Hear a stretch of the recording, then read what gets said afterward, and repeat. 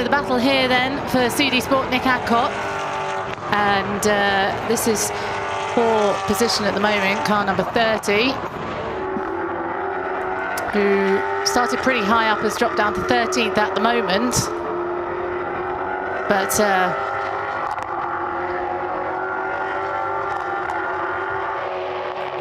he's dropped down the field a little bit, has Nick Adcock in car number 30. The bronze driver was feeling quite confident when I spoke to him on the grid, but he now has dropped down a little bit. Car number 31 then getting frustrated by the 777. Chris Short just flashing his lights a little bit there, trying to get past the 777 in front of him and finding any way he can around this circuit to get past. He was saying to me yesterday actually in the pit lane that he actually did have a few issues out there with the car, but it seems to be performing pretty well at the moment. Looks around the inside of turn 5, flashing his lights still, makes that stick and says thank you very much, I'll have that place, and that's 10th place for Chris Short as it stands. So good move from Chris Short there to make that work at turn 5 to get past the 777. And the 777, unfortunately, Lambo racing car has to drop back to 11th place.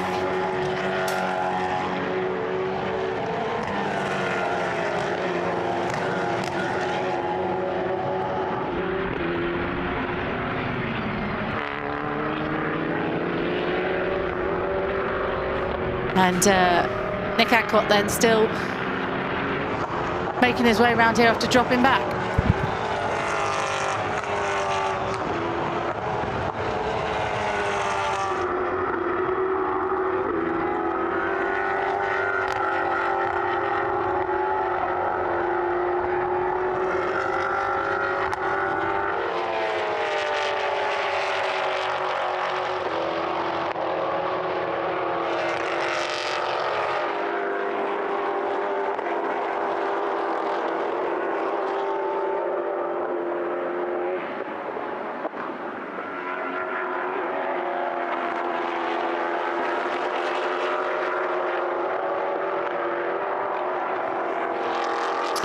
Welcome to our viewers on YouTube. Apologies for the issues with the live stream in the first portion of this race, but hopefully now we are back in sound and vision. Just to give you a recap on what's happened in the first 16 minutes or so of this race, Loris Keiber's leading from pole position. His teammate, who was due to start alongside him, Franck Desertot in the number 7 Graf car, had to start from pit lane owing to it was a Joker tyres that had to be taken after incidents in Mugello. They've taken too many of them and then have had to start from pit lane. He is currently recovered up to 17th position though. It's Enzo Richer in 2nd position for Lambo Racing. They've got their quick driver aboard for this opening stint. Alan Gishev, top of the bronze drivers at the moment for 23 events, and then followed by Erwin Creed, Eric Trulé, Adrian Chiller, Alistair Young, Mitchell van Dijk, Alba Naguti and Christian Short inside the top 10. There is the race leader. He is now only 1.3 seconds ahead of Richer, who's consistently been lapping a little bit quicker than the race leader. And it is worth remembering as well that lead car is an all-pro lineup, so they're going to be taking the maximum penalty of 64 seconds at each of their 6 mandatory pit stops. So basically, their race is going to take about 6.5 minutes longer to run, whereas the car chasing it, Enzo Richer, is only going to be taking 20 seconds because Enzo is the only pro driver aboard that car. Frederic Morel and Carol Fritsch, both bronze drivers. The top bronze drivers in the field at the moment, Alan Gishev and Erwin Creed, squabbling over the last spot on the podium provisionally. Now, this is good for them because they're getting that minimum bronze drive time out of the way, whereas the Lambo car in 2nd place, they're going to have to take that pain a little bit later on in the race with both of their bronze drivers. But the minimum drive time for the bronzes in this one. So let's take Alan Gishev's car with 2 bronzes and a silver. It is a minimum of 1 hour and 15 per bronze driver. So both Alexander Bugantsov and Alan Gishev are going to have to do that time. Whereas the Owen Creed car is going to have to do a minimum of 2 hours and 15 minutes because he's got a silver driver, Marlon Hernandez, and a platinum driver, Nico Prost, who can only do 1 hour and 37 in this race.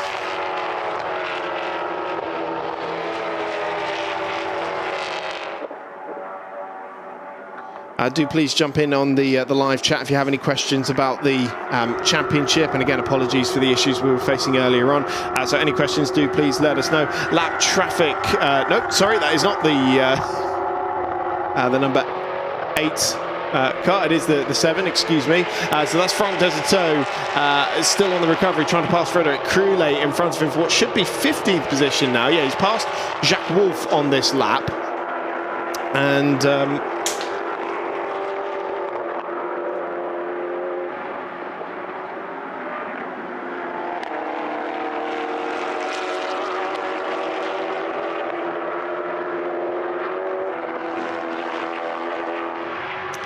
so he gets that move done, and yes, up into 15th position now. That was a car that was due to be starting on the front row of the grid. Just behind them, not too far behind, you can see the orange and black car. That is the leader of the AM category, as also a move from Alain Boulin there as well on Jacques Wolf. Alain Boulin, another car that started from pit lane, that was due to be starting 5th on the grid from CD Sports. They've been recovering well. We didn't get an official explanation for the 32's departure from the grid, but hopefully we'll hear from the team a little bit later on in the race as the cars make their way up the hill at Portimao.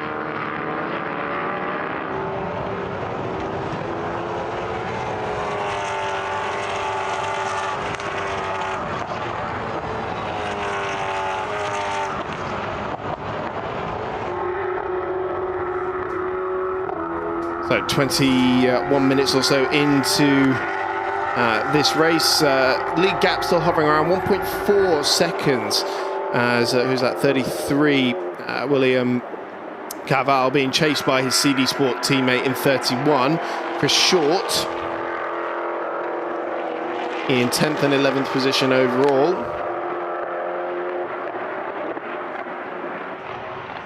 Chris Short, mentioned earlier, he's sharing the car with his childhood best friend, Rob Greenwood.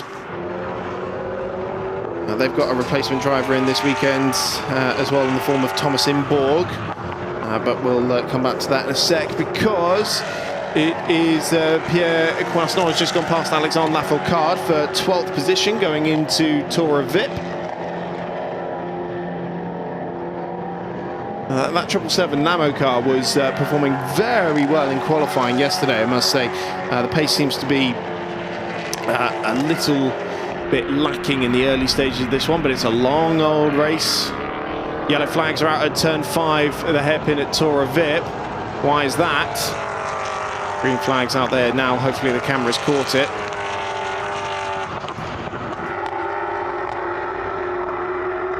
Will Carvalho still leading Chris Short there in 10th position. Track limits infringement starting to come in. Wow, look at Eric Trulé. He's really closed on to the back of Erwin Creed here. So the number 9 Graf car closing in on Kojimo's 154. And 154 has had a bit of a, well, you could say this about the car right in front of it as well. Those two cars that have had a season of what-ifs so far. It's been an okay start to the season for Grant after their podium in Paul Ricard. Mugello didn't quite go their way.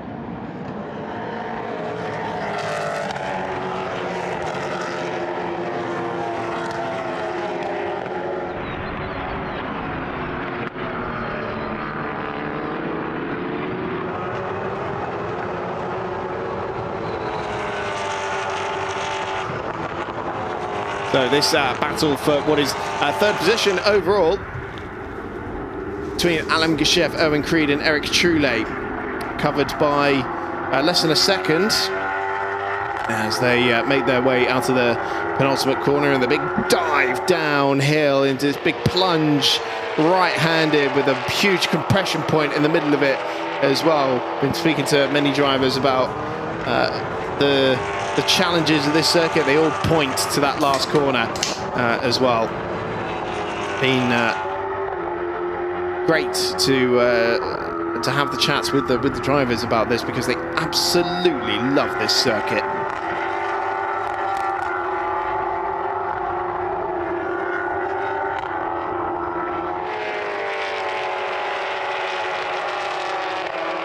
CD Sports further back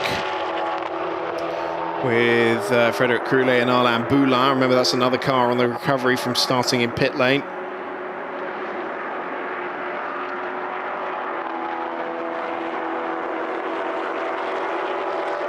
And Jacques Wolf and Philippe Thiron behind. Great to have oh, there's a bit of debris down at turn 3 that some of the drivers are just running over. We haven't necessarily seen where that's come from.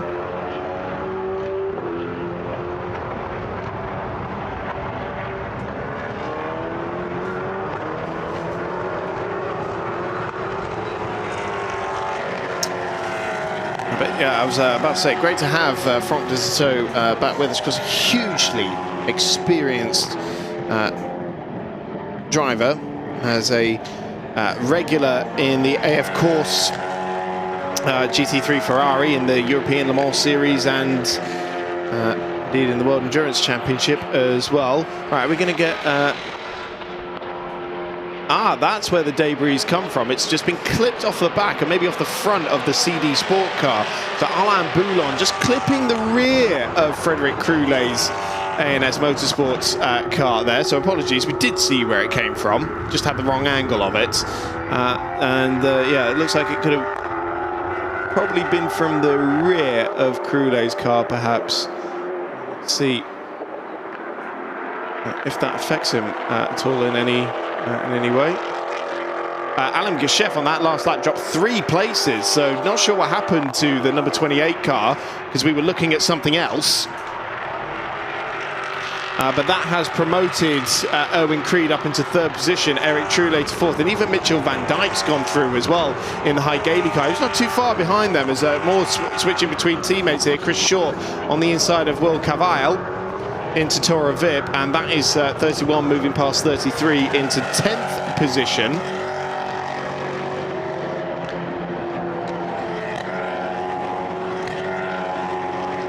Just pointing out the difference between the bronze pace and the pro pace at the moment. The top bronze drivers are 23 seconds behind Enzo Richer in 2nd at the moment, but remember, they're taking the pain now, those drivers.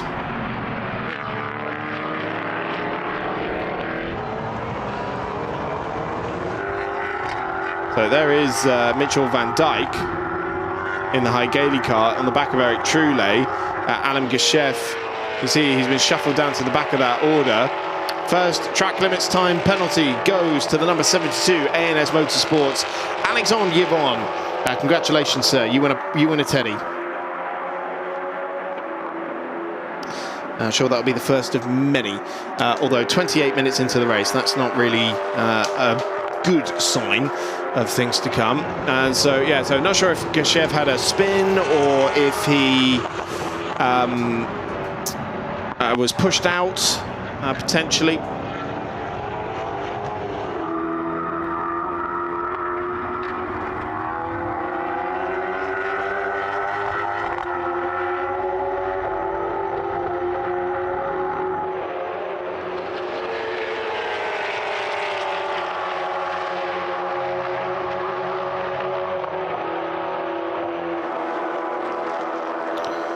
Christian in the pit lane about the additional tyres for this weekend. Yeah, I never actually got a chance, sadly, to get the full answers on that. Hopefully a driver will come in and let me know specifically. I believe it's an additional 2 tyres for this round. Going through on the inside was number 70, Alexander Bochez, moving past Christophe Cresp, and I think that's Hugo Lacasse as well in 22. Yeah, the unliveried DB Autosports car. So that is over 21st, 22nd and 23rd. Alexandre Bochez sharing the car with his twin brother Mikhail. They've been racing together for a few years. I first met them in GT Cup Europe a couple of years ago. They were racing a Ferrari 488 Challenge car, and now making the switch over into prototype racing. So great to have them with us, and part of a lot of family feels across the paddock, particularly at A&S Motorsports, where they have the Yvonne family as well in 72 and the Crules in 73.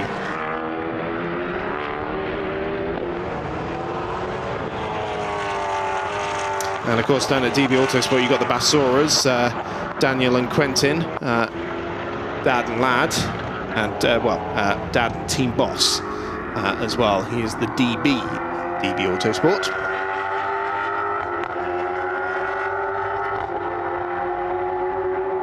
Mitchell van Dijk's made his way past Eric Trulé into 4th position. Remember, that's another silver class driver, so Hallyday by T2 also going against the grain. Instead of putting either Pierre de Curtin or Ivan Ruggiero into the car, they've put the Dutch silver class driver into the car.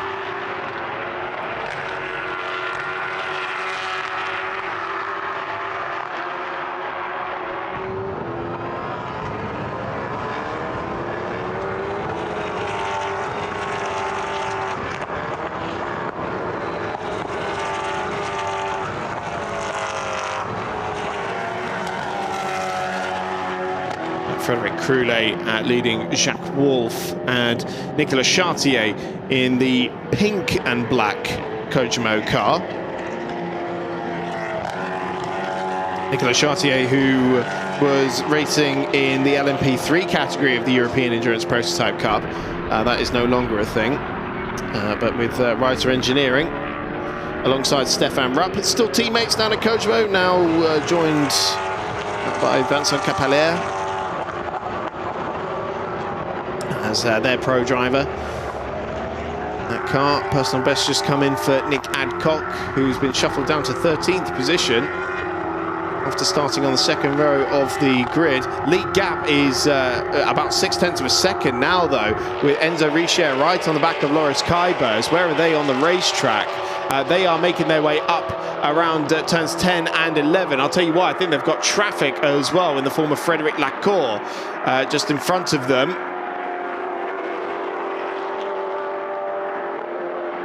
Nicolas Chartier making a move meanwhile on Jacques Wolf as the leaders. Here they are coming around the last couple of corners. You can see Enzo Richer much closer now. I think the lap traffic they were trying to get around there hasn't done Loris Kybers too many favours, and it was Frederic Lacour that Kybers was trying to round up. You see the myriad of track limits warnings going out on the digital display above the start and finish straight at Richer's. Definitely in hunting mode now against Loris Kybers. Loris, who we saw out plenty of times last year. But, when he's not racing, he is a qualified watchmaker and repairer, and he's currently doing his bachelor's in watchmaking microtechnology.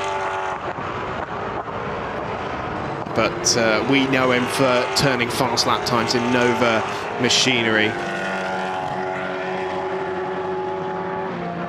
And the leaders make their way around turns 7 and 8. Graf Racing has led this one from the off, and normally we're used to seeing the number 8 car just pull away into the distance, because normally it's everyone else has got their bronze driver in, and because they don't have one, they clear off into the distance until they have to take 64 seconds in a pit stop.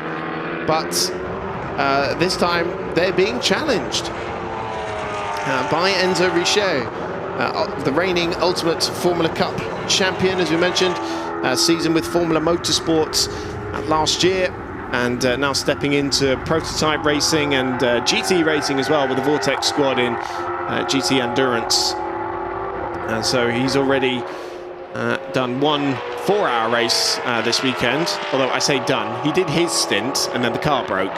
So he did his part at the very least.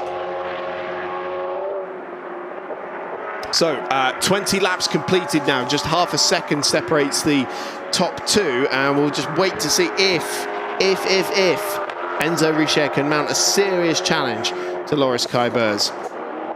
It's the Swiss driver out front, being chased by the young Frenchman. Just 18 years old is Enzo. And in his 5th season of car racing, his first in prototypes. And whereas Loris has been around the paddock as well, he's also a champion of our single-seater series here in the Formula Renault 2-litre, whereas the Formula Regional car that Enzo won his title in, but it was when Loris Kay-Bers stepped up to the Formula Regional category. He was second. Puncture on the left rear for the number 31, Chris Short.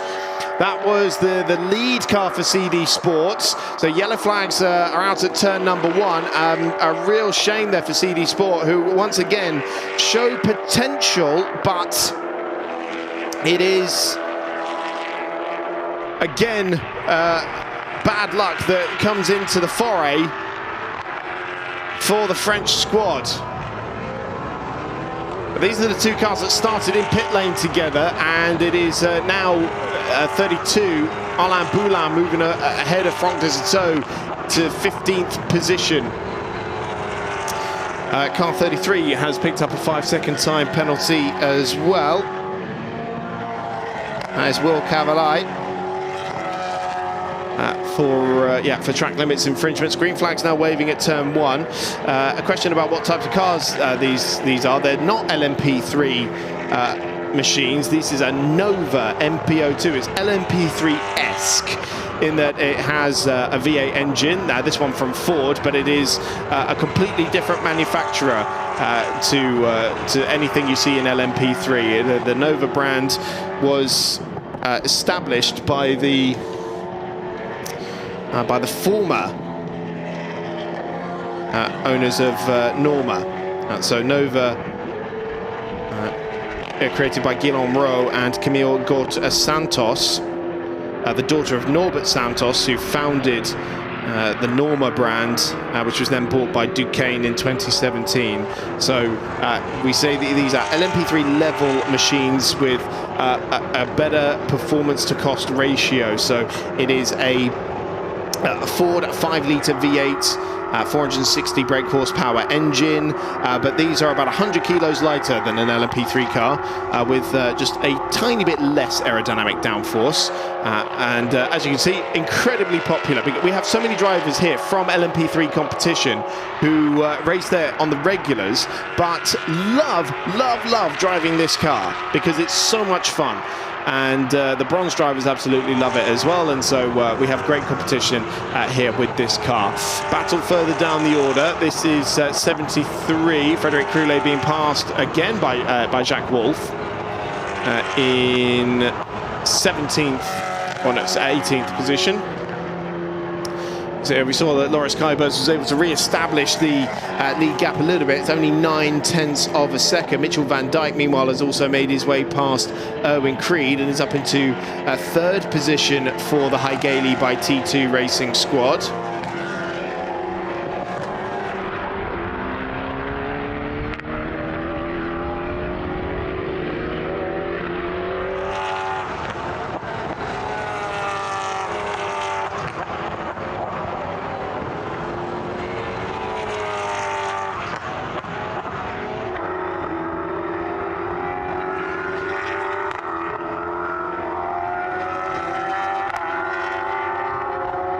So Chris Short has made his way back into the pit lane, I'm being told. Oh, this is Alain Gushev.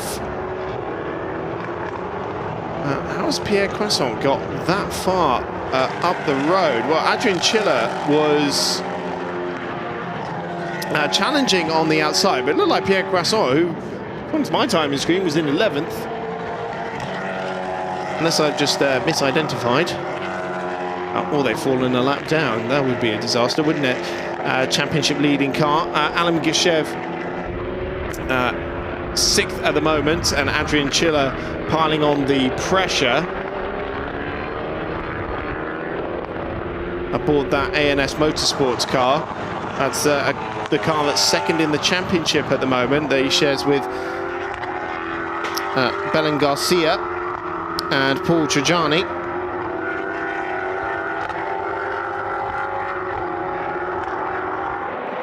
There we see the replacement left rear going on, and a bit of a check to see what damage that puncture has done as well. We didn't see if he was pitched into that spin. Oh, you can see, look at the bits of tyre that have mangled away at the innards of the rear end of the MPO2, and I do hope that is not going to be game over for Chris Short, because it was game over in Paul Ricard as well when the car caught fire, and I don't think they finished Mugello either.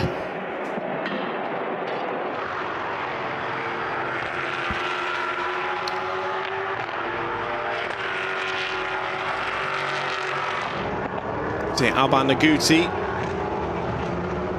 putting a lap on 21, Daniel Basora. Naguti in 9th position.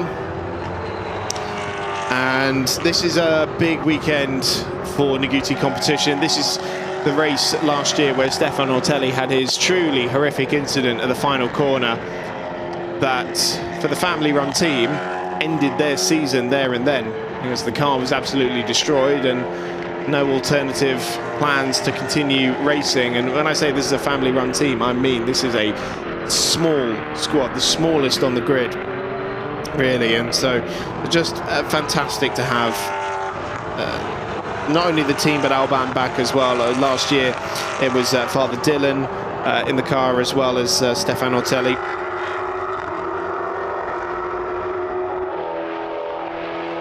But now sharing that car with Cindy Goudet, the former GT4 and Hill Climb racer, and Valentine Simonet, the motoring YouTuber, who's their bronze driver.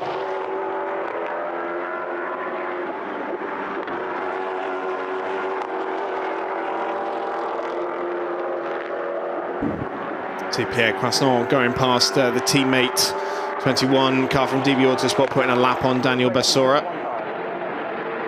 Oh, Chris Short still in pit lane, and this is just painful at this point for CD Sports. Now already 2 laps down from the chasing pack. Oh, we've had a change for the lead. Enzo Richer has gone through on Loris Kaibers. On this lap, they were separated by only 15 thousandths when they went over the timing line. And yeah, now Enzo Richer is about to come over the line as the new race leader ahead of Loris Kaibers. And yep, confirmation now. So it is number 17, Lamo Racing, that leads now with just over 42 minutes completed in this race. 25 laps in the books. Enzo Richer leads.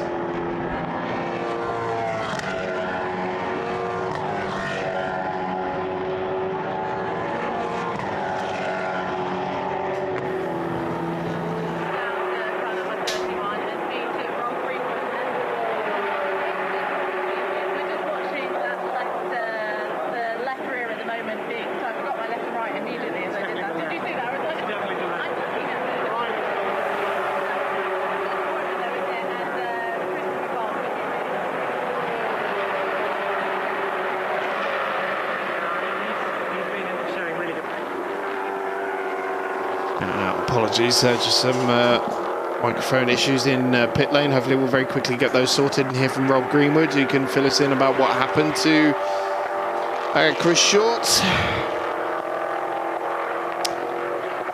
Alban Naguti suddenly going very, very slowly here, because Nick Adcock has caught right onto the back of him. What happened on that last lap? He was about 2 seconds slower than what he normally is. Adcock suddenly much quicker and going through on the inside. So a change for 9th position there. Albon Neguti seemingly struggling at this point in the race.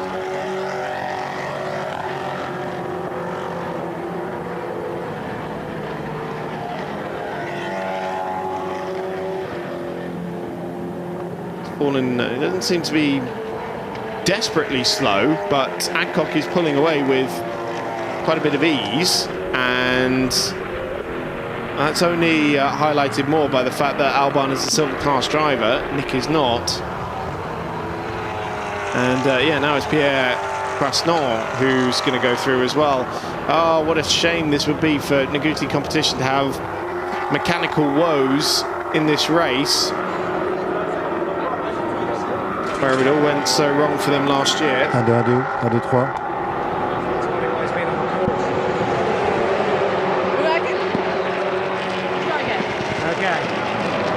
Oh, spin though for Nick Adcock.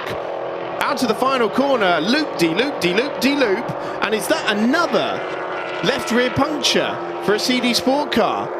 He's not in a hurry to go anywhere, but that was a big moment for Nick Adcock. I'm sure that would have woken him up.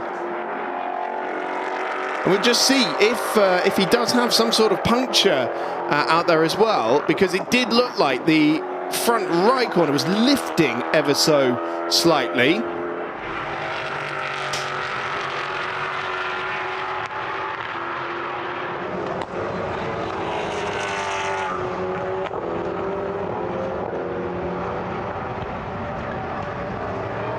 Well, Nick Adcock's brought that car straight into pit lane, as has Alexandre Lafourcade for unrelated reasons, I'm sure. And let's see if we can get around the other side of the car. Well, we just caught the aftermath of it, but you see it goes once, twice, 3 times, I think. Was that a full 1080? A little bit more.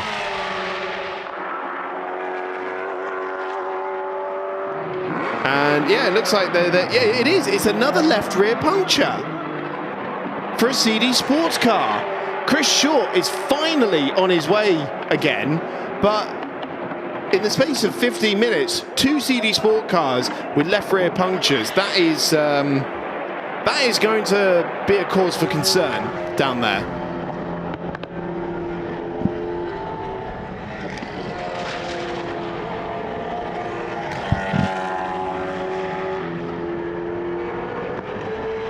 Here are the leaders then. Still not much separating them at all. Enzo Richer might have had a little bit of pace, but he's not exactly pulling away from Loris Kaiber. He's keeping him very honest, and these two have been pretty exceptional so far in this race.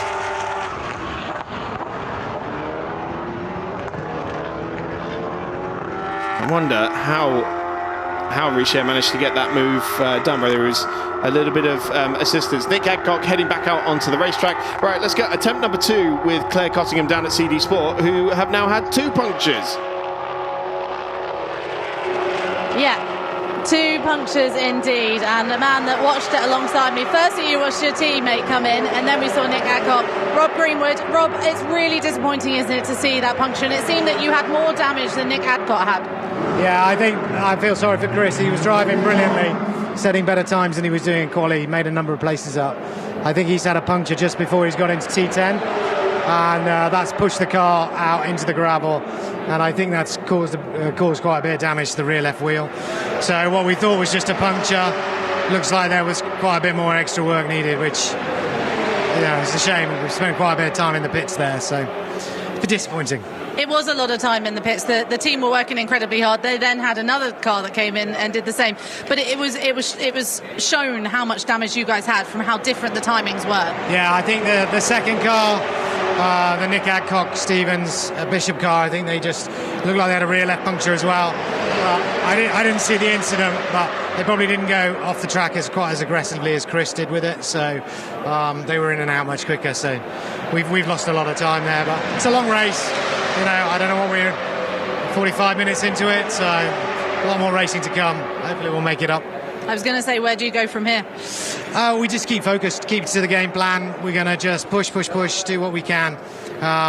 We won't be the only team who has trouble today, so we'll just do our best to finish the race. So, You've got Thomas Imborg as well, who is an incredibly fast driver out there. Has been alongside Jonathan Thomas. Obviously, they've won races together. It's a good partnership between the three of you. That's not a partnership, but you know what I mean. Yeah. I mean, the dynamic's been great. Dynamic, that's the word. Yeah, the dynamic's been great. I mean, Thomas has really reached out to help Chris and I, and we've done very well as a trio. Thomas had a few problems in quali yesterday. The car wasn't quite right for him. He had problems with the brakes and the engine. It was a bit of an engine issue, so he was disappointed, I think, with his time that he set. But they worked really hard last night to get the car right. So it's a bit of a shame. You know, we've had this incident now in the race, but you know, we'll pull together as a team. This is a team sport, this endurance racing, which makes it fun. So we'll push as a trio. As a trio, there you go. All the words I didn't know. Yesterday when I spoke to Chris briefly, he said the car was in a bit of the wars coming into the weekend. Are we feeling confident now? Eve, I know we've got damage, but that's irrelevant to what he was mentioning. Yeah, no, I mean, actually the car coming into the weekend was good. I don't know where he's come up with that. Maybe I didn't listen. I mean, the car was great at Mugello, and we had a good race there, and we didn't change a lot. We've had a few ups and downs this weekend. I had a little misdemeanor with the gravel at one point, which caused a bit of front damage, and that was the down, and the up was we all started setting personal best lap times. Car felt great. That was the up, and then Thomas's trouble in quali was the down. Chris had a brilliant start. That was the up. We made 3 places, and now we've got the rear left. So that's racing, right? Ups and downs. So. Look, they call this track the roller coaster. You're just taking it to the limit. I know you're jumping in soon. Are you doing the second stint? I'm doing the second stint, yeah, so I'll do a full tank of fuel, and then we'll see where we go from there and see where we are in terms of race position and stuff. So. No pressure. Let's go. That's what we're here to. Have some fun. You'll be great. Good luck. Thanks so much. Cheers. Thanks, Claire, for that. Hugo Nakash just got a big welcome to Nova competition by Frederic Croulet as he gets squeezed over onto the grass, unaware of the DB Autosport car alongside him. He had the race leader going past him as well. Loris Kuyber's back into the lead of the race because Enzo Richer has brought the number 17 Lamo car into pit lane and handed over to Frederic Morel. And so he's switched out for one of the bronze drivers after about 50 minutes of racing. So Enzo will be back in that car later on. They have a maximum of 1 hour and 50 to run with Enzo.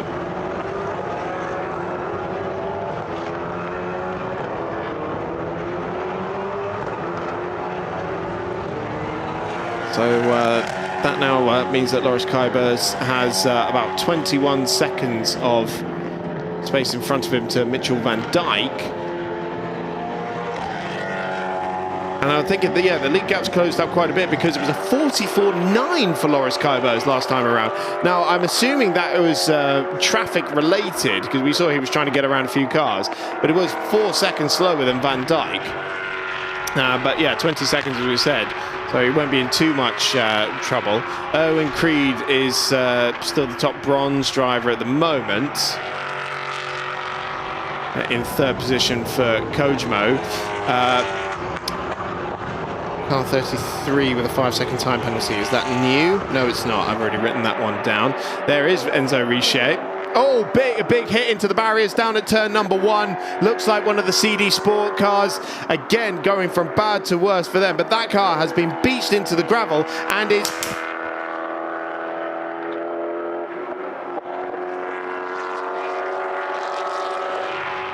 Yellow flags are out at turn 1, and an incident like that, it is likely we'll need a safety car to get that recovered. And so let's see. It looks like damage on the rear as well, but it's been beached so far into the gravel. That's unbelievable. So I'm sure anybody who's thinking about an incident, and well, it's too late now. We're going to go full course yellow in 50 seconds time from now. So the pit entry has now been closed.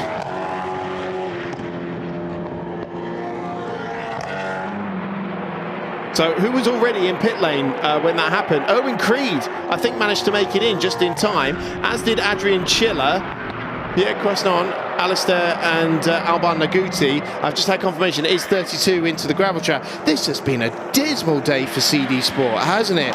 2 punctures, and now with Alain Boulan. Oh, that's the car that was coming up from the pit lane as well. Been such a strong recovery drive so far, but wow. So what, have they got one healthy car left, the 33, which is one that has had a 5-second penalty as well. This is not how CD Sport wants to be celebrating 30 years of competition. We are now full course yellow, coming up to the end of the first hour, because Alain Boulan is in the barriers down at turn 1.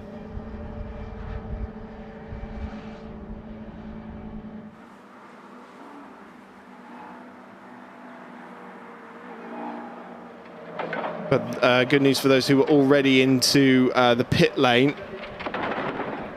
So Erwin Creed, yeah, to Kojimo in 154, and ANS's 71 car, Adrian Chiller.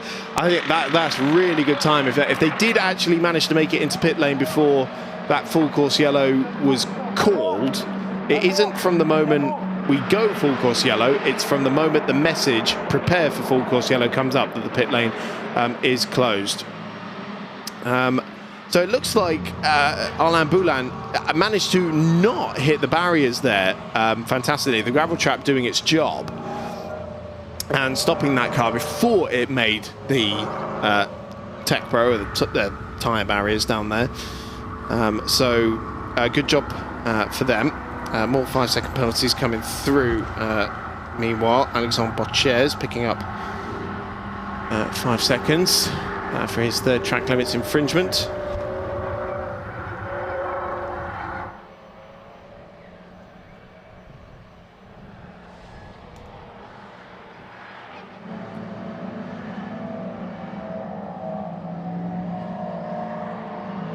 So I imagine it will be full service for Kojimo, and they've swapped out Erwin Creed for Marlon Hernandez as well. So I think that car's into the refueling area.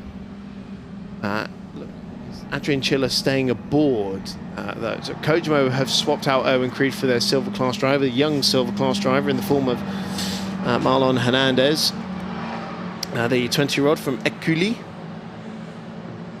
who had made GT Endurance outings last year, racing in Porsche Carrera Cup France as well, but made his prototype debut at the end of last season with the Kojimo team, alongside Jesse Bouhay and Johan Russell, helping them to a win as well on his debut. More 5-second penalties coming in. Hugo Lacasse in the 22 DB Autosport car. Apologies if I'm not keeping up with all of them. They are coming in pretty thick and fast. I'm doing my best to note down the ones that come through, at the very least for any of the significant players in the lead battle. So there is Loris Kaibers, who still leads, yet to make a stop, as are the majority of the drivers in this field. We saw in GT Endurance yesterday, some of the teams opted for earlier stops than was absolutely necessary. So I do believe it is Adrian Chiller still aboard the number 71 car. They're just tumbling down the order while they do their first pit stop. But we have had confirmation it's Marlon Hernandez in now aboard the car. Coming out of pit lane, Alistair Young. Valentin Simonet has gotten aboard the number 99 Ligier competition car that has just headed back out onto the racetrack. So Valentin Simonet, the motoring YouTuber we were talking about earlier, did a great video after the first round of the season. The 34-year-old Parisian that has raced across French GT and Peugeot Cup as well, the French Prototype Championship as well.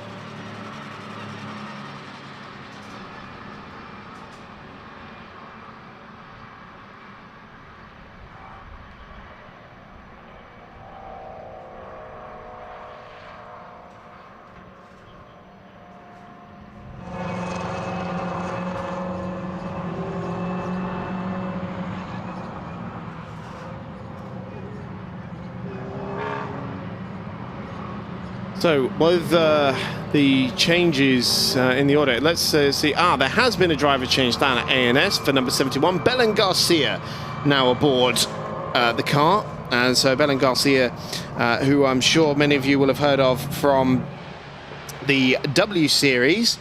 But since then, she has raced in Le Mans Cup and the European Le Mans Series with the DKR team. She was the first woman to finish on the podium in the European Le Mans Series, but didn't compete in the second half of last year, but now going back in full-time competition. The daughter of Jose Luis, the rally driver. End of the first hour here in the 6 hours of Portimao. We're under full course yellow conditions. Let's take a look back at what's happened so far.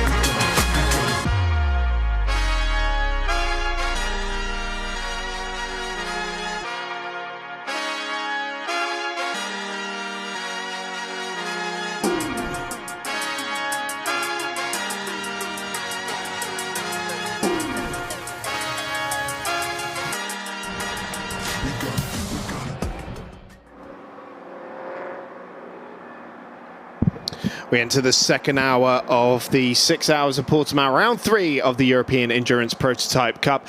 Just in time for us to go back to full course, full green racing in about 15 seconds time. It is Loris Kuypers who currently leads the way ahead of Mitchell van Dijkgraaf racing leading Hallyday by T2.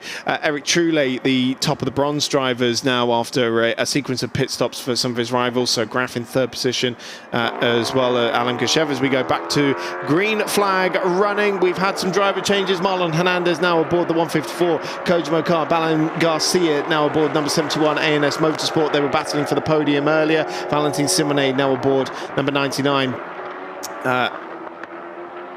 and a good competition, and Frederic Morel in the formerly race leading number 17 Lamo car at the Hans-Venzo Riche. He's now aboard that car as well, and actually behind Valentin Simone now, interestingly.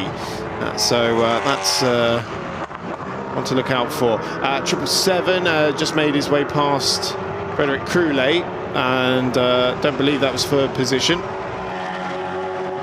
on that restart. It is Kuypers who continues to lead the way. Remember, the top two have their silver class drivers in for this first stint. That is exactly what the number 17 crew did as well. So, well, some of them will be taking pain a little bit later on with when the bronze drivers get aboard. But remember, Graaf Racing do not have a bronze driver. Their pain is being stationary for 64 seconds longer in the pit stop. There are various different penalties depending on how many pro drivers you're running and the level of those pro drivers. Chris Short, by the way, we saw him back into pit lane under full course yellow. He's still there. I imagine they're calling time on that car, as indeed they may well be for 32 as well. Alain Boulin. We didn't actually see if that car rejoined the race. Into the pits has come the race leader, Loris Kuijbers. First pit stop for the number 8 Graf car. See, it's 72 also into pit lane as well, but this is the car that started on pole position, has led the majority of the way, bar a brief stint where Enzo Ligier had passed the Swissman.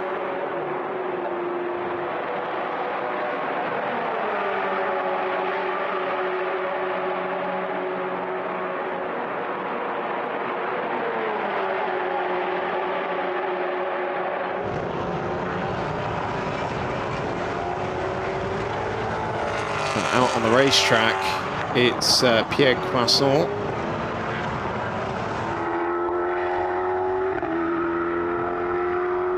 Looks to be just ahead of Marlon Hernandez on the racetrack. Yes, it is. Marlon Hernandez getting up to speed. That car, we believe that car and the 71 from ANS managed to make it into pit lane before the full course yellow was called. And judging by the fact that it says, yeah, they've had one of their mandatory pit stops, that would suggest that that is, in fact, the case. Although I don't think it was, though, for 71. So Marlon Hernandez at 154, they've ticked off one of those mandatory pit stops, but 71 has not. So maybe Adrian Chiller, when he brought that car in, just missed the pit lane entry before the full course yellow was called. Fine margins it can be that make the difference. You see how long that number 8 Graf car has to be stationary. There he goes eventually. But on top of the minimum stationary time, it's 64 seconds for the number 8 crew, and they're moving into the refueling area as well. There is no refueling in pit lane here. Why? Because this is a first rung on the ladder for many of the teams and drivers here. We want refueling to be done in the safest possible manner. And so we do that in the refueling zone. 5-second time penalties just come in for our new race leader, Mitchell van Dijk, in the 66 Hallyday by T2 racing car. So that will be applied at the end of the race.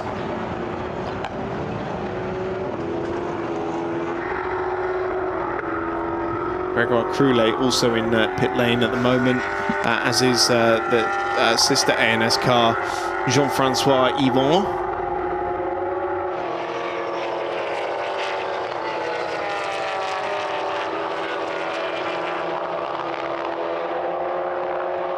It's Mitchell van Dijk who now leads. The Radical Netherlands test driver, racing in the C1 Cup Championship last year. Only 16 years old. So making a big step up into prototype racing. His debut in Mugello last time out.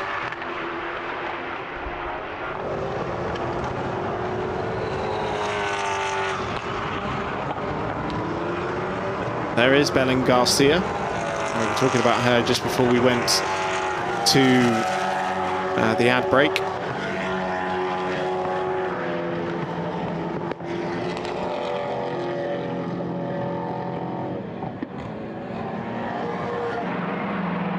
Number 9 Graf car into pit lane now, Eric Troulet, and a driver swap happening there as well. So Eric out of the car.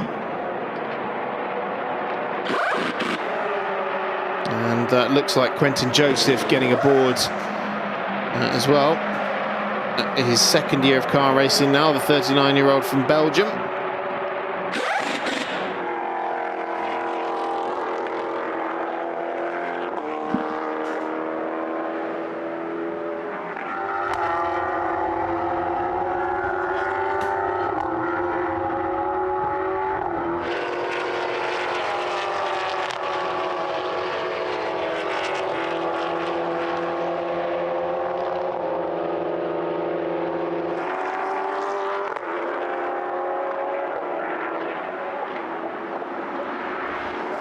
That's Belen Garcia just getting around the Jacques Wolf car, unlapping itself from the Jacques Wolf car. Remember that 71 car has been into pit lane, whereas Jacques Wolf has not just yet.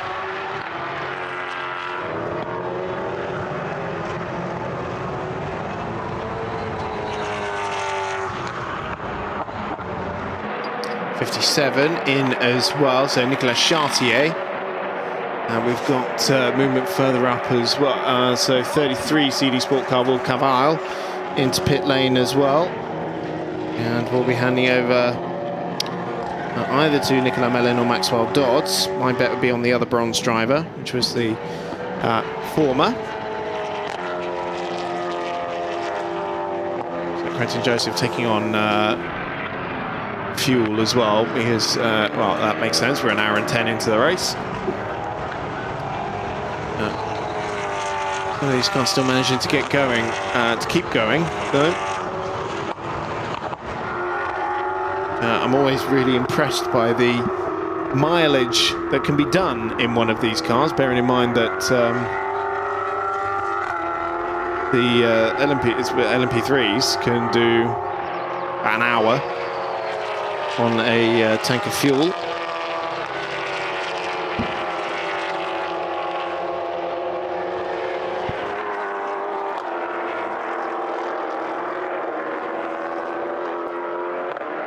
See Valentin Simonet at the back of that queue. Looks like he's passed Danny Bunchu on this lap.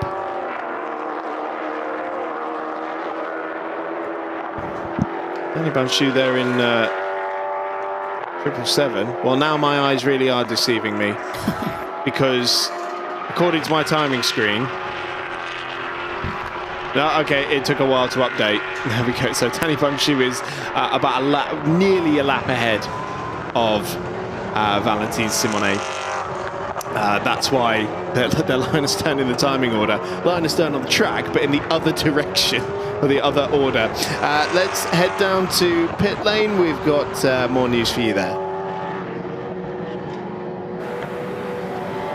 Je suis en compagnie de Paul Trojani. Paul, comment s'est passée cette première heure de course?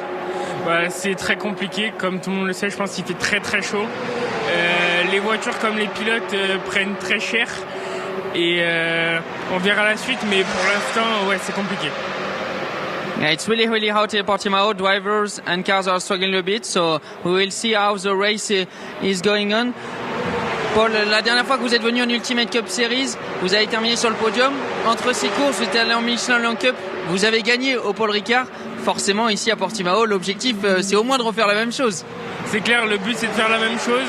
En Ultimate, on est resté sur 2 courses de podium. Il faut refaire la même chose si on veut rester devant le championnat. Après, une course de 6 heures comme ça, on va voir comment ça se passe, parce que c'est vraiment compliqué là. Of course, their objective is to winning, because Paul won in Michelin Le Mans Cup in Paul Ricard 1 month ago, but doing a 6-hour race is very, very complicated. Merci Paul, on vous souhaite bon courage pour la course, et puis on vous voit en piste. D'ici combien de temps? Je sais pas, environ 1 heure je pense. Mais merci en tout cas. Yeah, Paul will be on track in 1 hour. Merci Paul, et à plus tard.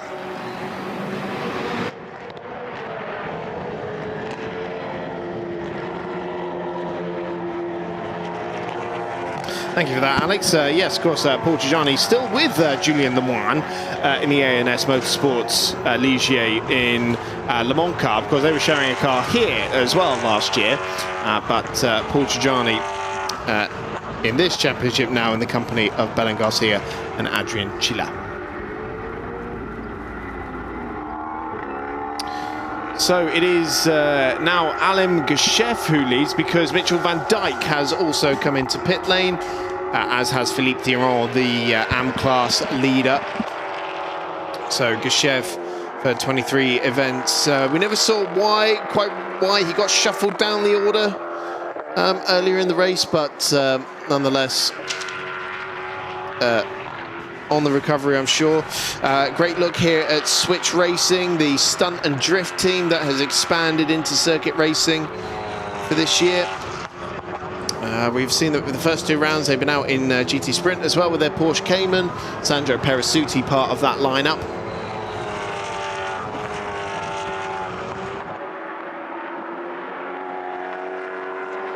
Two ANS cars side by side, but not for position, I don't believe. No. 73. It's Gregoire Croulet just putting a lap on Jean-Francois Yvon. Jean-Francois, the lad, the dad in that car. His 2 sons sharing it with him. The Racing Spirit of Le Mans car now with Ben Stone at the wheel. He won the European Sprint Prototype Cup race alongside Thomas Ewan in the Breton Racing Ligier this morning. Spin here for ANS Motorsport, and I cannot for the life of me see which one that is. Which one is the red trim car? Is it 70?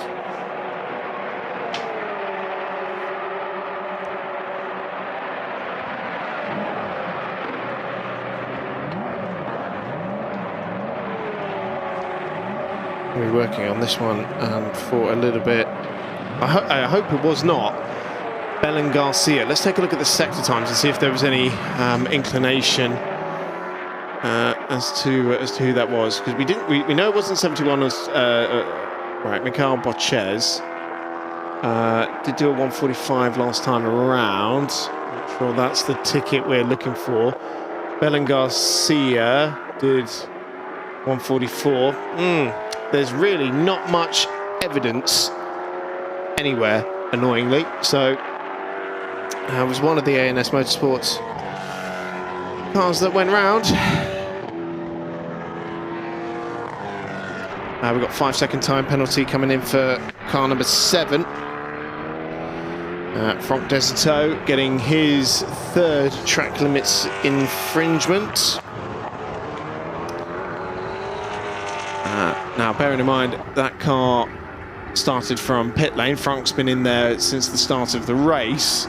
Hasn't come in yet. 47 seconds behind race leader Alim Geshev. Marlon Hernandez doing the 154's best lap of the race on a 140.9. So Claire Cottingham has come back from pit lane. What's it like out there, Claire? Oh, it's so hot. It's so hot. It is warm, and you can see how warm it is by the sweaty drivers that are getting out of the cars. And I think it was Enzo said on the grid, didn't he? He said, I've got aircon in here in the Vortex. So some of them are working out a little bit better than others, but some will just be out there driving blind in this searing heat. And we're getting to the heat of the day now. Oh, there's a big plume of smoke as someone didn't... Oh, that's an engine failure. Oh, I think that's just a lock-up trying to get it slowed down for the pit lane. Because I thought that originally, and then I saw the plume of smoke coming out the back. So, yeah, let's hope it's that, because I wasn't entirely sure then, because I thought it was just a classic, we're not going slow enough, you've got to lock it up. Are you sure? I'm pretty sure. Okay, we'll keep watching that, because I thought the same. Oh, something. Well, no, there was a canister, a little can of something that was just been clipped there by the number 7. But that's the top 3 all in pit lane now. So Franck Desertot, Alim Geshev for 23 events, and also the Racing Spirit of Le Mans car, which now has Oscar Bittard at the wheel. But yes, they're... a lot of them are struggling. A lot of them are quite grumpy because of the heat. Because you know what it's like. If you've gone for, I don't know if you've ever gone for like a hot run. Is that change of position there? The graph 8, or are they overlapping? No, they're overtaking. Oh, I think it is actually. Anyway, it's gone now. But yeah, you have this horrible feeling where you're just incredibly hot. The 154 then just. 3rd place running at the moment, getting past a back marker. Yeah, Marlon Hernandez. There you go, 33. So there was a plume of, so I've just seen come up 33. Pit exit not respecting blue flags. When you come into the pit lane, obviously you've got to slow down to a certain speed. And I don't think they slowed down quick enough. I think that's coming out of... Oh, pit exit, yeah, that is. Yeah, so What's the speed and going out? Maybe it was the same car. I think it's just not being aware of the faster traffic coming past you. It is a really busy pit lane, and it's actually quite a short pit lane up and down here. So it is a very tight. There's a lot of space, but there's a lot going on. But teams should know, don't let cars out into traffic. But anyway, incredibly warm out there. We are switching between pit reporters just to give us some respite. But the drivers out there will be really struggling. One of the ones I spoke to was Danny Bonchou, who was, I spoke to him just before, who's just coming to the pit. I'll finish this in a moment. Let's head down to the pit lane with Alexandra Herbert.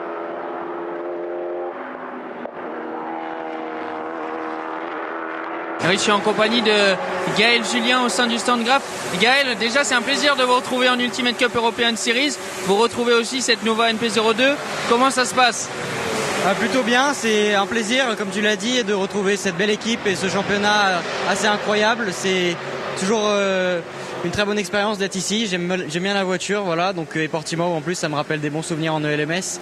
Le départ de la course était un petit peu compliqué. On partait deuxième normalement, mais on a dû partir des stands suite à un pneu défectueux en qualif. Donc voilà, ça nous complique un peu la tâche pour aujourd'hui. Mais on va rien lâcher, on va essayer de se battre jusqu'au bout. Franck a fait le premier relais, maintenant c'est Jonathan qui est dans la voiture. Est-ce que la target qui était prévue en partant de la pit lane a été respectée par Franck? Oui, tout à fait, il a pris un très bon départ et on voyait tout simplement que chaque tour il arrivait à dépasser des concurrents. Donc très bonne performance de sa part et on va essayer de continuer comme ça. Et puis d'après la logique qu'on pourrait lire, après Jonathan, ce sera à vous de rentrer en piste. Oui, c'est ça, donc après on va voir avec les différents faits de course comment on va gérer notre stratégie, vu qu'on part derrière, c'est pas toujours facile. Mais on va s'adapter, on va faire au mieux. Merci Gaël.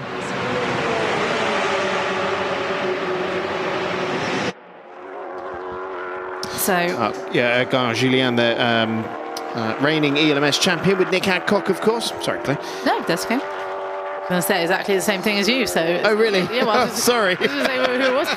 So it's all good. I was just speaking before we went to that interview from Alexandre that Danny Bonchou was saying that he was actually a little bit nervous about before going into the. And you don't often hear drivers say they're nervous, so maybe I shouldn't have said this and I've given away his secrets. But he was saying, I'm a bit nervous because I've got to do a 3-hour stint instead of a shorter stint that everyone else is doing, because there are only 2 drivers in that car.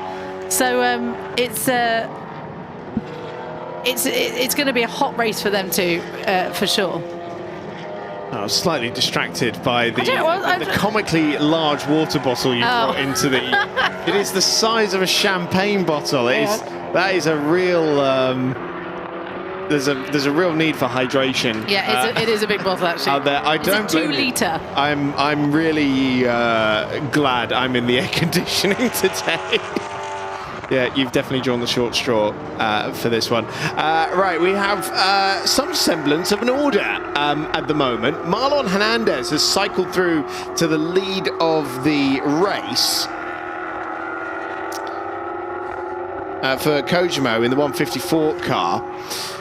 With Belen Garcia in second position for ANS Motorsport. Now, they have done a pit stop because they've done a driver change, but it didn't count as one of the mandatory ones because I don't think they got into pit lane just in time before the full course yellow was called. I think that's what they were aiming for, but it didn't quite pan out.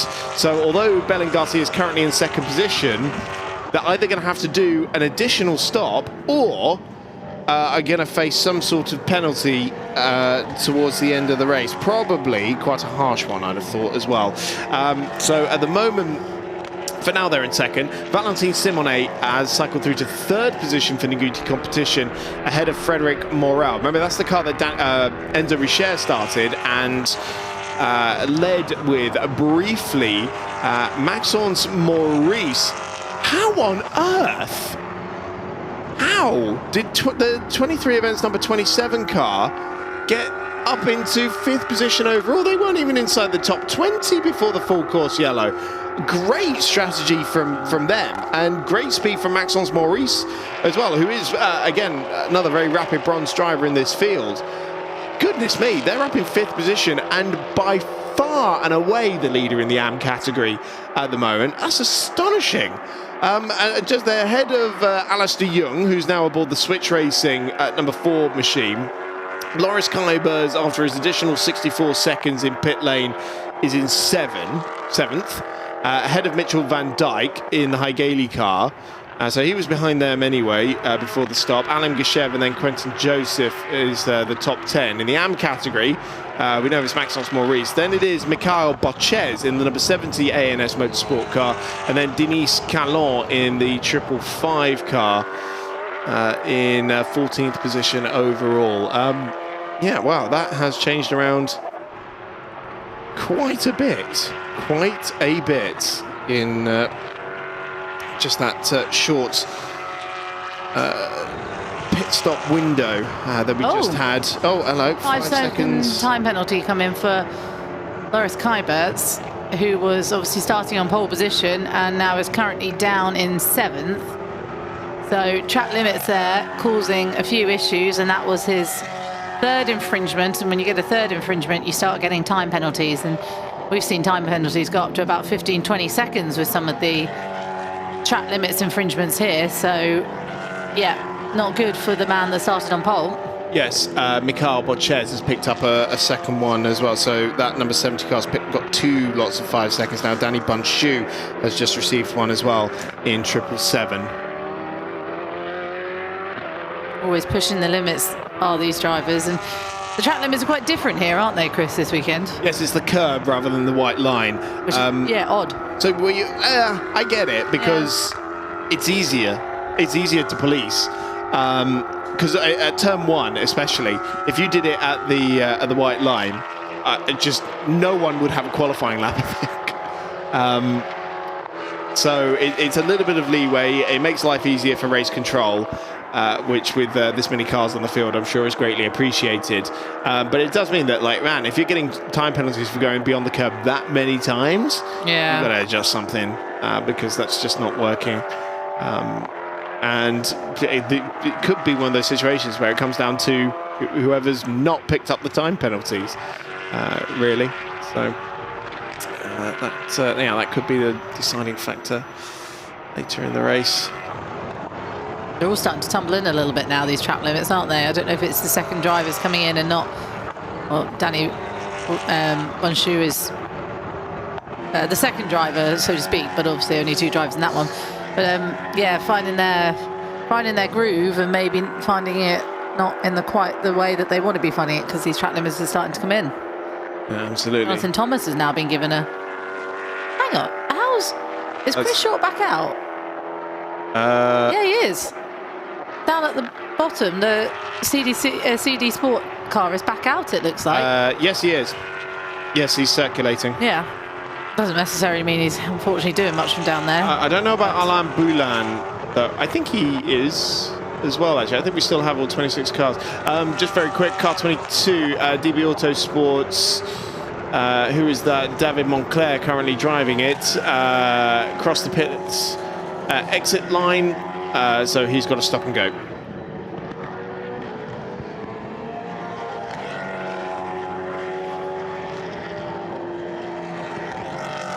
That was the one under investigation, wasn't it, for coming out? Oh no, it wasn't. That was car. That was one of the CD Sport cars. Yeah. Car 21 then in the pit lane again. Sister DB Autosports car. So who's this? Daniel Basora brought the car in. That doesn't necessarily mean he's still aboard it.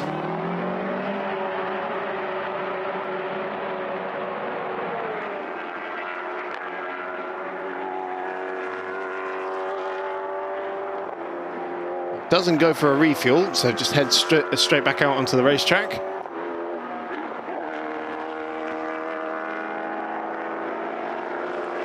Getting that car back up to speed. And getting passed by the 23 events car as well. And the number 9 Graph machine, Quentin Joseph. Running very well at the moment in 10th position.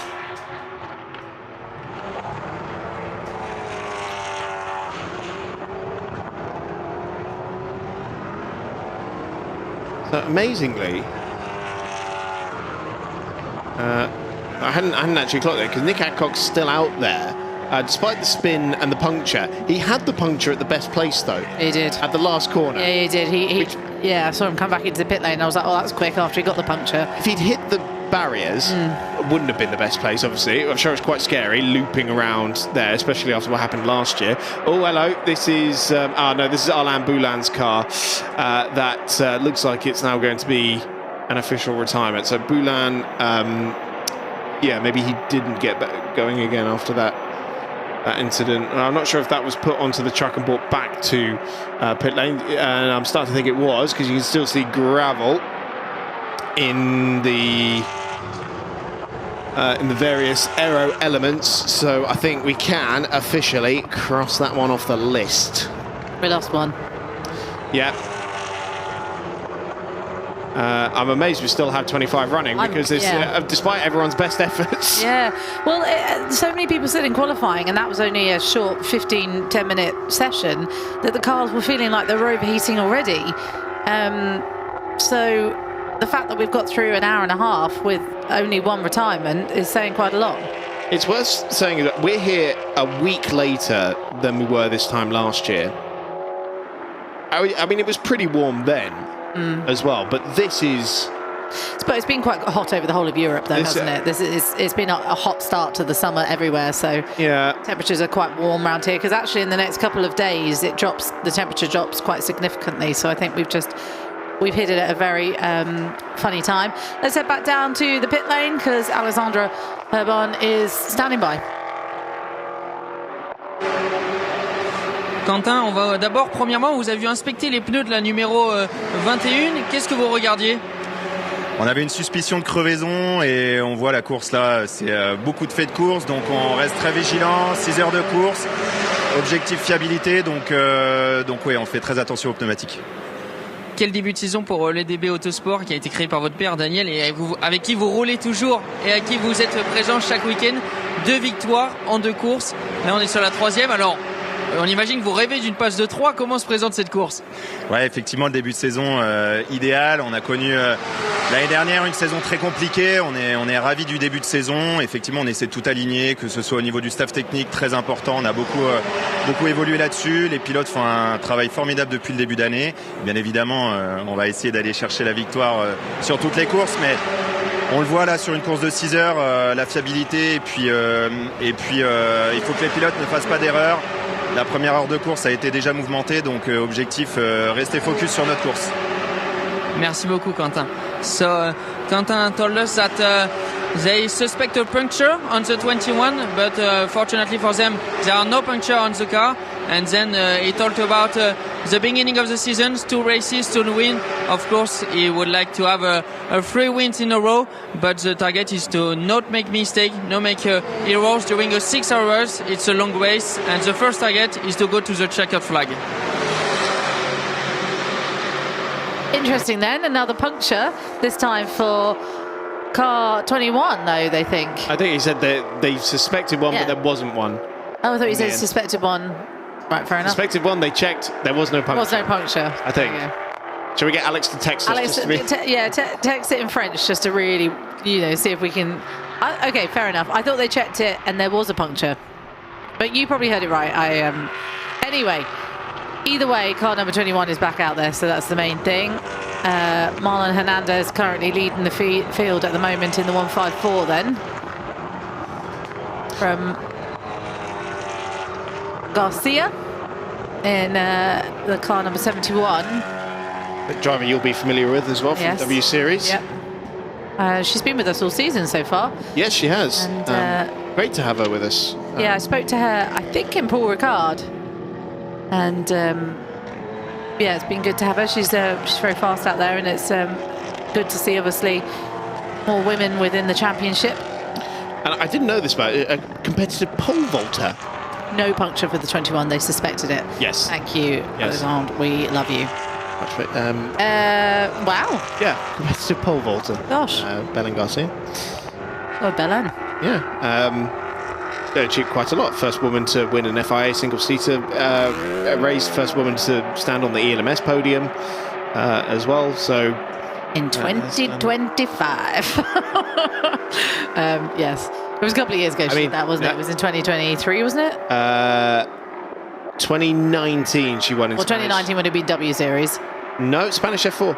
Oh, she wasn't in W Series 2019. She was in W Series after that. Yeah, so 21 and 22, she did it. It's when she made her prototype debut here in the Ultimate Cup with Graf as well, won there as well, before moving into Le Mans Cup and European Le Mans Series with DKR. And first woman on the podium there as well, but didn't do the second half of the season. But it's nice for her to have a sort of full season home, at least at A&S Motorsport, alongside Adrian Chiller and Paul Giugiani, in very good company there. But yeah, as I say, their race has been a little bit compromised by the fact that they've done a pit stop, but it hasn't counted as a mandatory one. So I'm sure they were maybe a second or two away from really nailing that, nailing the timing on the full course yellow. It hasn't quite worked. Currently 51 seconds behind race leader Marlon Hernandez there. Frederic Morel got a little bit shuffled back on that previous lap. Max Ernst Maurice and Alistair Young going through into 4th and 5th.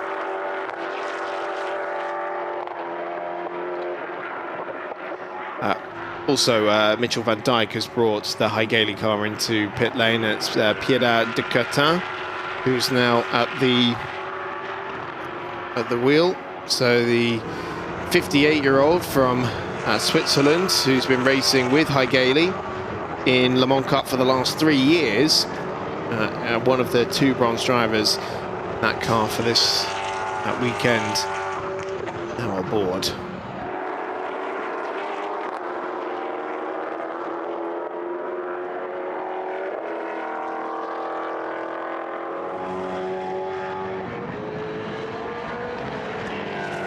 This is Nick Adcock chasing after Quentin Joseph in 9th and 10th position. So this is 4th position, this little fight.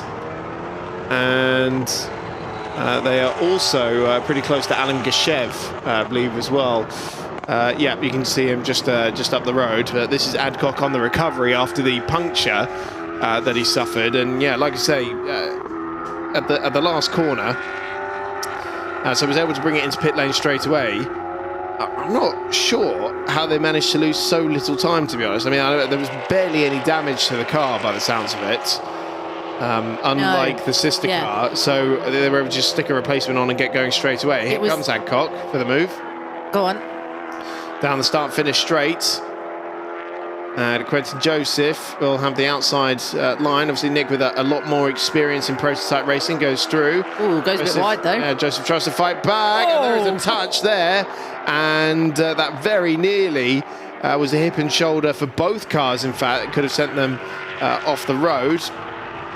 But well recovered from both of them. And that is Nick Adcock up into 9th position. Car 7 under investigation for an unsafe pit lane entry. So that's Jonathan Thomas at the wheel of the 7 that was coming up from pit lane. Keep an eye out on that one. Here's that moment again, though, through the kink at turn 2. He's barely got his wheels alongside him, and I guess Nick just shuts the door a little bit, not expecting Joseph to give him too much hassle. And yeah, well held from Quentin Joseph.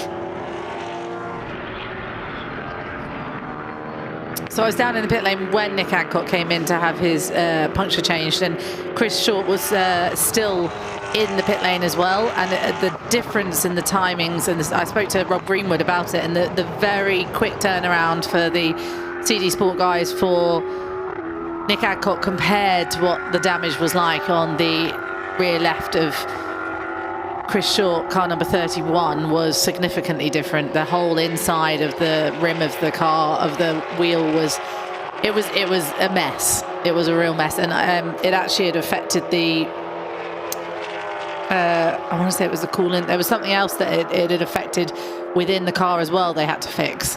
So it wasn't just a quick, take the tyre off and put it back on. It looked like there was some tubing. It was the cooling unit. Wrapped around. It was the cooling unit to basically cool down the car, and I think it affected that. So car number 7 team manager, which is one of the Graf team, which is the Jonathan Thomas car, which started from the pit lane, is they've been told to come to race control, so they might get a slap on the wrist for something. Yeah, they're under investigation for unsafe pit entry. That'll be it. Another track limits penalty. Oh no, actually, sorry, it's the first one for car number 4, Alice Young, getting 5 seconds there. A third 5-second penalty has been given to the Botchez twins in the number 70 car. Oh, speak of the devil, gone for a spin. That's definitely track limits. Turn 1. At the first corner, so yeah, yellow flags out there, but has been able to rejoin. Seems to spin on the zone there. We were talking again, weren't we, to Hugh Barter last night, who was explaining that how tight turn 1 really looks. One of the Ligier Formula Cup drivers, because I was saying it catches so many people out turn 1, and it's hard to see in the angle of the camera we have, but he was saying that it tightens so quickly into turn 1 that so many people either outbrake themselves, go too wide, whatever it is. But it was such an interesting insight to what a driver sees. And one thing that maybe some people didn't quite notice, as we see Nick Adcock has moved past Alan Geshev as well into 8th position there. At that first corner, obviously there's quite a big dive when you're under braking, but what you probably don't see is that the moment it peters out and starts to rise back uphill again is exactly the point you want to start turning into the corner, which is just an incredibly unsettling bit of design, really. They knew exactly what they were doing with this track when they made it. I think Lorenzo Monteiro was telling us as well that his uncle, Tiago, former Grand Prix driver, helped with the development of this circuit. Oh, yes, he was saying as that. well. So, well done, team. Because well done, team. Well done, team. Great track. Absolutely love it on the simulator. The happiest day of my life was when this came out on iRacing. Yeah, may have been exaggerating slightly there. Happiest day of it. Well, you don't do much, so could be. I bet it was a lovely day in that month. There was, yeah. It's probably the happiest day of that month. Yes. So, Marlon Hernandez continues to lead in 1:54, and is this the race where things finally come together for Kojimo? They were so quick in Paul Ricard, but they got Erwin Creed's drive time wrong.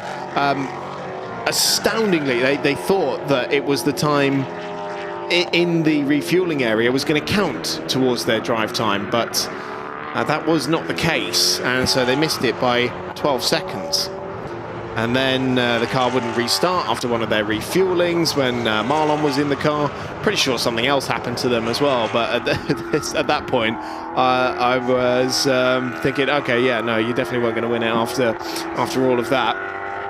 Not really sure what went so wrong for them in Mugello, but once again they're showing us they have the speed to really compete here. Erwin Creed does have a little bit more drive time. Oh no, this is another left rear puncture for CD Sport. That is now every car, and at this point you have to wonder, what have they done on the setup of the car to put so much strain through one particular tyre, because it's the same corner that's gone pop on all 4 cars. So I'm sure that they'll be looking into, you know, what the issue was, what decisions they made on the setup to make this happen, really. And sadly, who's currently driving 33 at the moment? Where is it? Nicolas Mellin in 14th position, having to go quite a long way around the circuit as well to make it back.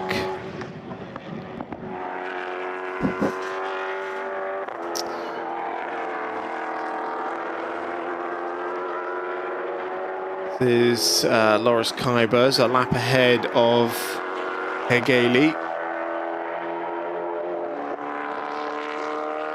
Pierre de Curtin.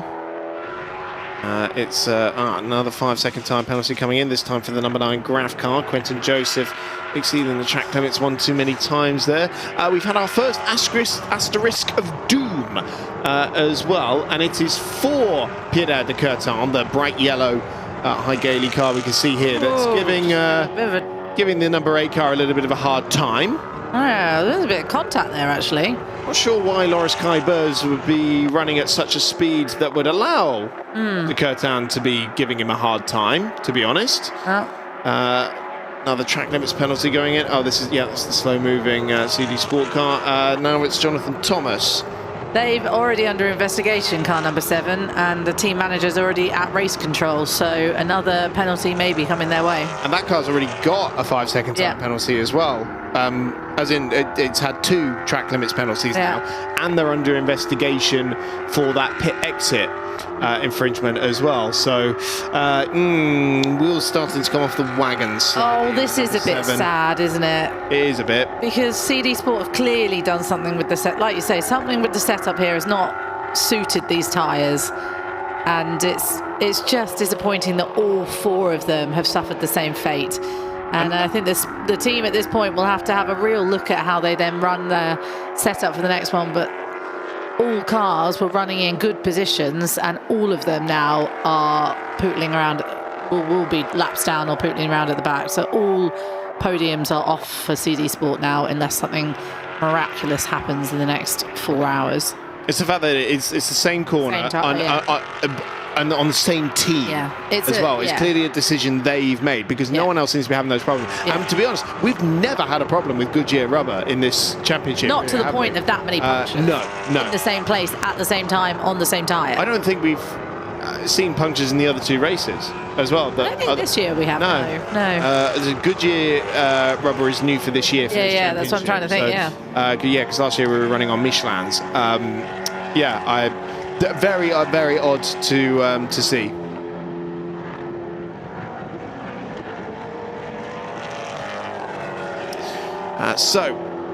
Pretty soon, Valentin Simonet could be on the back of Belen Garcia for 2nd position.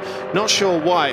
Struggling for pace out there at the moment, and that last lap, I won 45.4. That was 2.2 seconds slower than Valentin Simonet behind her. We're now 7.3 seconds behind the A&S Motorsport car. So that's closing up a little bit. We'll wait to see if that was just a bit of a blip, because we know there is traffic management as well. It's finally the CD Sport number 33 car makes its way back into pit lane, Nicolas Mellin, and it's going into the garage as well, so it's even more bad news. Car number 22 has had yet another person, David Moncler, has had a 3rd track limits infringement. So that is on top of already another 5-second penalty that Hugo Lacasse picked up, and also a stop-and-go penalty for crossing the pit exit line. So the additional car for CD Sports this weekend, a real struggle for them. Oh, blimey, another 5-second time penalty for Jonathan Thomas. That's now 15 seconds worth of penalties that the number 7 crew has accumulated. And Jonathan Thomas has done that infringement within about 2 minutes of his last one as well. So the last one, they gave him a 5-second time penalty. You don't get another 3 goes. It's you do it again, you're getting another 5-second penalty.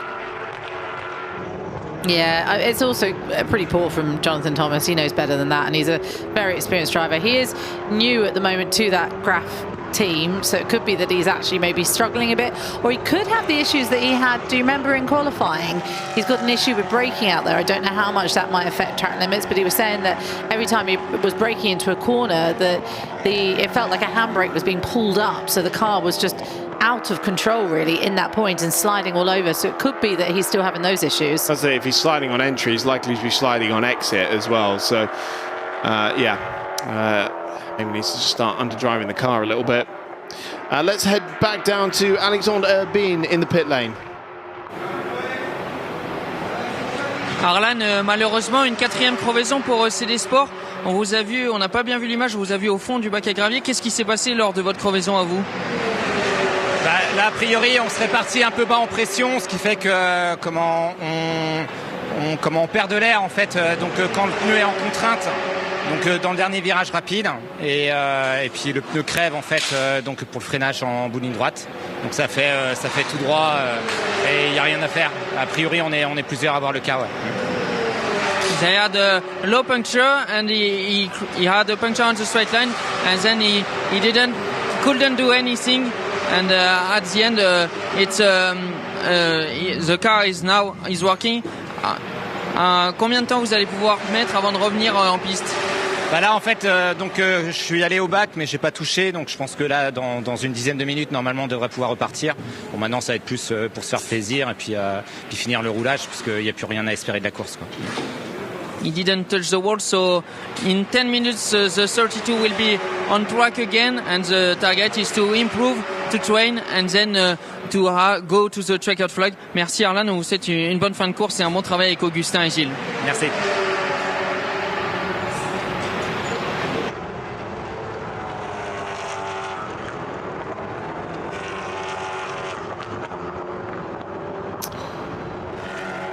So, the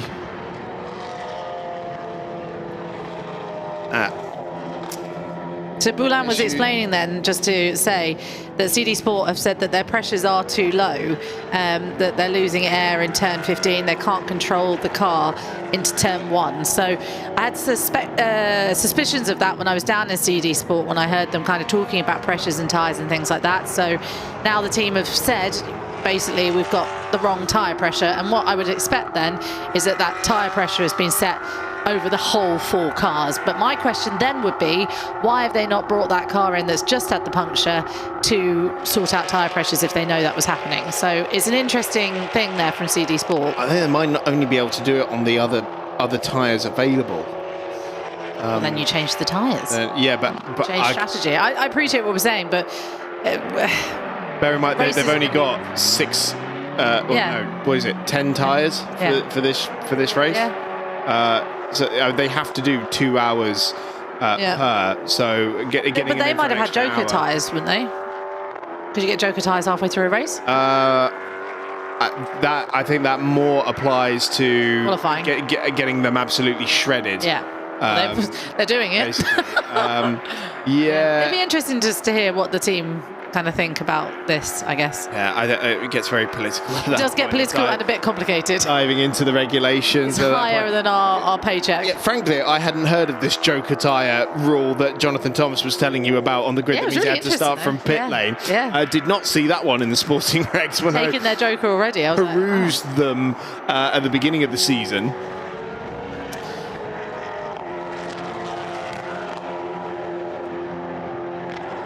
Alain Gachef there sandwiched between the Lamo car, Danny Bunchu trying to get a bit further up the order.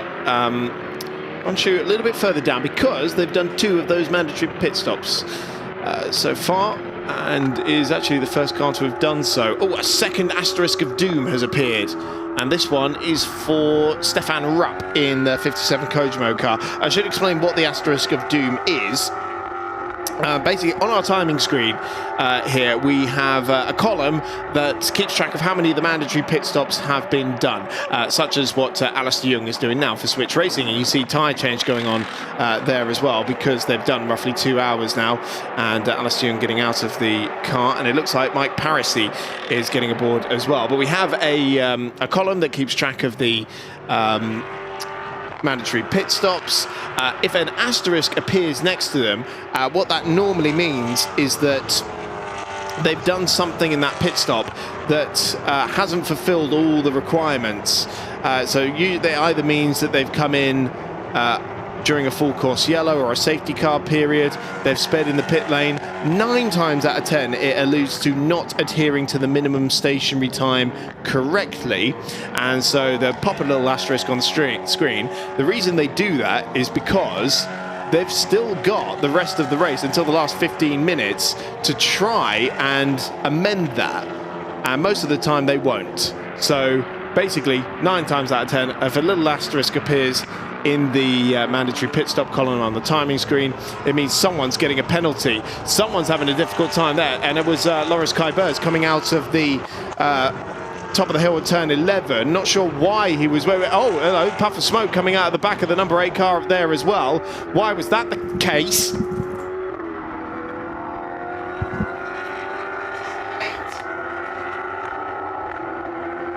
Well, he was off the road, and then there was a little bit of smoke coming out of the back of it. Not sure why that would be the case. Seems to be okay now. Running up to speed, but yeah, a little bit of potential drama. No, where's he gone? He's disappeared. Did he come into pit lane? Yes, he has. Yeah, he's into pit lane. So, why is that the case? What's going on at Graf? What's going on at Graf Racing in that number 8 car? Potential problems there. Well, the race leader, Marlon Hernandez, coming up to lap Alan Gishev again. Very nearly had his nose chopped off there by the Golf Radical champion. And it's a driver change going on there as well. I mean, this is on schedule, really. To have the driver change at this point. Be quite good timing. Is the back of the car off? Is somebody looking at the back of... No. Who's in the red? No, he's just helping. Oh, no, it's just the person that helps them in. Yeah, it's just the driver assist. Okay, it looked like for a second it was fiddling around with cables at the back, but you can see the length of the minimum stationary time means that there's no need to rush. Tyre change going on there as well. Fresh set of Goodyears going aboard, and I imagine they'll swing it into the refueling area as well. But that was very bizarre. He was off the road. There was smoke coming off of it, I assume just from the tyres, but very scrappy end to that stint for Loris Kybers. And who would be getting in next? Maybe Jimmy Cho. It's normally Jimmy who starts the car, in fairness. And then Alexandre Cuno, I think they keep for the end.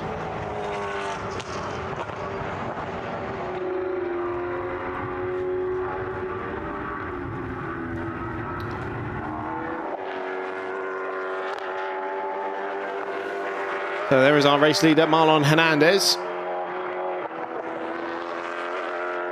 Should be more than 60 seconds clear of now Valentin Simone, who has passed Belen Garcia. So it's Noguchi competition up to second place now, which is really great to see. Albon Noguchi seems to be moving a little bit slowly earlier in the race, but Simone having no problems with pace out there at the moment.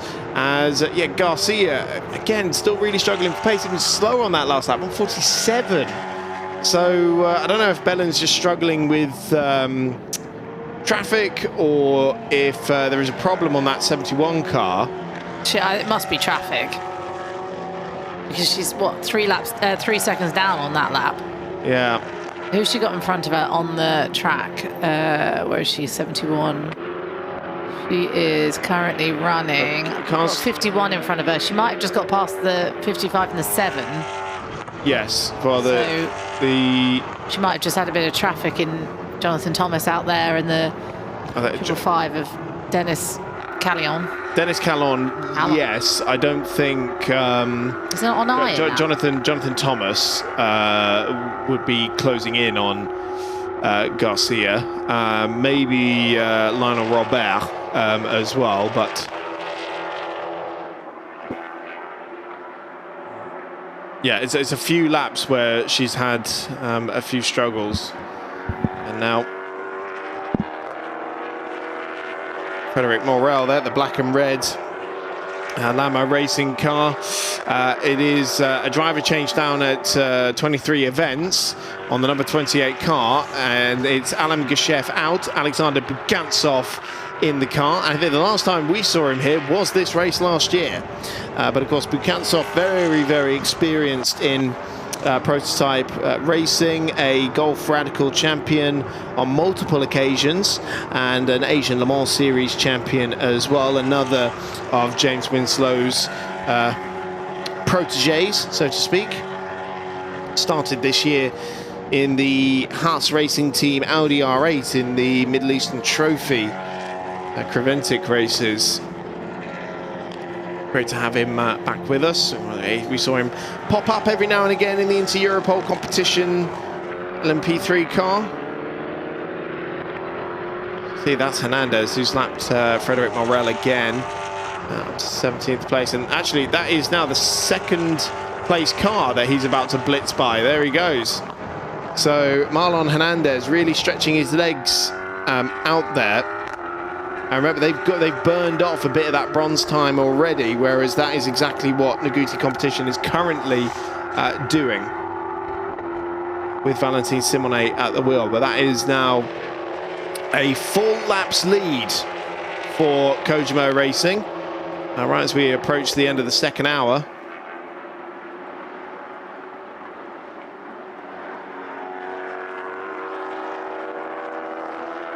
.66 laps completed now for the race leader. We approach the end of the second hour. Marlon Hernandez and Kojimo Racing leads. Let's take a look at what's happened so far.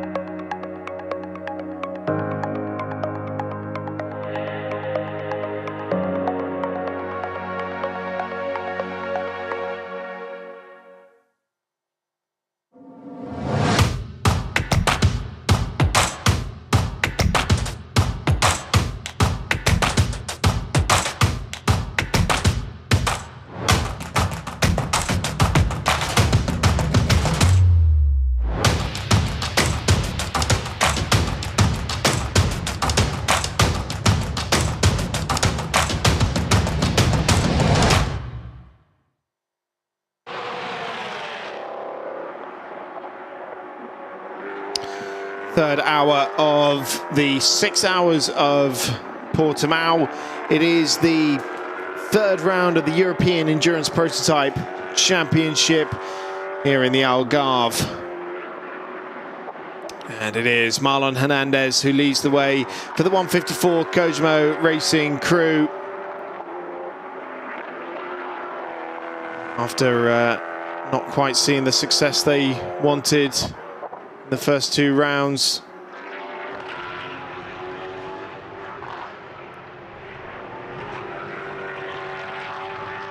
We had yellows out in the first sector, not quite sure what that was for, but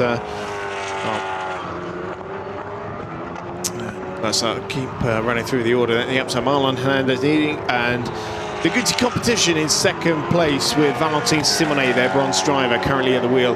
But a lap down on the 18-year-old Frenchman who leads. It is Maxence Maurice having an absolutely sterling race for the number 27. 23 Events Racing team as the AM leader out there in third position overall at the moment. Absolutely stellar performers. Jonathan Thomas is currently in fourth. This is the car we're looking at now, the number 7 Graf car that started from pit lane.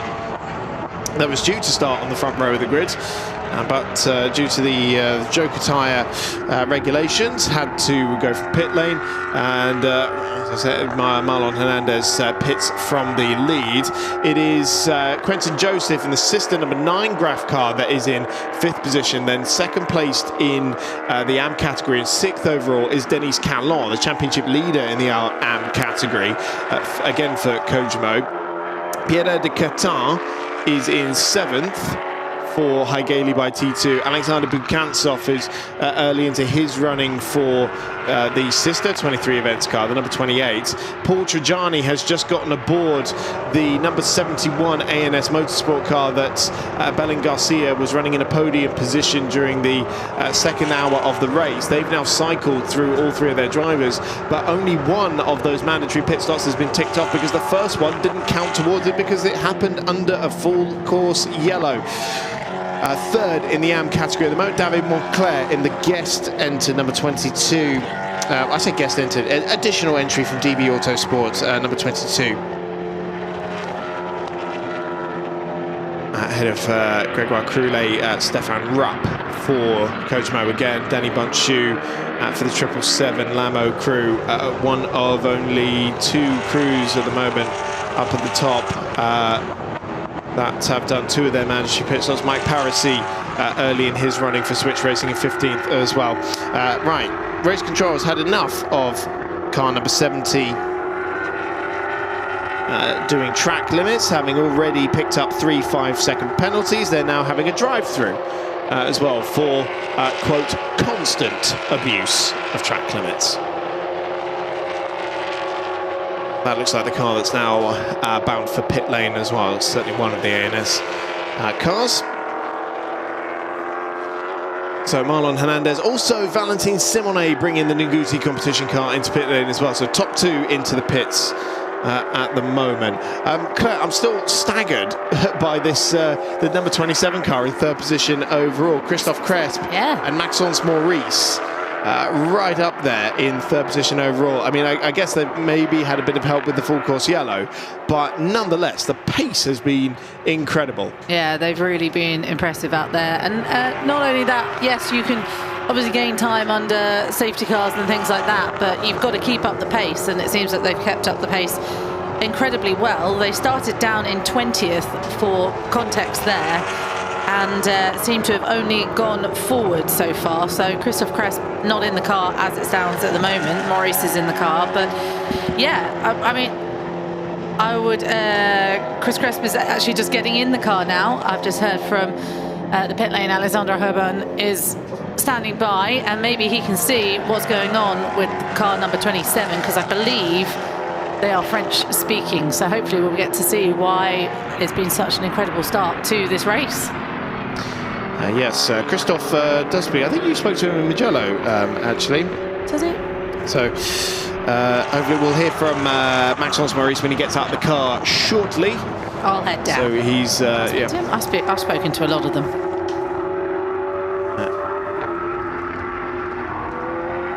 just hit the pit lane now, has Maxence Maurice.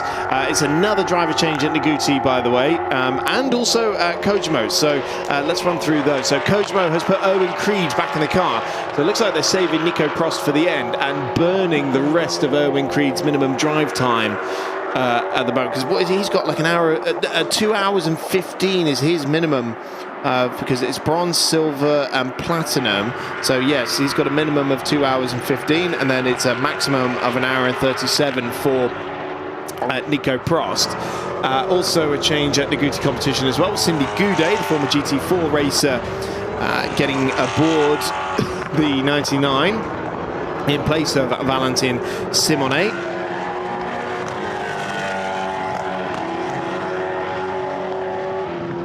So they've also cycled through three of their drivers, and that's two mandatory stops completed now for both of those teams.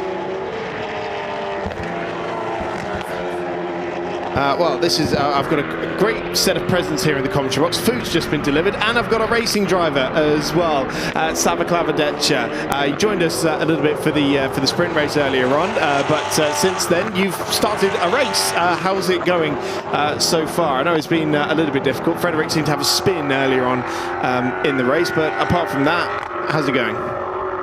Thank you. Well, definitely a difficult start to the race. Yeah, the track conditions are pretty tricky. At the beginning, yeah, Fred was unlucky, so he had the spin. We lost a bit of time, but at least we didn't have that much traffic in front of us. So he did his stint, but we pitted pretty early because we were afraid of having a puncture, because we were a bit suspicious about the back left tire, like the CD Sport cars. And we pitted. Turns out there was no puncture, but still we changed drivers, so Ben Stone went into the car. And yeah, he was having a lot of difficulties with the tires, because since we pit before everyone else, we also put on the older tires. So it was very difficult. We're quite a bit off the pace, and apparently it's extremely hot in the car, and it's very difficult to drive right now. Yeah, so you haven't had your go yet, have you? Yeah. So far today, you've just had the drivers coming up to you saying, "Oh, it's so difficult out there. It's so hot. Don't do it." Yeah, it's. I'm getting a bit more nervous because I've had warnings from pretty much everyone I've asked about the driving conditions, and everyone says, yeah, it's extremely hot in the car, and. With these tires, it's getting extremely difficult to turn into the corners the same as before. So yeah, it will be pretty difficult, but we'll try to get as much out of it as we can. I should explain to the viewers at home, outside the sanctuary of our air-conditioned commentary box lays a blanket of what feels like the thickest winter coat you could imagine on top of a sauna. That is the condition. I've never been so aware of the air around me, because it's quite humid as well out here, and just, yeah, the heat in general has been pretty difficult for everyone, let alone for you guys inside of the car. And the cars must just be under an incredible strain as well with overheating. The tires must be feeling it as well. Yeah, absolutely. Obviously, there's a few cars that already have had punctures. And yeah, you have to be careful not to touch anyone either, because if you lose a part of the car, you're probably not going to end the race in front. So yeah, you have to be very careful. And obviously, yeah, with the heat, with all the warm air coming into the car constantly, you never really cool down inside of the car, and neither does the equipment. So yeah, there's obviously the risk of overheating. We have to try and manage that as well as we can. And I guess track limits is something you're having to monitor as well, because I'm trying my best to keep on top of how many we've had. Yeah, that's quite a few. Yeah, I'm gonna. Do you know, you tell us how difficult it is to stay within track limits while I count them up. In fact, actually, I'll count them up now, because we're going to go down to Alexandre Urbine in pit lane. Vous avez eu chaud dans la voiture? Il fait chaud, ouais. Là, c'est un gros challenge. En plus on est 2 dans la voiture là, donc faire les 6 heures à 2, ça va être bon, c'est le challenge. Christophe il aime bien ça et moi aussi, donc mais là il va falloir quand même gérer comme il faut.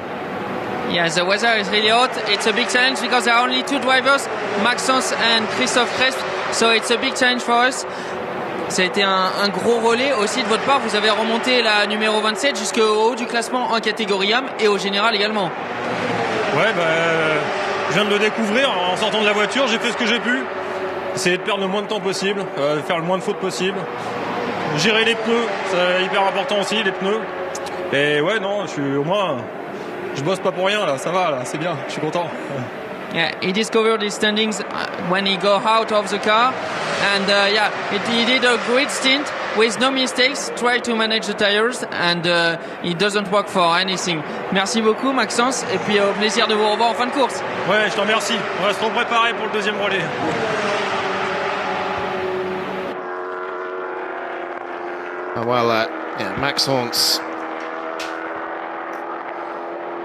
Maxence Maurice there having an absolutely sterling race so far in the AM category.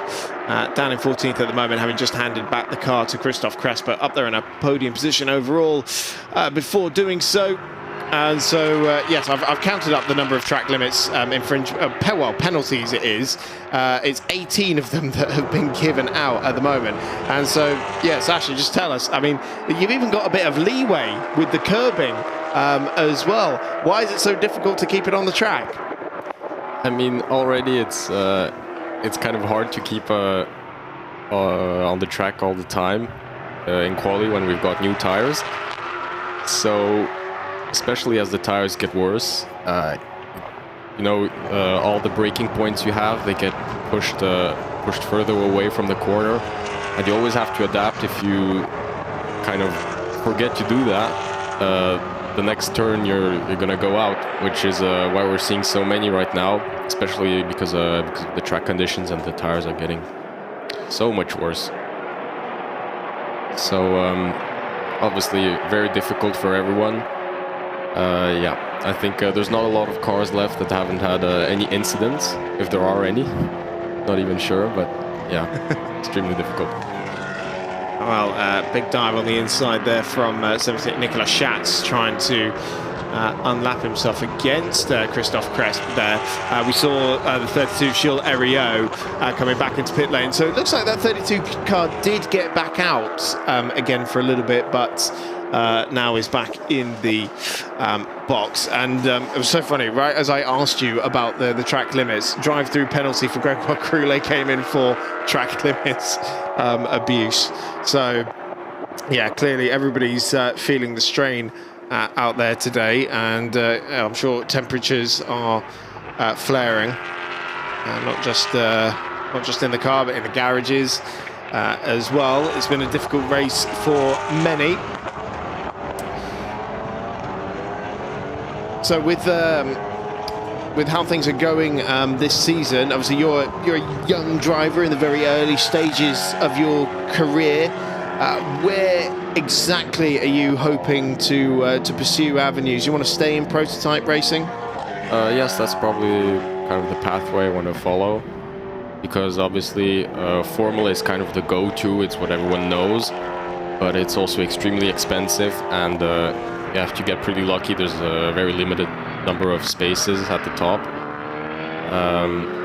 and kind of next to that we have endurance racing, which is much cheaper because you have more drivers in the same car, and you kind of just drive more. I love driving in general, so whatever gets me more driving time on the track, I like more. It's natural.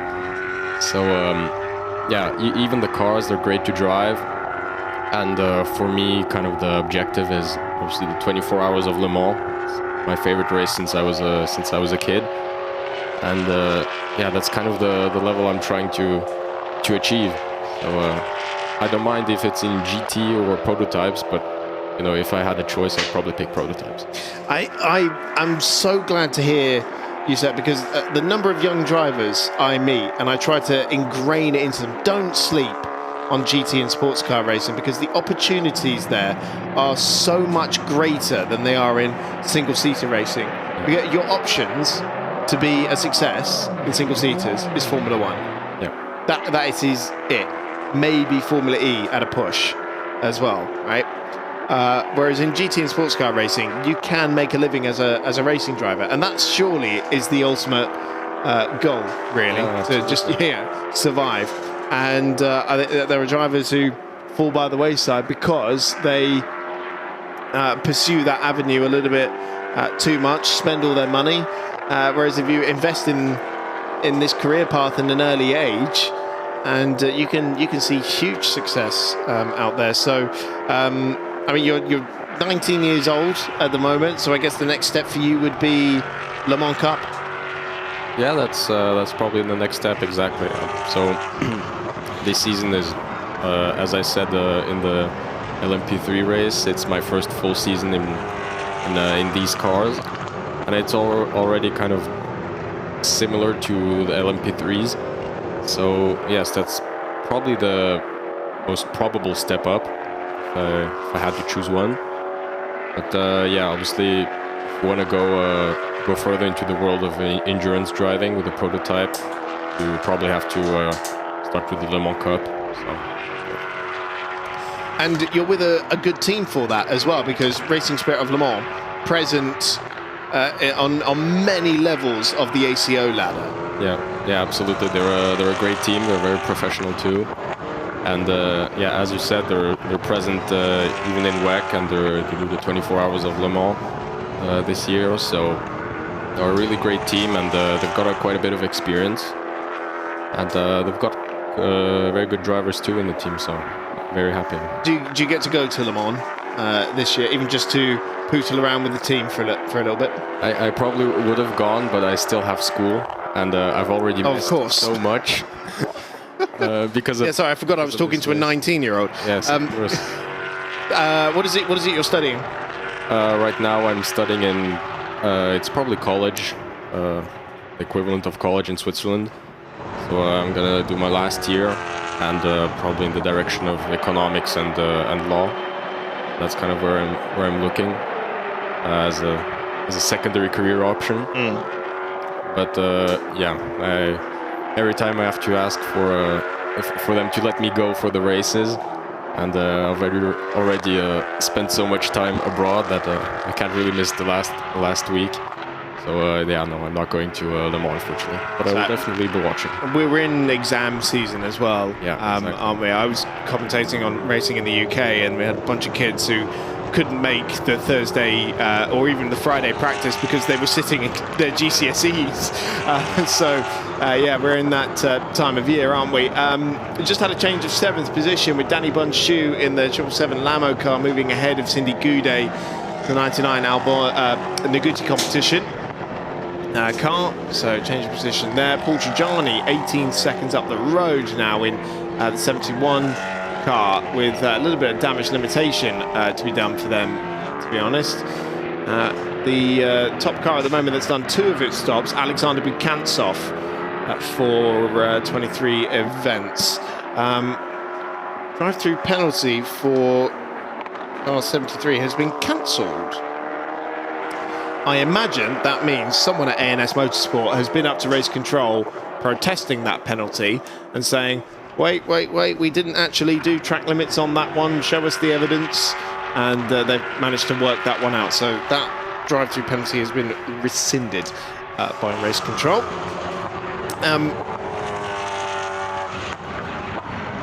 Sasha, with those minimum or the mandatory pit stops that we have to do here, obviously you don't need 6 pit stops to do 6 hours of running in terms of fuel.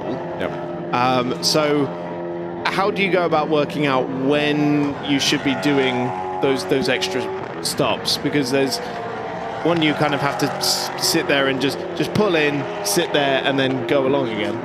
Okay, well, I'll try to not give away too much so I don't get in trouble with it. Yeah, don't get yourself in trouble.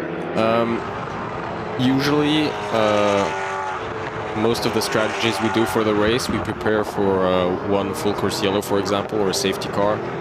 So it's kind of if you can get off a mandatory pit stop while there is a full course yellow, or before it actually happens, because during full course yellow you can't actually go into the pits. If you manage to time it right, obviously you gain a lot of time because everyone else is in full course yellow.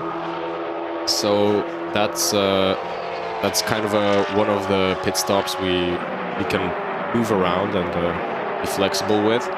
But most of them are also kind of depends on the driver and how much they can drive or they want to drive. So if we have old tires, for example, we're not going to make the person drive 2 hours straight. Probably going to change the tires or change the driver. So that's it really depends also on the tire wear, depending on the track.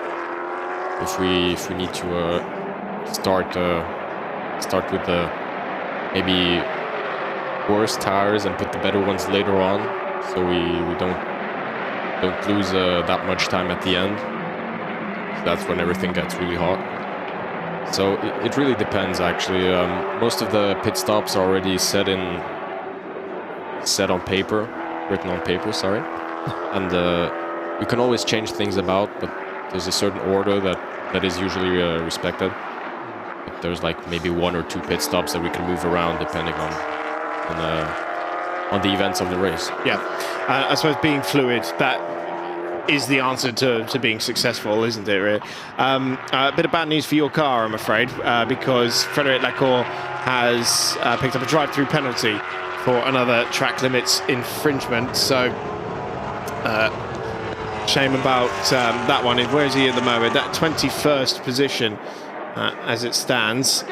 So it seems like when you get in the car, you're going to have to do quite a bit of work to get back up into a competitive position. Gilles Heriot, by the way, is also back out onto the racetrack now with 20 in 26 back out onto the racetrack.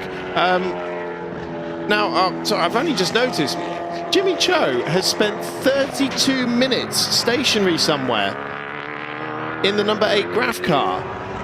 So I'm assuming that car's been in pit lane for a while. Didn't notice that one falling off the road, but of course that's a significant development in that that's the car that started on pole position that is now 18 laps down on the leader. So big disaster there for Graf Racing's number 8 crew. Bear in mind, one of their other cars was already having to come up from the pit lane at the start as well. Sasha, tell us about this element as well. I'm sure people tuning in, they're used to seeing pit stops where 8 people go ape on the car for 15 seconds while they jack the car up. They do 2 people run around with the wheel guns and doing the tyres, and they've got the guy on the refueling as well. Somebody jumps onto the hood of the car to clean the screen as well. I absolutely love endurance racing pit stops, but it's all a bit calmer here, isn't it? It must feel like an eternity for you. Yeah, it usually does, actually, especially when we have driver changes, and we usually train these driver changes beforehand to get under the limit, I guess, because we have a certain time that we have to stay in the pits. So we have to change the drivers pretty quickly, and we trained that, so we're very efficient. And when you change the driver, and for example I go in, I'm sat in the car, everything's ready, it feels so long just sitting there. You've done all that very quickly and you just sit there for another 20 seconds. It feels like an eternity. It really does. Yeah, it is 20 seconds that you have to take as well. And then I guess when you then swing into the refueling area as well, 30 kilometers an hour, and then sit there for a minute, 2 minutes, is it, while they refuel? Yeah, the refueling is also quite tedious, I would say, as a driver. But at least you have time to think about what you're going to do when you go out. Sometimes I like it because it helps kind of prepare for what's coming. But usually it's kind of boring, I must admit. Well, at least, you have that time to think about the race, get yourself up to speed. Presumably, because you're the pro, normally it's the bronzes who start. You have to get used to being able to jump in the car and just go straight away. Yeah, absolutely. It's one of the things I've tried to work on pretty much since the beginning of the season, I guess.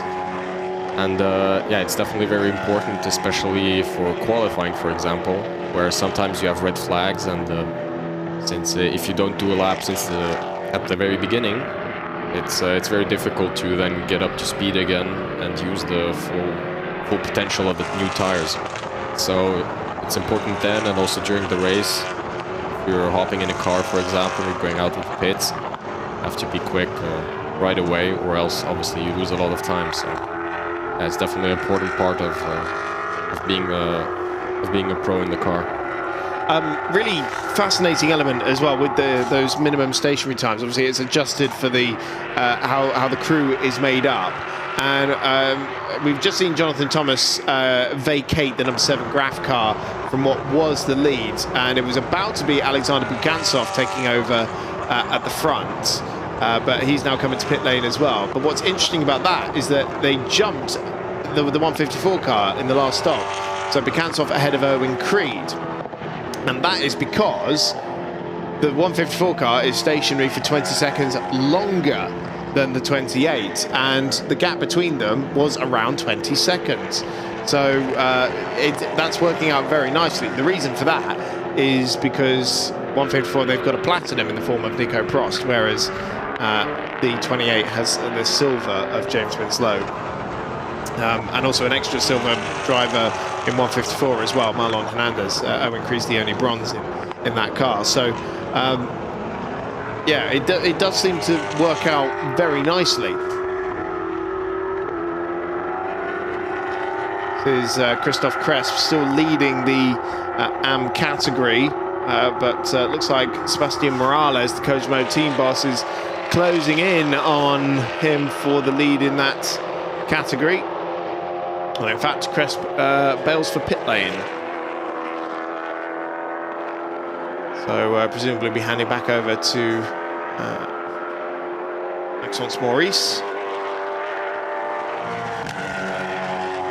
This is what we mean about the pit stops as well. I've been looking at the top 2 in pit lane for a while now, and just waiting. Surely they're going to come out at some point. But there's been a driver change as well for number 7, Franck Desautaux, back aboard. And Owen Creed ends up going back into the race, and got news on the number 8. It was in pit lane for around 30 minutes. Problem on the rear axle is all the information we could wrangle from the Graf team, and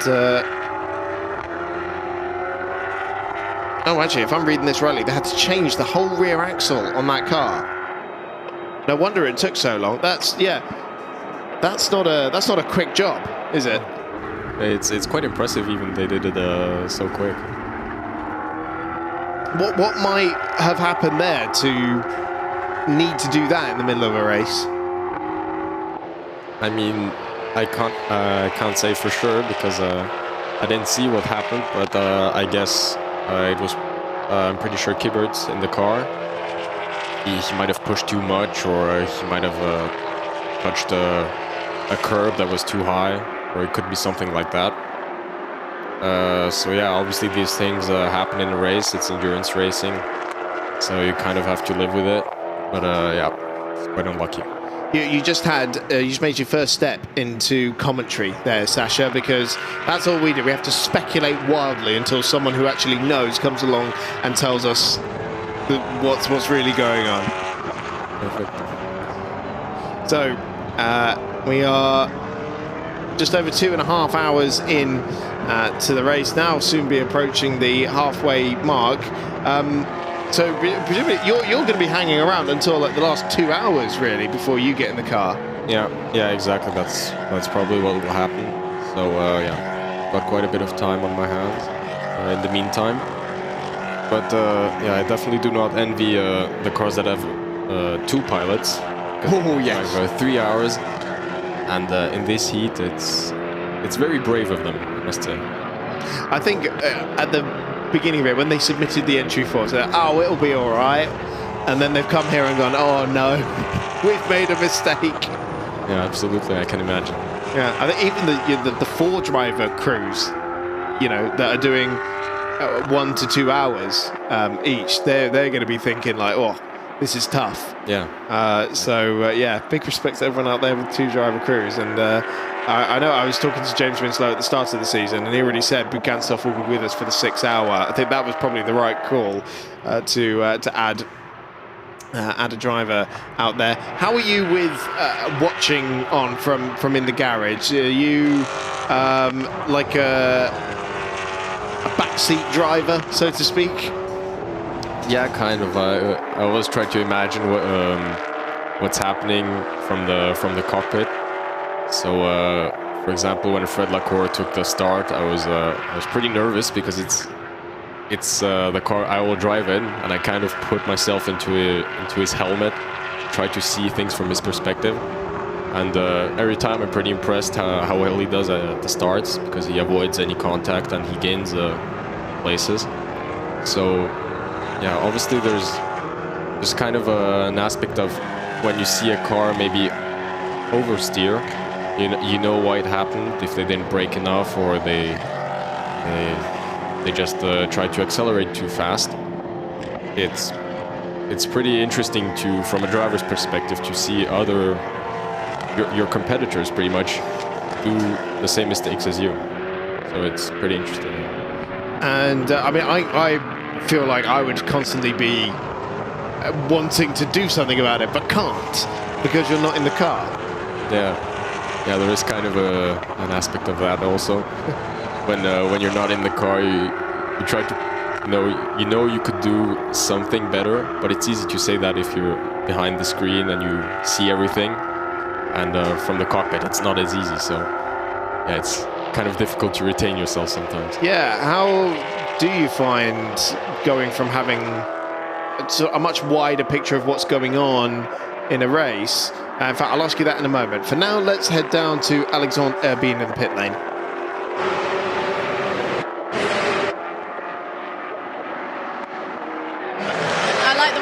He's not noticed that it's me, Claire. Thanks, Chris. He just threw it down to Alex. Chris Shaw, CD Sport, you've had a bit of a stint, haven't you? You started... I don't even know where to start, really, with you. You started amazingly. You were setting some incredible lap times out there, and then fortunately we had this issue where we saw a puncture, but it wasn't just a puncture. You had to literally limp it home.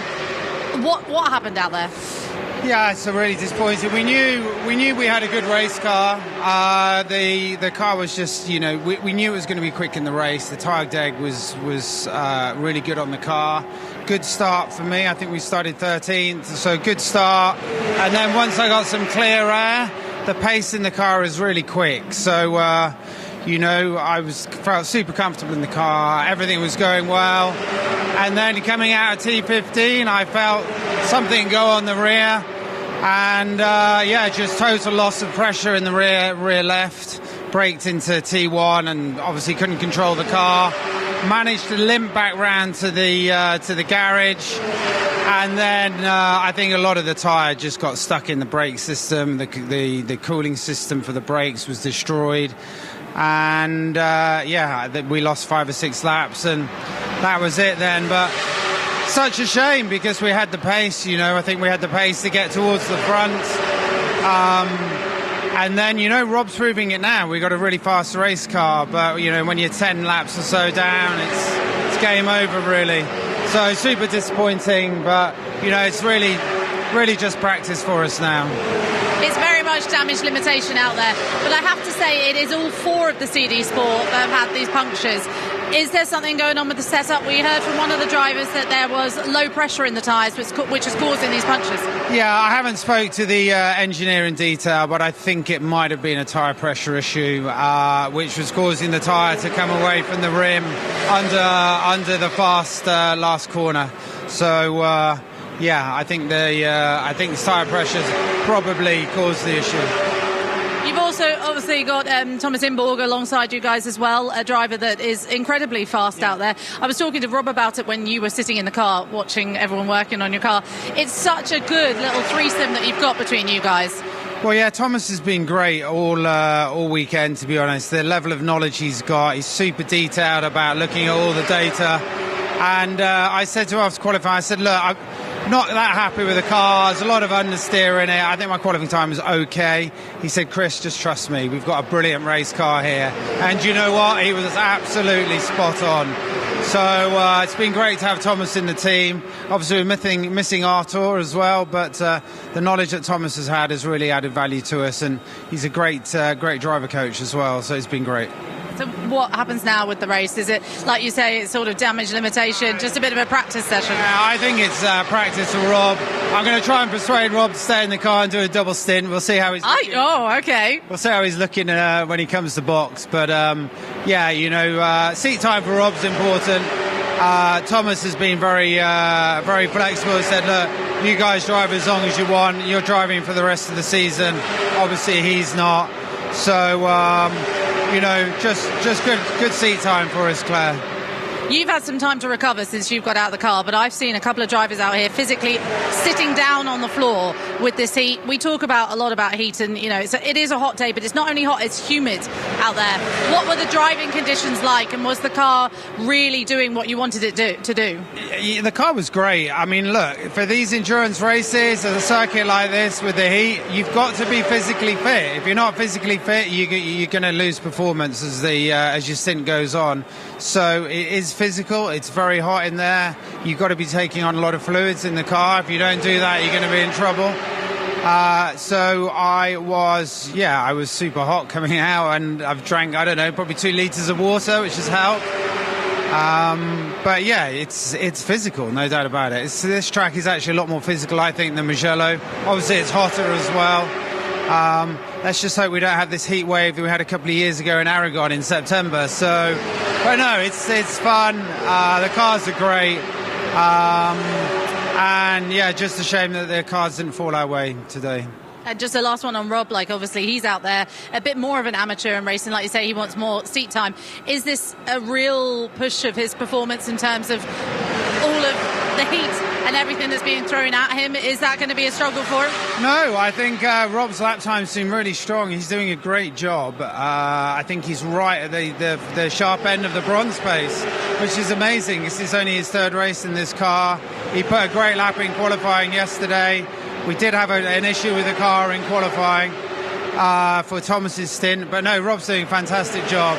But you know, this is it, Claire. It's the highs and lows of motorsport, right? And we've certainly had them over the last couple of days. You've had everything that could be thrown at you. Look, good luck for the rest of the race. Thank you. So thank you very much. All right.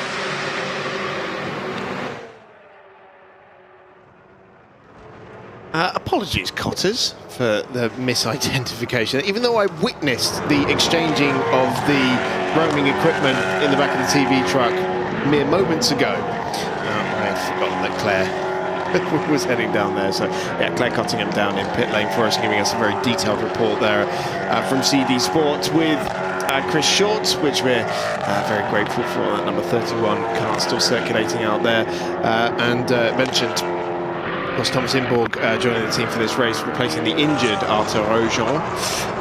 We wish him all the best. Luckily, it's a couple of months until we're racing again in Motorland Aragon. And, well, blimey, Sasha, if we thought it was hot here, Aragon, surely, I know it's September, but yeah, what's that? What are we, 40 degrees? What? From what I've heard, yeah, I wasn't expecting it to be that hot, but when I asked people that have already raced there, like, what's the weather like in September in Aragon? They're like, if you think this is bad, like, just wait until Aragon. That's not very reassuring to hear. No. At least it's not a 6-hour race, so there's that. But yeah, we're gonna have to be on top of our game to try and survive that race, because I'm not really a warm weather person. I like the colder weather. No, we're in Switzerland. Did you grow up? And what was it like there? At first, I grew up in the Swiss-German part, so not far from Zurich. until I was about 11 years old. Then I moved to the French part of Switzerland, so not far from Geneva, and that's where I learned French.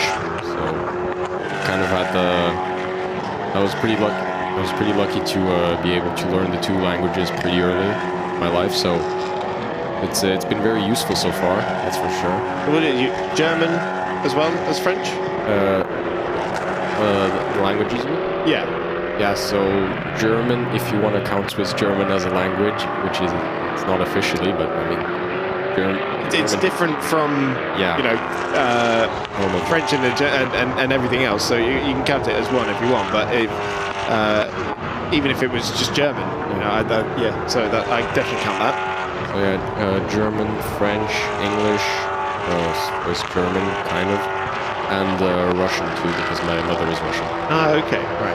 So you've got quite a bit rattling around in that in that brain of yours. Very impressive. I mean, 5 languages. That is, yeah. And here I am struggling to learn a second language at the ripe age of 28. Sasha, it's been fantastic having you with us. I know you've got to get going very shortly, so yeah, I'll just say thanks for coming into the box and having a chat, and good luck for your stint later on as well. Thank you very much. All right, it was mine. Top man. Thank you. Cheers.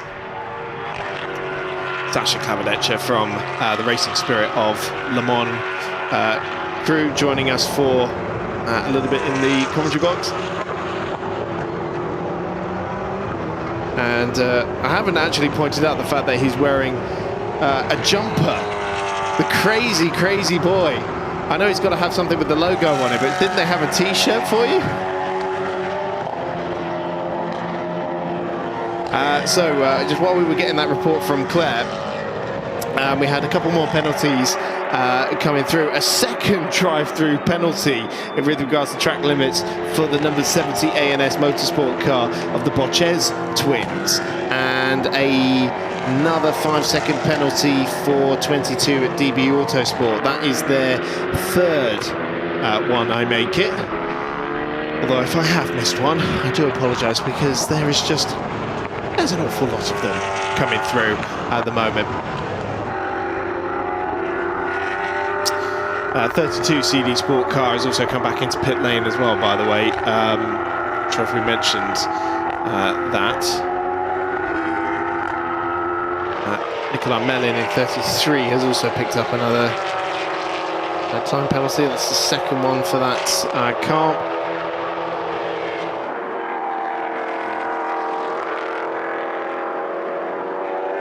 There is Rob Greenwood on the recovery. Passing Oscar Bitter into turn 1, just trying to unlap himself against the Racing Spirit of Le Mans car. Rob Greenwood, we were hearing from his teammates just a moment ago. Childhood best friend with Chris Short, who's got something of a home race here because he lives in Portugal.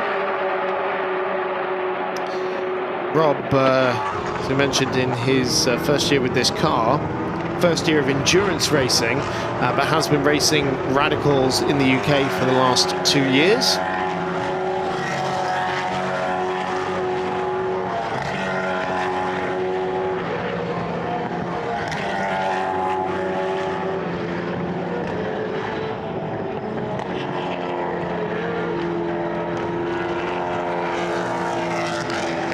But it is unfortunately 17 laps down at the moment for the 31 crew. The only saving grace is that they've been ticking off those mandatory pit stops with their problems. So just with regards to ANS Motorsport's additional stop they have to do, I'm not seeing anything that's going to offset that strategy from them at the moment. They're still there circulating in second position with that extra stop to have to do.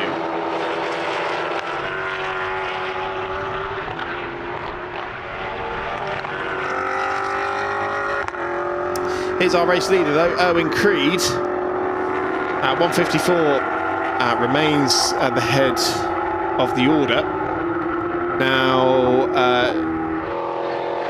That is because we're waiting to see where they'll come out in relation to the 28 crew. But remember that 154 stationary for 20 seconds longer than the 28 in each of these pit stops. Alexander Bukantsov is currently circulating in that car, and at the moment, because they've both got the bronze driver in, they're not offsetting that 20-second difference. So I think it's likely that when 154 comes in for its next stop, it will be behind the 28 again, and then it will be a shootout between James Winslow and Nicolas Prost in the final stint, with any luck. But we will see just as the race unfolds. But those are two cars that I'm almost certain will be fighting for the podium a little bit later on. Right, the car that has spent half an hour in pit lane gets an extra 5 seconds as well. Their second one after track limits for Jimmy Cho. Amazing, 64 seconds stationary longer at every pit stop. And they've taken an extra 10 seconds of penalty as well, and spent 30 minutes in pit lane. This has not been a great day for the number 8 crew. Ivan Ruggiero, the second bronze driver in the Hallyday by T2 number 66 car, just being lapped by the race leader. That is another one that's done 2 stops, but is sort of being investigated. Well, likely to face a penalty in the last 15 minutes for not doing the minimum stationary time properly in one of those pit stops. I know that we've got a third car as well now with the asterisk of doom, which is the number 4 Switch Racing car, which currently has Roman Iannetta at the wheel in 15th position. Roman we're used to seeing as the stand-in for David Hallyday in GT Endurance aboard the Vision Ferrari 488 GT3.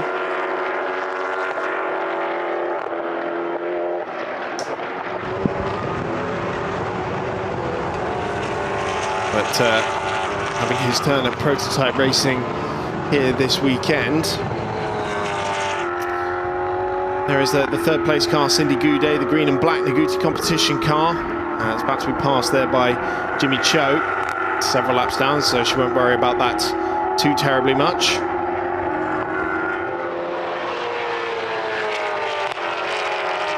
Michael Stephen in 4th position now, having done 2 of its mandatory stops. On pace with those around it. Is this in pit lane?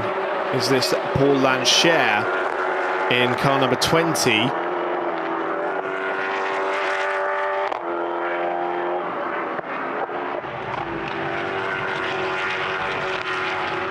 In pit lane. I'm assuming it's them because they're the only one in pit lane at the moment, or at least not making their way out of pit lane at the very least. So that's the number 20 championship leading car that seems to be in the spot of bother and was running quite well in 6th position. And of course, running without Matthias Besch this weekend, and they were -1 pro driver, and they had a second bronze aboard, and apparently that was always going to make life a little bit more difficult in terms of the overall performance.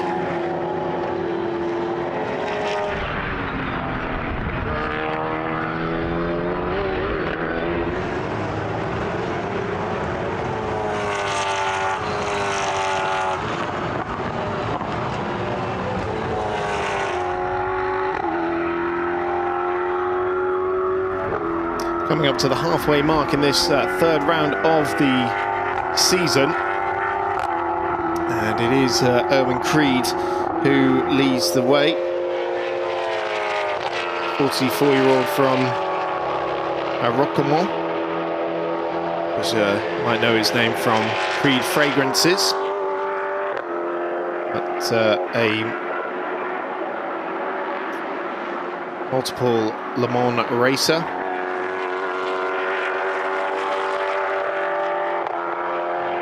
LMP2.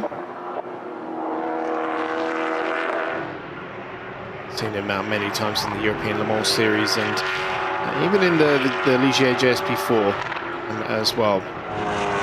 Last year it was racing with A&S, runs the Coachmo team for this year, and we're also racing for CMR in the Dubai 24 Hours at the start of this year, and the Ginetta GTX as well.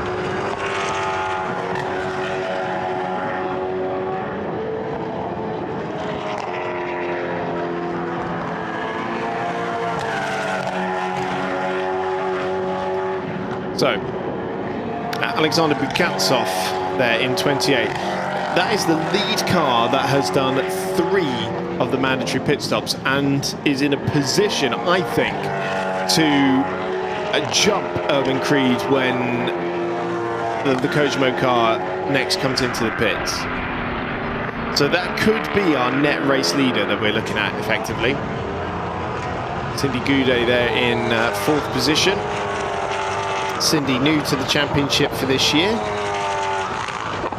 having competed in hill climb. Last year was in the GT4 European Series in a Toyota Supra, a podium finisher there at Paul Ricard, and also raced in the Ligier JS2R as well with M Racing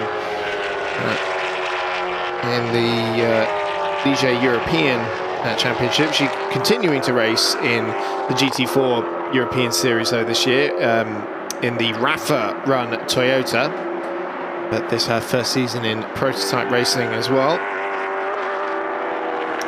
being closely followed by Christoph Cresp, who now sits 3rd in the AM category.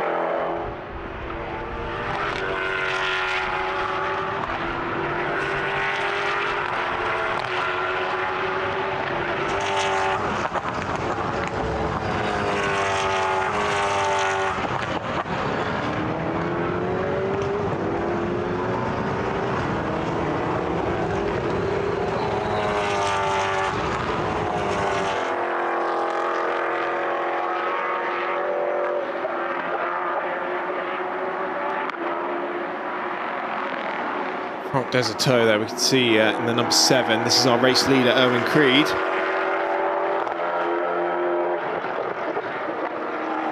"96 laps completed for the race leader.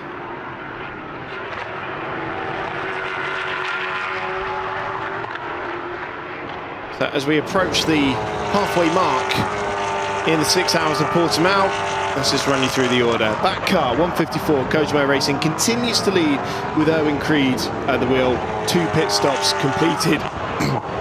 They are a lap ahead of the number 71 A&S Motorsports machine of Paul Trajani. Now they've done 2 pit stops, but only one of them has counted towards the mandatory ones because the first one was completed under the full course yellow. In 3rd position, astonishingly, despite a puncture at the end of the first stint, is the number 30 CD Sport Car, Michael Stephen. They've got their quick driver aboard at the moment, as does the number 99 crew, Cindy Goudet at the Goudet competition, 20 seconds behind Michael Stephen. Carol Frisch runs in 5th position at the moment for the number 17 Lamo car that led earlier on at the hands of Enzo Richer. Franck Desautaux from the pit lane up to 7th, and is now, astonishingly, the lead Graf car, ahead of teammate Eric Trulé by 13 seconds in number 9. Sebastian Morales in 8th position leads the AM category for Coachmo Racing, the 555 crew. Alexander Bukatsov is in 9th position for 23 events, but is also the first car to have done 2 of those mandatory stops. We're going to keep an eye on how they progress. Ivan Ruggiero is in the top 10 for Hallyday by T2 in the 66 car. One of those pit stops under investigation though. Second in the AM category and 12th overall is the 27 car from 23 events, Christoph Cresp, the team owner there, and then David Moncler in the additional DB Autosports car from the 22 crew for this weekend. Mikhail Pochez just come into pit lane in 4th position in the AM category, and then Alexander Yvonne in 72 rounding out the field. We have had dramas for pretty much all the CD Sports cars. The only one still running competitively is number 30, and I don't know how they've managed to get away so well with that puncture earlier on. with Nick Adcock at the wheel in the opening stint, but sadly the other punctures for the other cars did quite a bit more damage. Augustin Bernier, the 32, hit the gravel at turn 1. Rob Greenwood, his 31 car had a puncture. They are both still circulating, but slap dang at the end of the field. Maxwell Dodds at the wheel of 33 as well in 23rd. So the bottom 4, 3 of them are CD Sport cars after getting the tyre pressures a little bit wrong. Jimmy Cho also big dramas for the number 8 car, having to change the entire rear axle in 30 minutes for the number 8 crew. They sit in 24th position. We approach the halfway mark in the 6 hours of Portimao. Let's take a look back at what's happened so far.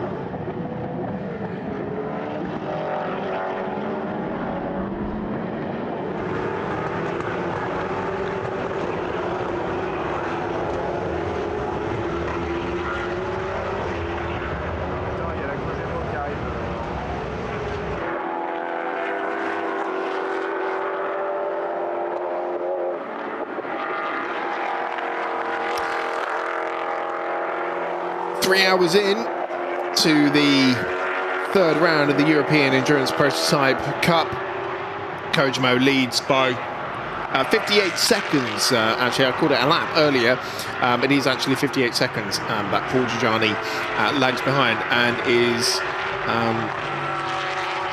closing in as well on race leader Erwin Creed. As you'd expect, Paul Giugiani, subclass driver, Erwin Creed bronze.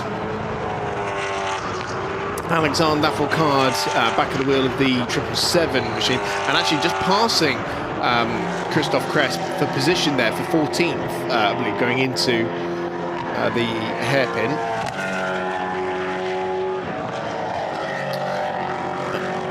I'm afraid it's more bad news for the number 8 Graf crew, as it is a drive-through penalty now for track limits infringements. I mean, at the very least, everyone's just really struggling out there.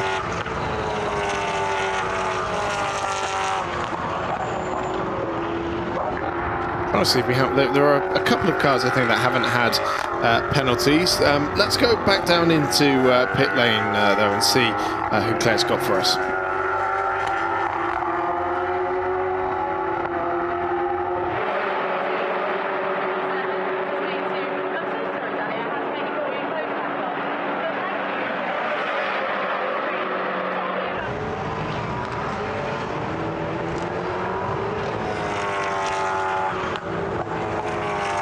Apologies, more technical issues down in pit lane. Hopefully we'll be able to hear from Danny Bundschuh very shortly. Cindy Goudet has brought the Noguchi competition car into pit lane. We've got, oh my goodness, is that third drive-through penalty for the Bochez twins? It is. Oh my goodness. And all for track limits abuses as well. Quite astonishing. But yeah, Cindy Goudet brings in 99 from, I think it was 4th position at the time.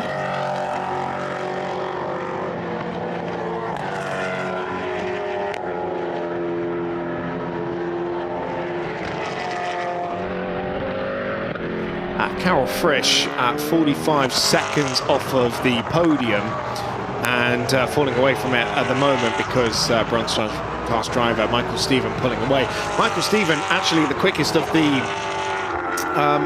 nearly anyone on the track at the moment. Last time around, the only person that was quicker was Vincent Capeller. The only one's lapping in the 142s as it stands.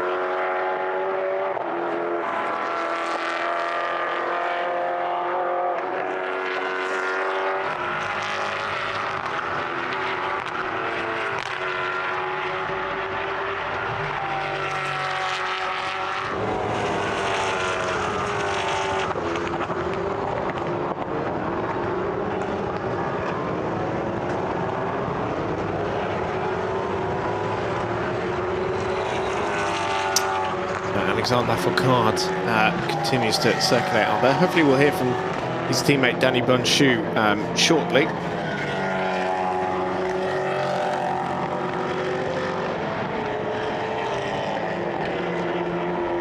Afraid it's more penalties for the 22 after 3 track limits penalties and also a stop and go for crossing the pit exit line. It is now a drive-through for track limits for the 22 PB Autosport car down in Montclair.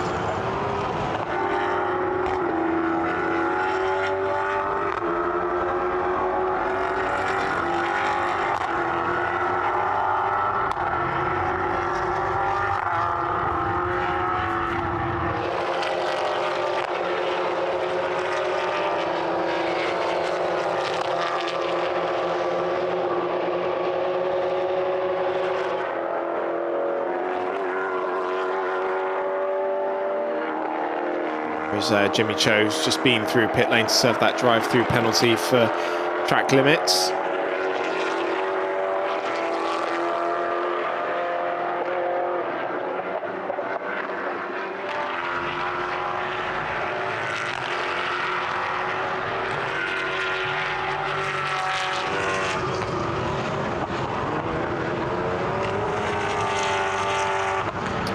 Limits penalty now coming in for the 2nd place car, Paul Trajani.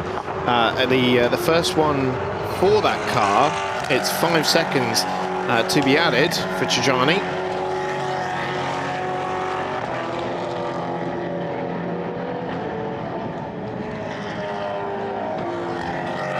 His bid to close down that gap to Erwin Creed and running a little bit eager. We are past the 100 lap mark now in this race. 103 actually completed by the leader now.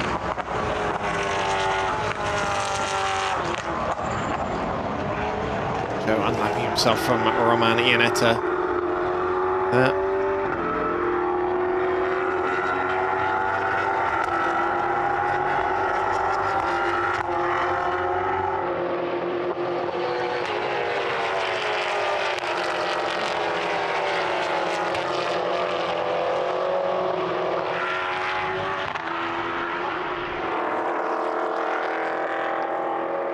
Expecting the number 17 car from 4th position to come in soon, according to Claire. So Carol Frisch will be bringing that car in for Frederic Morel to take over.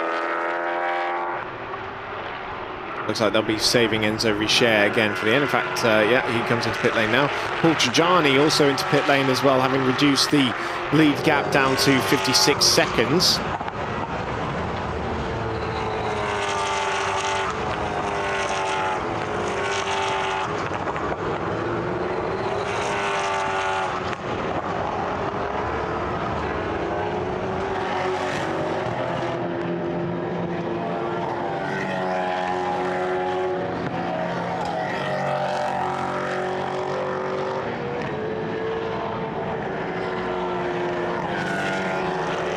Drive-through penalty being dished out, this time for 72 ANS Motorsport. I missed a few of the 5-second ones there because I've only got one listed for 72. Alexander Yvonne being pinged for a 5th infringement.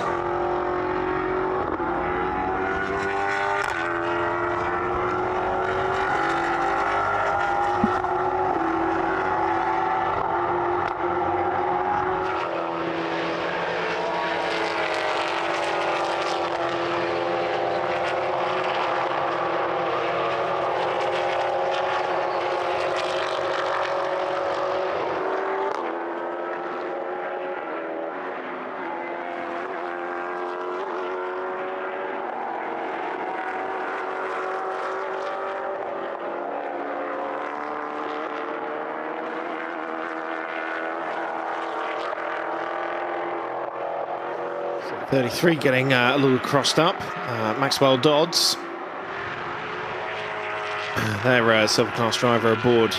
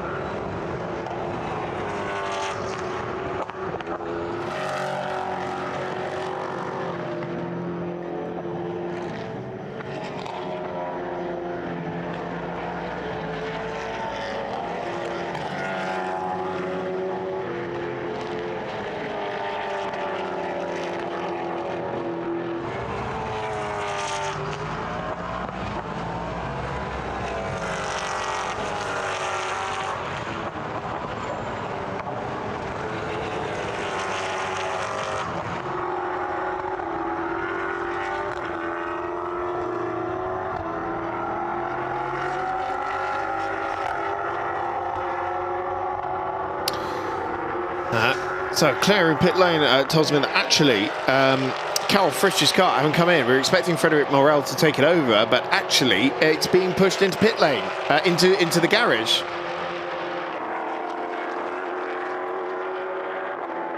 So issues on the rear right after the tyre change, I'm being told. Okay, well, we'll see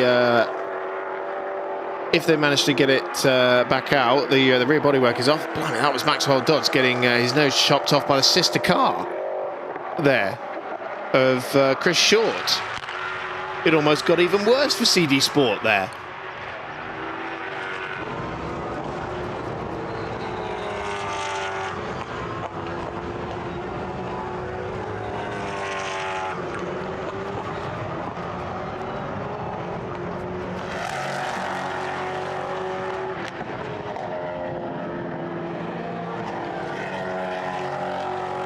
Work being done to the rear of Carol Frisch's car, I'm being told. Hopefully it's not too long before that car is back out again.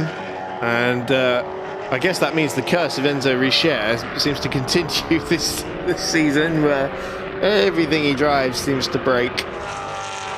Not because of him, of course. I don't want to make that insinuation.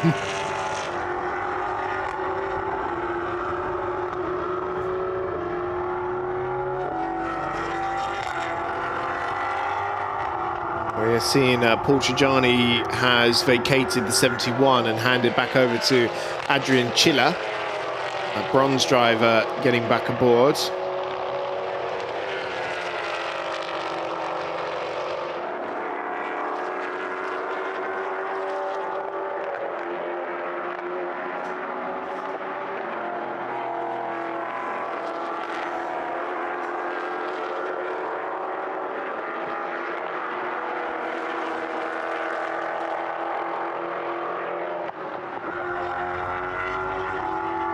Nick Hancock is into pit lane as well.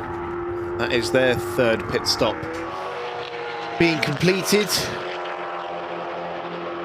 from the number 30 CD Sport car. Actually, I think that's Nick Hancock getting back aboard the number 30.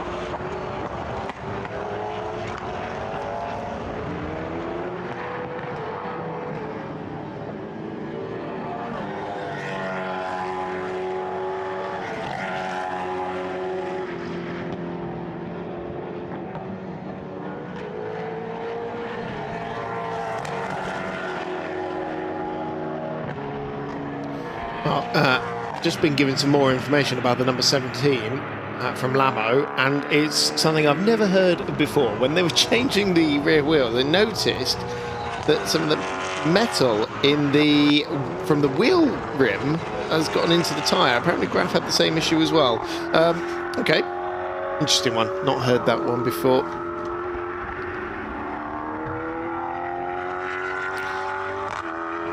Third 5-second time penalty going to car 33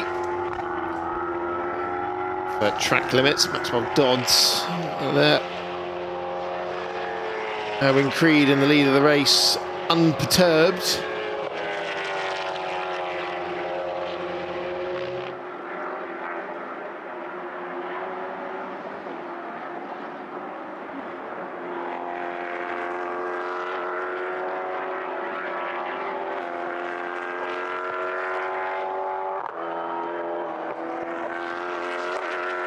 They're going to see the lap times between 28, the 23 events car. She's lapping quicker at the moment than Owen Creed. So,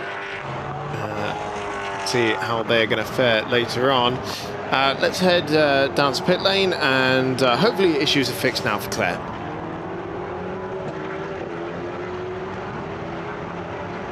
Oh, that this microphone is working. It is working. I can hear myself in my ears. Danny, we were just watching the 777 out there. It's been a really difficult stint for you guys, hasn't it? Not only is it hot, but you've only got two drivers in that car.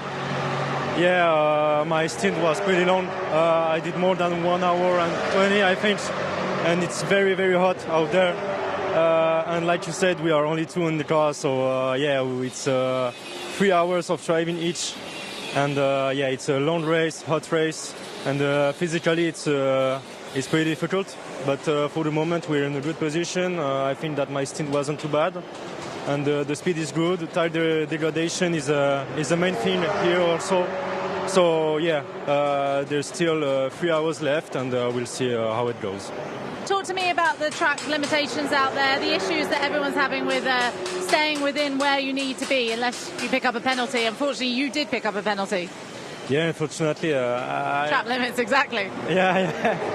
The track limits here are very difficult to avoid because of the tire degradation. The creep is not very high, and sometimes even if you care about it, you brake earlier to avoid the track limits at the exit. Sometimes the car just doesn't want to turn, and you do a track limit. So yeah, it's also a main thing here in this race. I think that almost every team has a penalty because of the track limit. So yeah, we will see how it goes, but I will try to not have another penalty, of course. I know, I'm looking forward to seeing who overall wins, because we're going to have to do a lot of maths to work out penalties all through the race. For yourself, how do you feel the race is starting to pan out? When do you get back in? I get back in like, I don't know, 15 minutes. And yeah, we'll see. I will try to do the same job as the last stint. It was pretty good. Make my way, be consistent, be gentle with the tires also. And yeah, we'll see. It's still long. Does it feel like physically one of the hardest races you've done? Yeah. Okay, all right, that's a lot to admit. Yeah. For the moment it's good, but I think that tonight I will sleep very good. You're going to feel it. We've just seen car number 17, obviously the Lambo Racing sister car, come in. Something to do with the tyres and they were saying they found metal within the tyre rim. I don't know. To be honest, I don't know. There's a problem. As a driver, though, what does it look like they're doing? To be honest, I just didn't look very clearly what. That's not helpful, Danny. We need to get you better at this. Yeah, no, I focus on myself, but yeah, it's a shame that they have a problem in the car. It's never a pleasure to see the sister cars having a problem, and they were such in a good position. So yeah, I hope that they will fix it and that the race is not over for them. What's the best outcome for you in terms of where you can finish this race? Can you repeat? Where's the best place for you where you might be able to finish this race? I don't know. We're aiming for the podium, so... Always aiming for the podium. Yeah. But for the moment, we need to still work a bit. And yeah, it won't be easy, but it's still possible. Well, good luck, and we'll see you back out there in a bit. Thank you. Claire Cottingham in pit lane with Danny Bunshu from the Lambo Racing 777 crew. Race leader Owen Creed has brought the 154 Kojimo car into pit lane and handed over to Marlon Hernandez, so their silver class driver back aboard. It does feel like they're saving Nico Prost for the end.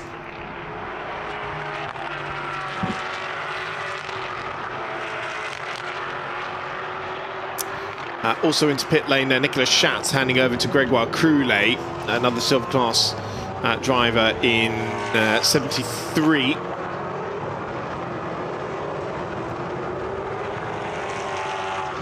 This will be interesting because Alexander Bukantsov is still out there on the racetrack, and so I'm curious to see where Hernandez emerges in relation to Bukantsov.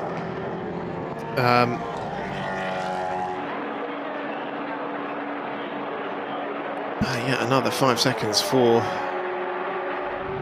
David Moncler. In fact, the number 9 Graf car, Quentin Joseph, has just picked up a drive-through penalty for track limits as well. Which he's serving now, I believe. Just heading back out onto the racetrack.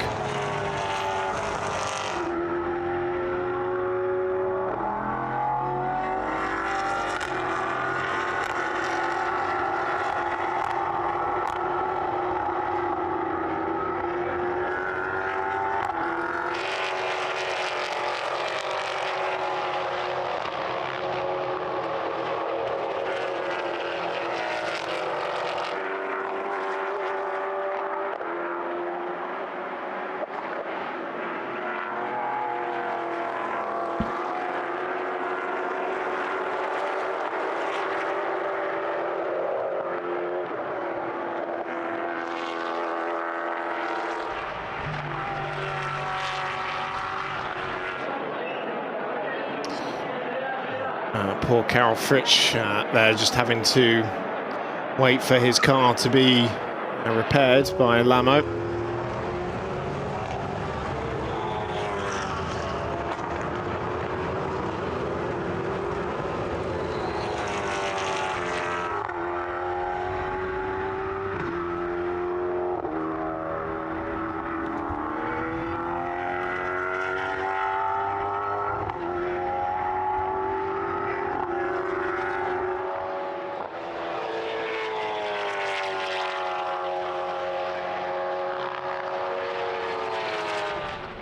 So Marlon Hernandez back out onto the racetrack, and I'm curious to see where they've ended up. I'm trying to find 154 on my driver tracker. At least see if I can find Alexander Bukatsov, who's about to go over the timing line. He's on the start and finish straight. Where is 154 then in relation to that? Maybe just emerging back out onto the racetrack in the pit lane exit. So 28 car going in towards the first corner now. And yeah, he's ahead of Marlon Hernandez. So that's a new net leader then. And it is the 23 events car. This is so interesting. So it's basically the same contenders that we saw, minus the Graf cars, I think, just owing to the issues they've had. But two of the same contenders we had, two of the contenders who were disappointed and with the mechanical failings of the cars they were driving that prevented them from scoring victories. Now vying for the lead in this one. So we'll see. The interesting thing now will be that Marlon Hernandez, the silver class driver, is aboard that car, while Alexander Bukatsov, the bronze, is aboard the 28. So one would expect that Hernandez would start to close down the gap, which is currently 42 seconds. Franck Desertot now leads for Graf Racing, but obviously still owes us a pit stop. He's only 3 seconds ahead of Sebastian Morales in what is currently the AM leading at 5 at Kojimo car. So Capalier setting very good, very purple in the final sector, and so suddenly we've got good speed out there. I'm told Carol Fritsch is getting out of the number 17 now, so that could be a retirement from the race now, which would be a shame because that would be our first one.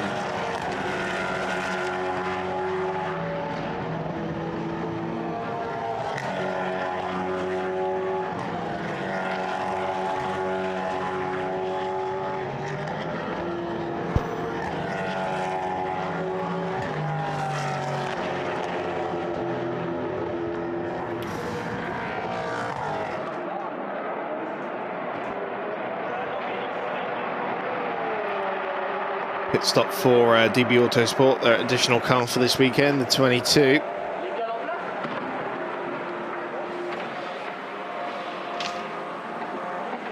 So David Moncler vacating. And back over to Hugo Lacasse, who was racing in the Golf Radical Cup at the start of this year. We also saw him out in Magny-Cours last year in GT Sprint Cup, driving a Ligier GS2R. David Moncler actually raced with DB Autosport in a Norma in the VDV Endurance Proto series for a few years. Sort of Funyo Challenge champion from back in 2009.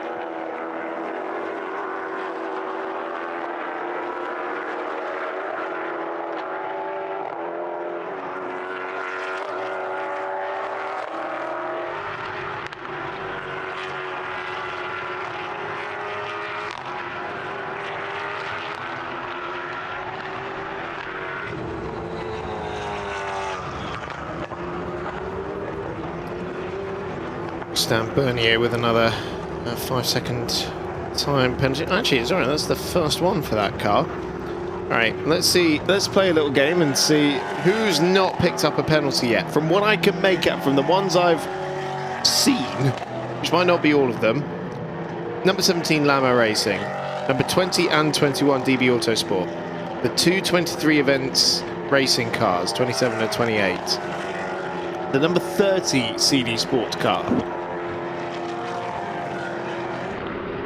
the 31 CD sports car as well, 51 Racing Spirit of Le Mans, 57 Kojimo, 99 Agouti Competition, 154 Kojimo, and 555 Kojimo. I believe those do not have track limits time penalties. I would much prefer it if everyone was just given drive-through penalties, because they're served mid-race. I don't have to worry about them at the end of the race. Into the pits comes the 23 events racing car, Christophe Cresp, their team boss. If you don't know the story, is that Christophe Cresp, formerly the co-owner alongside Tim Meriot of MV2S Racing, but he parted ways with Tim at the start of this year and established his own racing team, taking about half the staff of MV2S Racing with him to set up 23 events. And second car with James Winslow and Alan Gashev. Joined this weekend by Alexander Bugantsov. Sébastien Morales now leads, having passed Franck Desertot. But remember, they still owe us one pit stop. It is Bugantsov, the net leader of the race, with Marlon Hernandez closing him down. He's already brought the gap down by a few seconds. He was about 1.3 seconds quicker on that previous lap. Then with 3 stops completed, but one of them is actually, no, sorry, two stops completed for Vincent Capillier. So next it would be Alexandre Lafourcade. You know, I raised an eyebrow when Danny Bunchu said he was going for the podium, but the way it stands, they're in net third. So I take that back. Adrian Chiller is, well, I want to say net fourth, but remember, they still owe us a stop. They've done an additional stop, but it doesn't count as the mandatory ones. I hope that makes sense. Nick Adcock's just moved up into 8th position, which I guess is a net 6th, maybe even 5th once the ANS does its extra stop. Into the pits has just come Roman Iannetta as well for Switch Racing. So that also promotes Valentin Simonet, who's back aboard the Agouti Competition car, and Pierre de Curtin in the Hallyday.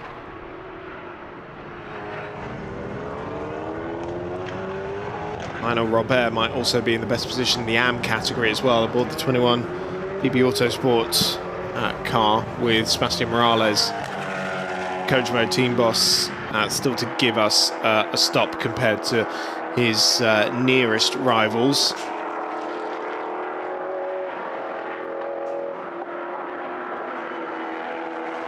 Adrien Schiller, David Moncler on the track. Alexandre Lafourcade into pit lane now as well. We heard Danny Bunchu say he was going to be getting back in the car in about 15 minutes. Well, that was about 15 minutes ago. So Danny Bunchu getting back aboard the car. And I've got, what is that, a 4th infringement for David Moncler aboard 22, which now I'm running out of space to write down all these penalties. So for that car, it's now 5 5-second time penalties, a drive-through, and an unrelated stop and go.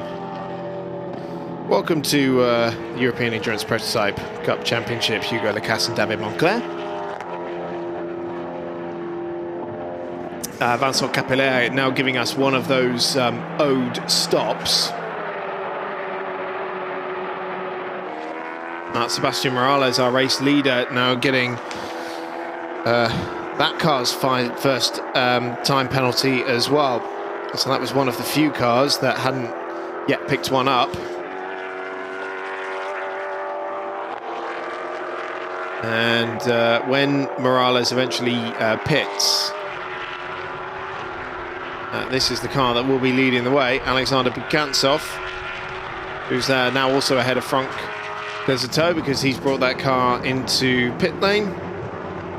So Bugantsov now just 9 seconds off of Morales. He owes us an extra stop.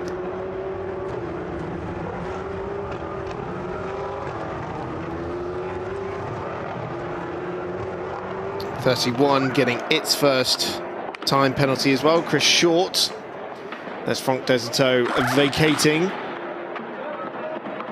the car. And looks like Jonathan Thomas climbing back aboard. So I don't think we've seen Gaël Julien in that car just yet. Again, looks like they're saving him for the end as well. 57 car and 21 going for refuel. So Lionel Robert for DB Autosport and Vincent Capeller for Kojimo.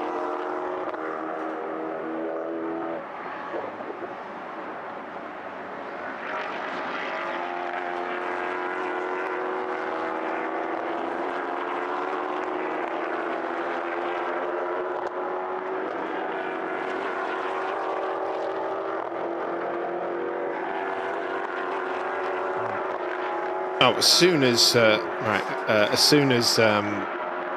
Chris Short got that 5-second penalty, is now a drive-through as well. So there must have been one I missed there because it went straight from 5 seconds to drive-through. It's 2 where you get the drive-through. So that car now having to come through. Pit lane. Claire Cottingham's back with me in the commentary box. What have you learnt out there, Claire? Do you know what? I saw Jonathan Thomas get out the car, and I have never seen a driver look more fatigued than that man after his stint. And I guess this might again be down to this physical issue they're having in the car, but he looked exhausted, and they were running to go to get him fluids. I mean, it wasn't dramatic. They were just doing a normal getting to the fluids. I'm not saying he was, going to medical centre or anything, but I then walked past about 10 seconds later, and he was on the floor, sitting down. He was fine, but it was just the physical amount that this had taken out them. And I wasn't expecting Danny to say, to be honest, oh, it's the most physical race I think I've ever done. I expected him to be like, I think it's hot. But Danny Bonchoux literally said this is the most physical race. Not yet, but it will be by the end of the day. I can tell that the stint that I'm going to do next is going to be a lot. So mostly I'm finding out that a lot of the drivers out there are remembering they're human and realising that, yes, lots of fluids. Chris Short said it quite well out there. Keep your liquids up, keep your health in good spirits and all that sort of stuff. And yeah, it's intense out there. It is very warm, and as we've been mentioning, it's not just that, it's the humidity. There is no respite. There's nowhere to sit. Like, luckily I can come back up here, grab some water and chill out. They might have trucks out back, but most of them are sitting with the teams watching this as well. So there's not a lot of respite. I also learned that these tyre, the connector bit there that's in the middle of the tyre, they can just fall off. I like that. The wheel nut? No, not the wheel nut. The inside, it's a disc. The disc inside it is the thing that broke on car number 17. So I was speaking to Enzo Richer about it, and I said, what happened exactly? What's the issue? And we have a little group chat. I've sent a picture of exactly what it is. The brake disc. The brake disc is part of the bit that fell out. It's the bit that holds the literal structure of the tyre in place, is what Enzo told me. I'm not an engineer. Yeah. I'm not a mechanic. I don't know the ins and outs of exactly what's holding the tyre on. But that is what, when they removed it, when they were switching them around, the rears to get, I would assume, just so that they can keep the tyre use the same on both sides. Immediately one of the mechanics went, no, there's something wrong with that one. And speaking to the guys at Goodyear, they said, oh, well, actually, there was something on the car that was rubbing to the tyre. So it would have either been a puncture, or it would have been the wheel would have just fallen off. So that was interesting. They will lock up there into turn 5 for... Could be anyone. Couldn't see that. Jonathan Thomas. Was it Jonathan Thomas? It was car number 7. I saw 1, and I was like, we don't have a car 1. So that was what confused me briefly there. Sorry. So yeah, I've been learning quite a lot out there. It's been a good. I've also learned to never travel with Enzo Richer because he has got some bad luck with anything to do with cars. And I said to him, bless, I said, oh goodness, again, we've had some bad luck. And he said, it's just been relentless. It's not even been, mistakes that have been made by drivers. It's sometimes just mechanical things like this. But he's having a tough lesson or a few to endurance racing, isn't he, in his first full year of the stepping up to the intensity of endurance racing. I think what we're learning here is if you're playing darts with Enzo Richer, then the safest place might be to stand directly in front of the target with the way this year is going. Sebastian Morales brought in the 555 car, handing over to Philippe Thiron. That means that Alexander Bukantsov now leads for 23 events. Number 28 crew, James Winslow, to take over the car in the final stages of the race. He is 32 seconds clear now of Marlon Hernandez, who is taking chunks out of Bukantsov's lead. Last time around, nearly 2 seconds faster than the multiple LMP3 champion. Both on the same number of stops, of course. The 28 taking advantage of the fact that they're stationary for 20 seconds less than the 154. They're coming back at them now with some raw speed out there. Waiting to see where Philippe Thiron emerges in the AM battle as well, which will promote Adrian Chiller to the podium. But remember, they owe us one more stop after what happened at the first stop, which could put Nick Adcock back on the podium. That would be some reward if in the last 2 hours of this race, Nick Adcock and co can hang on to this podium. That would be a heck of a redemption arc for CD Sport. Yeah, that really would. CD Sport have had an absolute shocker out there. But do you know what? They were in very good spirits down there, and the drivers understood that these things happen. And I think actually they've taken it very well on the chin, considering they could have had quite a few up in top 10, if not podium contention. So yeah, Nicholas Adcock could be the one that we're looking at now that could save this despite a puncture. Well, there is our race leader, Alexander Bukantsov. And it was another 2.5 seconds last time around in favour of Marlon Hernandez. So the gap now under 30 seconds. And yeah, you know what will happen. Hernandez will get onto the back of him, and then Bukantsov will end up coming into pit lane. But it'll be really, really interesting to see how this plays out in the remaining 2 hours of the race. But of course, they've both kind of got an ace up their sleeve, really, with them slaving Prost and Winslow for the final stages.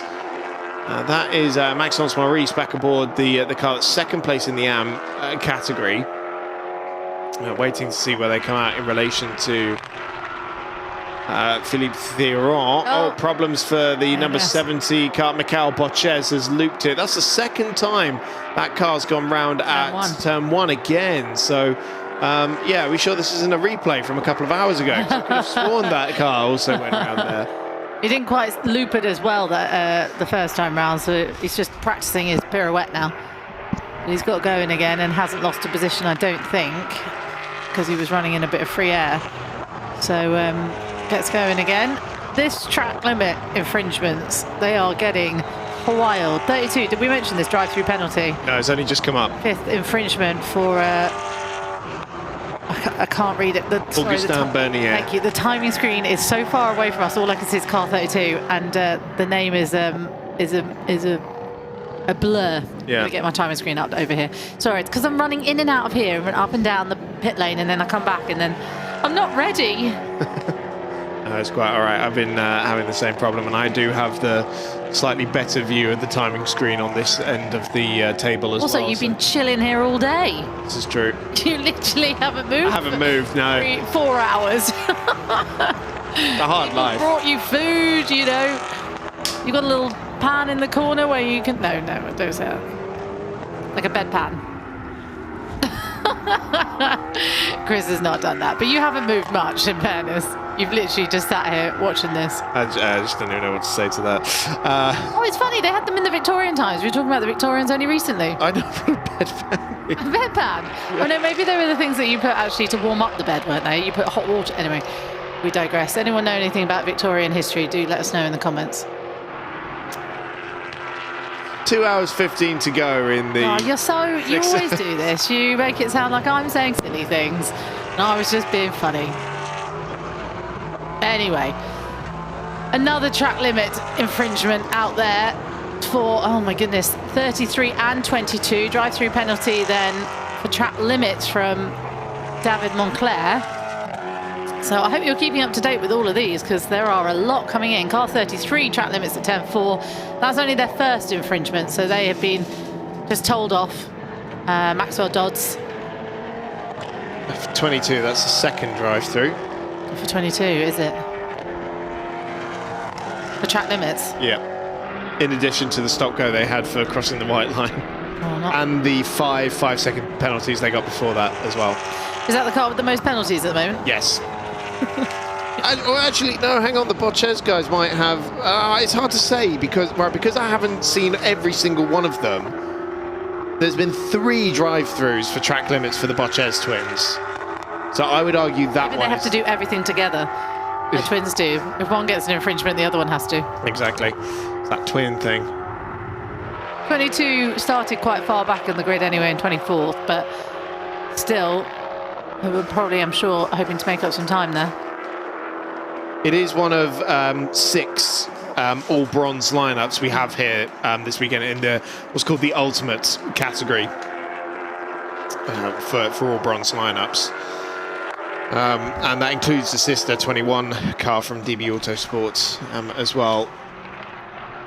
I think these are reset per stint as well, these infringements.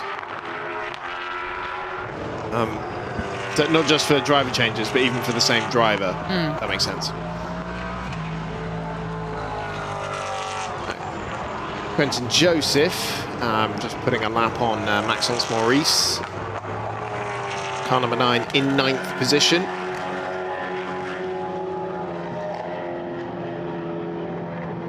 So Graf Racing down to 2 realistic podium contenders, and well, even then, podiums are a bit of a shout from here.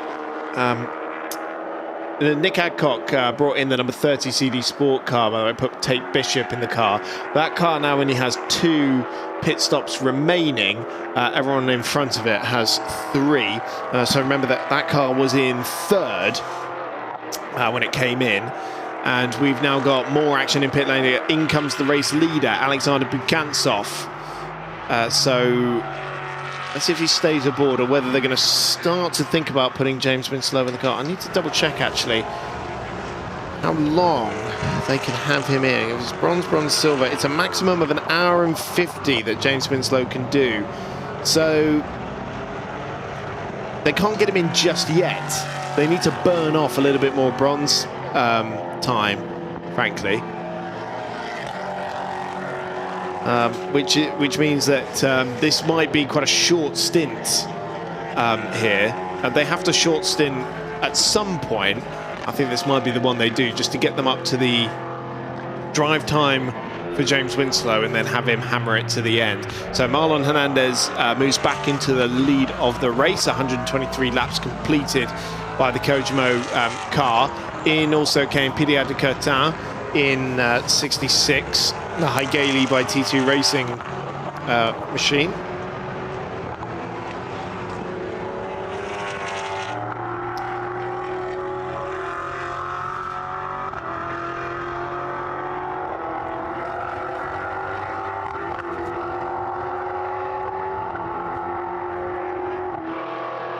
I was looking at Philippe Thiron earlier, by the way.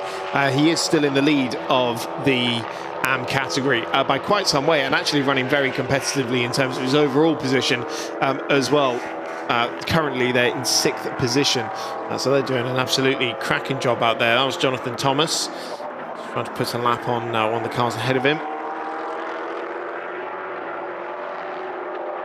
Danny Bunchu also with only 2 pit stops remaining for the 777 car.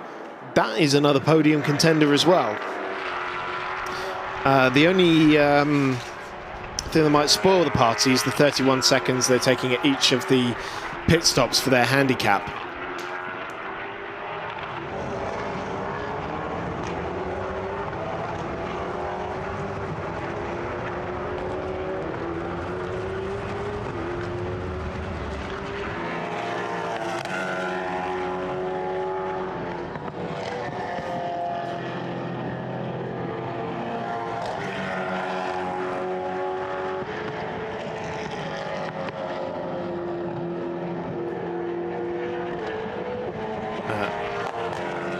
Augustin Bernier is in pit lane. Can we ever see he came back out again? I know he was out there not too long ago. He's only just come in. Yeah, okay. Because he got a penalty. Yes, he did. He was out on track. Yes, he did. So I think Carol Fritz is still our only quote-unquote retirement. Yeah.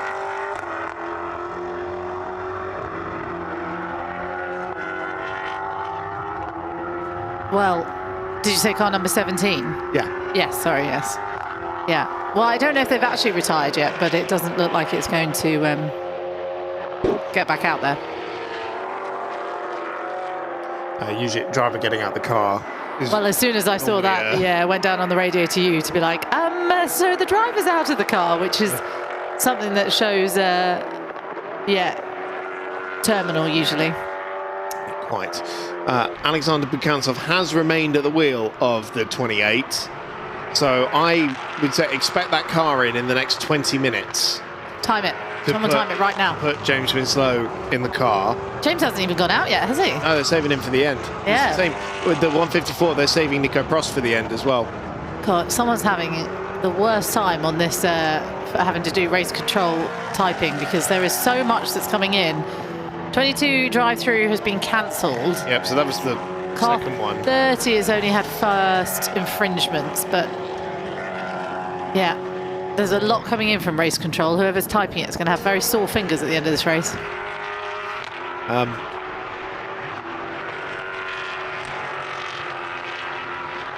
So Bukantsov coming back onto the racetrack. Adrian Schiller has brought in the 71 as well from second place. What was second place? And I'm fully anticipating that ANS won't do the additional stop that they need to do, and they will just take the penalty. At this point. Yeah, you'd be surprised. There's no real point. So Marlon Hernandez is back in the net lead, but he's still got another pit stop to come in and serve, and the 154 car there. Third infringement for car 70, turns at turn 1, 5-second penalty. Michael Pouchez, I think. I can't see it. I've got to put my glasses on. Botchez, yeah. Botchez. Yeah, 5 seconds there. I said 3 seconds. I really can't see. I'm going to have to start looking at my computer, which is very hard to do because the computer's behind me and the screen to see the tracks in front of me. So I'm going to have to do a bit of shuffling around. There we go.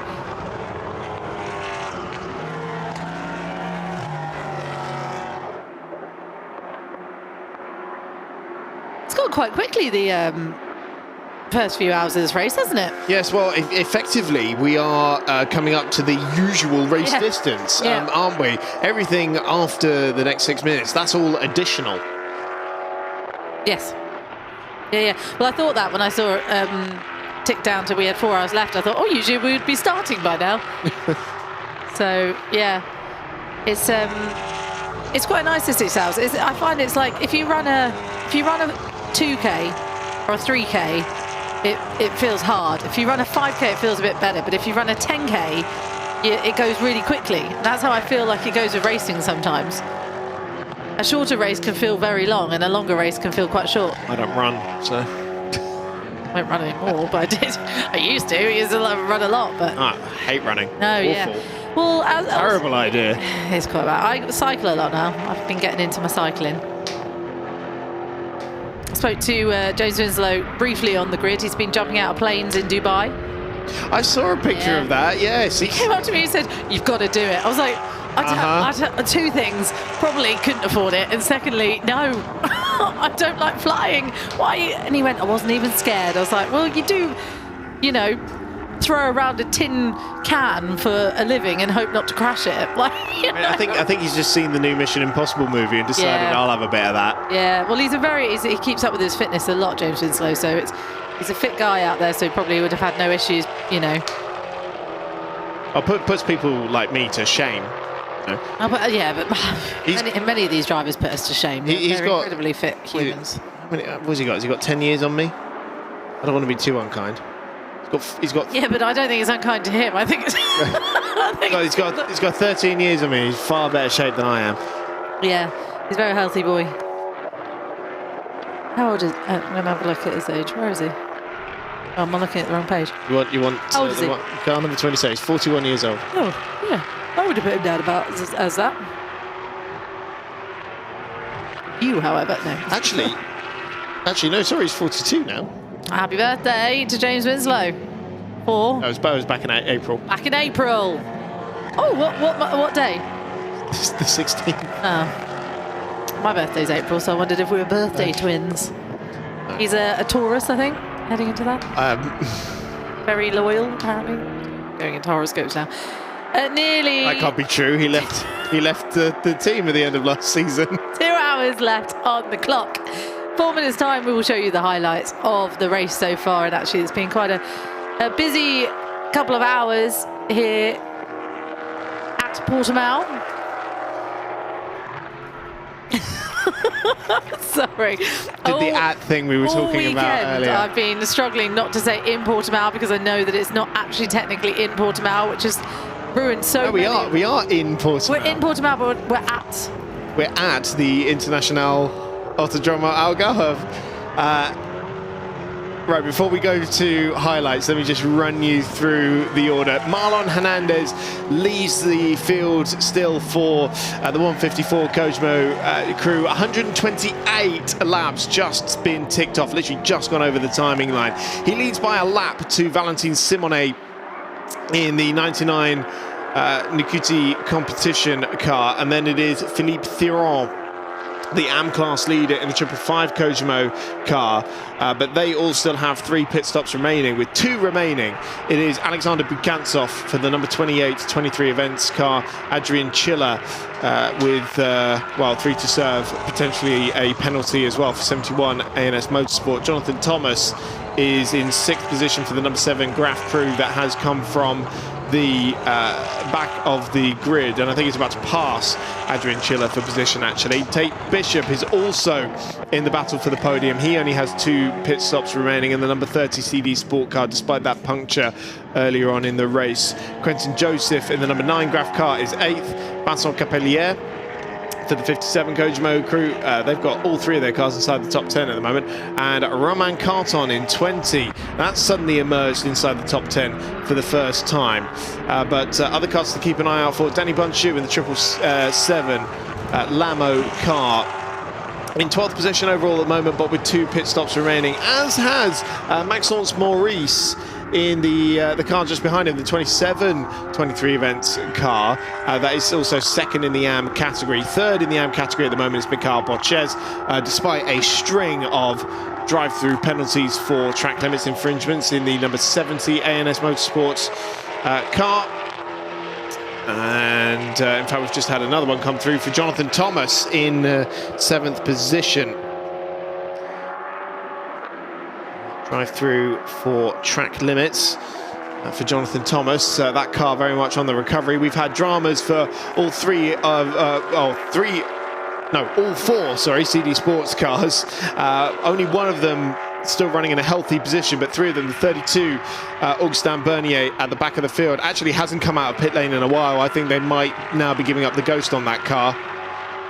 According to the timing screen, Enzo Ligier is back at the wheel of the number 17. So that car's not a retirement. It's back out on the racetrack because Ligier's just triggered the track limits as well. So the 17 that Carol Frisch brought in with a problem earlier on, that's back out onto the racetrack. That's how we know drivers are out there now, because we get them pinged for track limits. So we do have no retirements then. That's fantastic.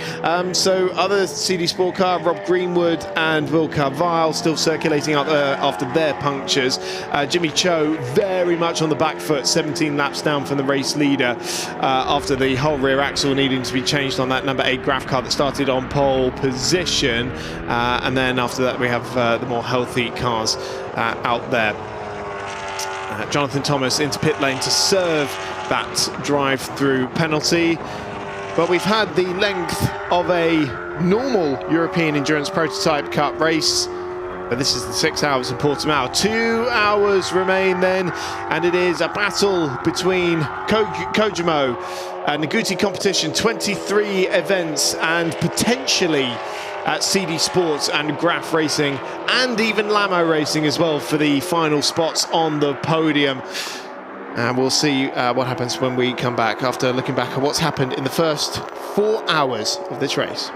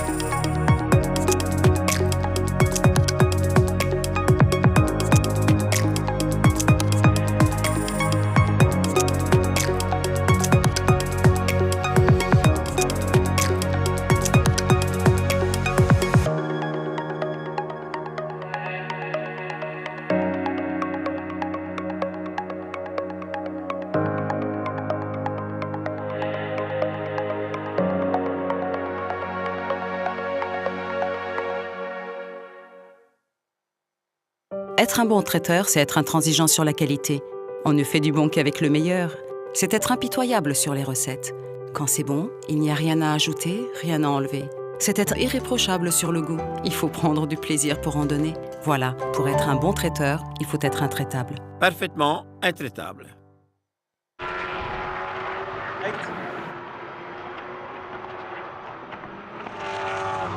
So welcome back to the final 2 hours of the European Endurance Prototype Cup. 6-hour race here, the one and only that we have. So, very quickly, let's head back down to the pit lane because it sounds like Nicolas Prost is standing by with Renault. I'm in the Kojima pit lane with a fresh driver. Look how fit he is. That's true, he hasn't driven yet, Nicolas Prost, for the leading car today. And when will you be in this car? Probably in about 20-30 minutes for the end. So it's still going to be a hot race, a long one, but looking forward to it. So far, it's a perfect race for you, for your team. And are you aiming at the victory right now? I think we're in the mix, but you know, with the championship, with the penalties, with like the refueling, the mandatory pit stops, it's very hard to know exactly where you are until the last stint. I think we're in the mix. It looks like it's a race where the car, which has no problem, will win. And many cars had problem. For you, it seems it's a perfect race from a mechanical point of view. Yeah, so far so good. I think, yeah, we've seen a few problems at the beginning, but it's not so bad either, you know. And it's obviously a very hard race, so it's always very hard for the car, and it's the same for everyone. It's very hot today. We have seen so many problems with the cars, with the drivers due to the heat. Have you prepared in a special way today due to these high temperatures on the track? Well, you know, I'm getting a bit old. No, unfortunately, it's okay. It's going to be okay. But yeah, for sure, it's going to be a tough one, you know. And the cars are not very cold inside, so I think for everyone, it's a struggle. And we've talked about tire management because of the heat, obviously. Is there any special things to look for in terms of tires management at the end of this race? Yeah, it starts from the beginning. You know, if you are going to put a double stint on the tires, you know, you have to save them straight from the beginning, and might not pay at the beginning, but at the end might pay a big one. So it's always a bit the same, you know. All right, thank you very much. Nicolas Prost leading this race with the Kojima team. The happiest, most smiliest man is Renault down in the pit lane. And energy that goes on for days and days. Thank you for having a lovely chat to Nicolas Prost ahead of his stint. He will probably be the final, well, he will be the final driver that goes out onto the track to bring that car home, car number 154, sharing with Marlon Hernandez, who's at the wheel at the moment, and Erwin Creed, who started the race. Obviously, Nicolas Prost is a platinum driver, so you'd expect him to finish the race off in style for them. Trying to see if there's any more infringements come through in that time, and there has been already.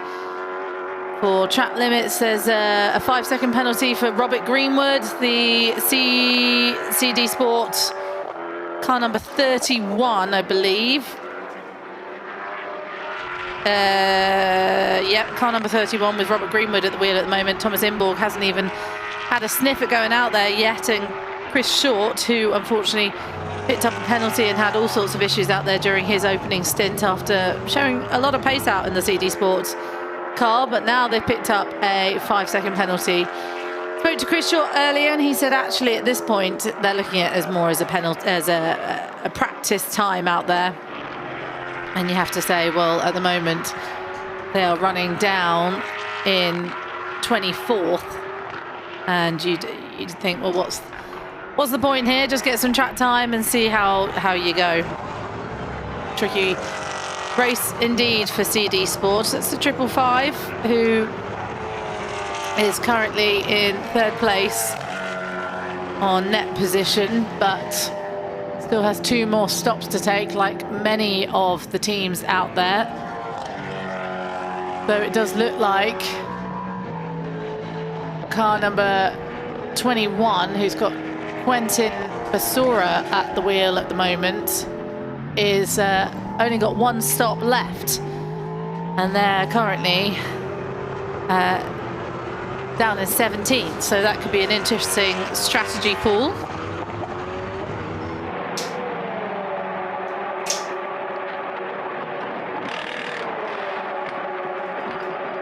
So 154 comes in from the lead then.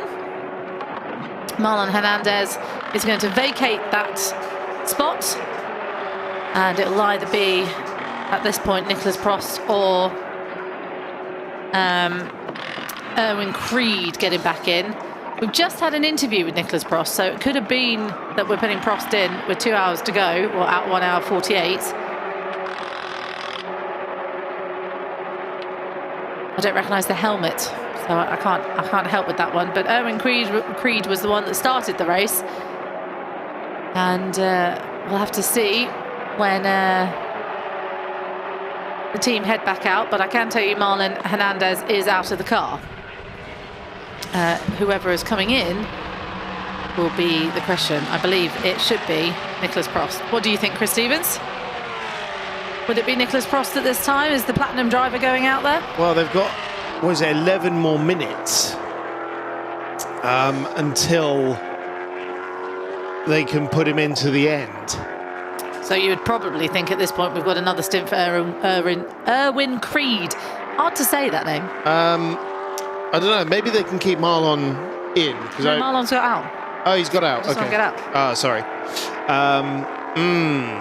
Yeah, interesting. I don't know who that would be then, because they've definitely just had a driver change for the 154. They might just have to put Erwin, because if they've run Marlon the maximum amount of time they can, then yeah, they'll have to put Erwin in and then put Nico in the next 10 minutes, I guess. Yeah, that seems an odd.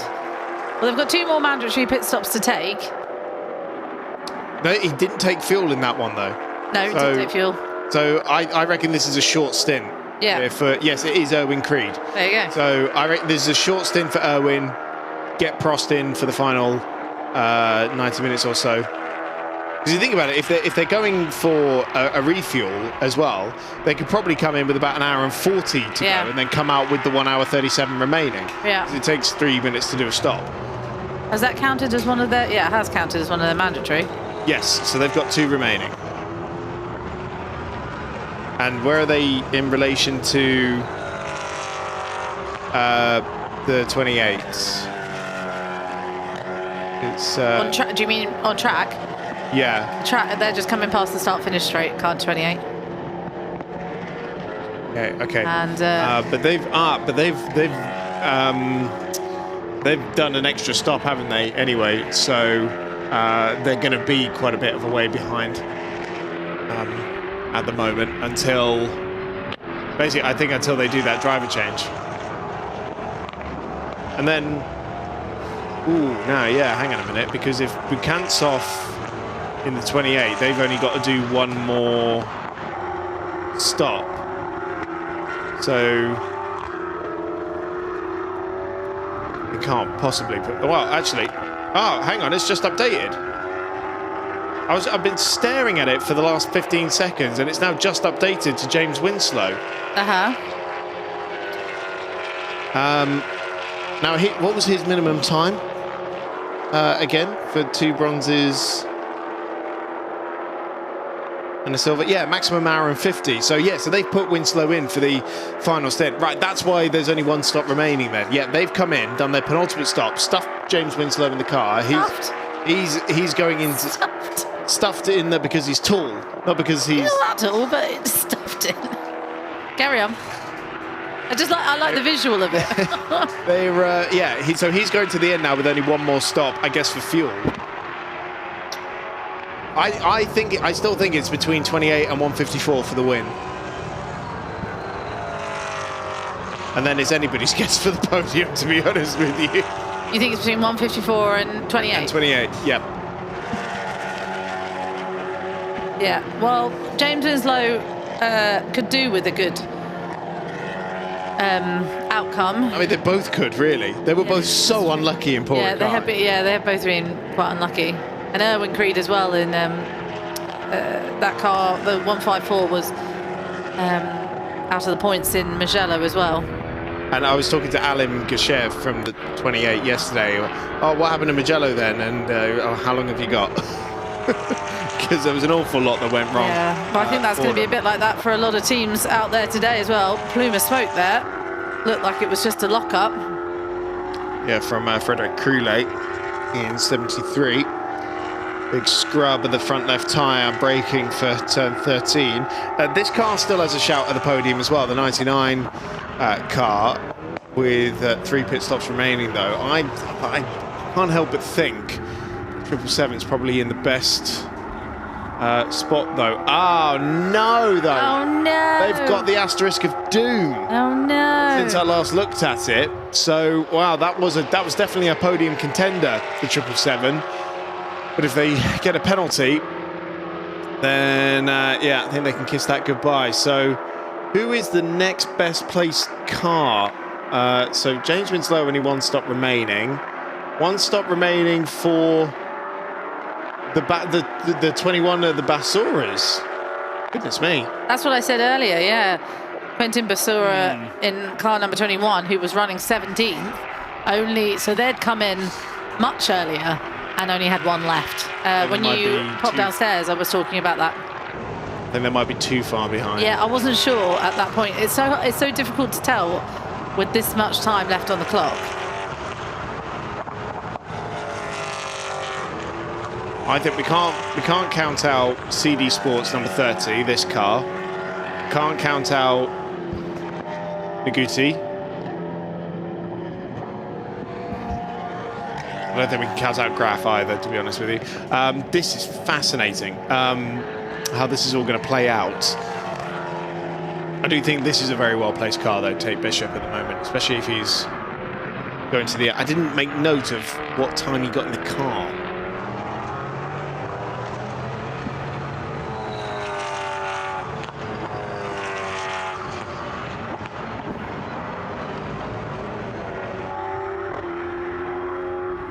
So, Philippe Thiron is actually closing in on 2nd place overall. Valentin Simone, he's 15 seconds behind. Moment. And in fact, Simone's brought that car into the pits for its 4th stop. Yeah, 2 to go after this one. So that'll promote Tate Bishop past Philippe Thiron on that lap. That'll put Tate Bishop back up to 2nd. A lap's time. Driver change as well with Simone getting out.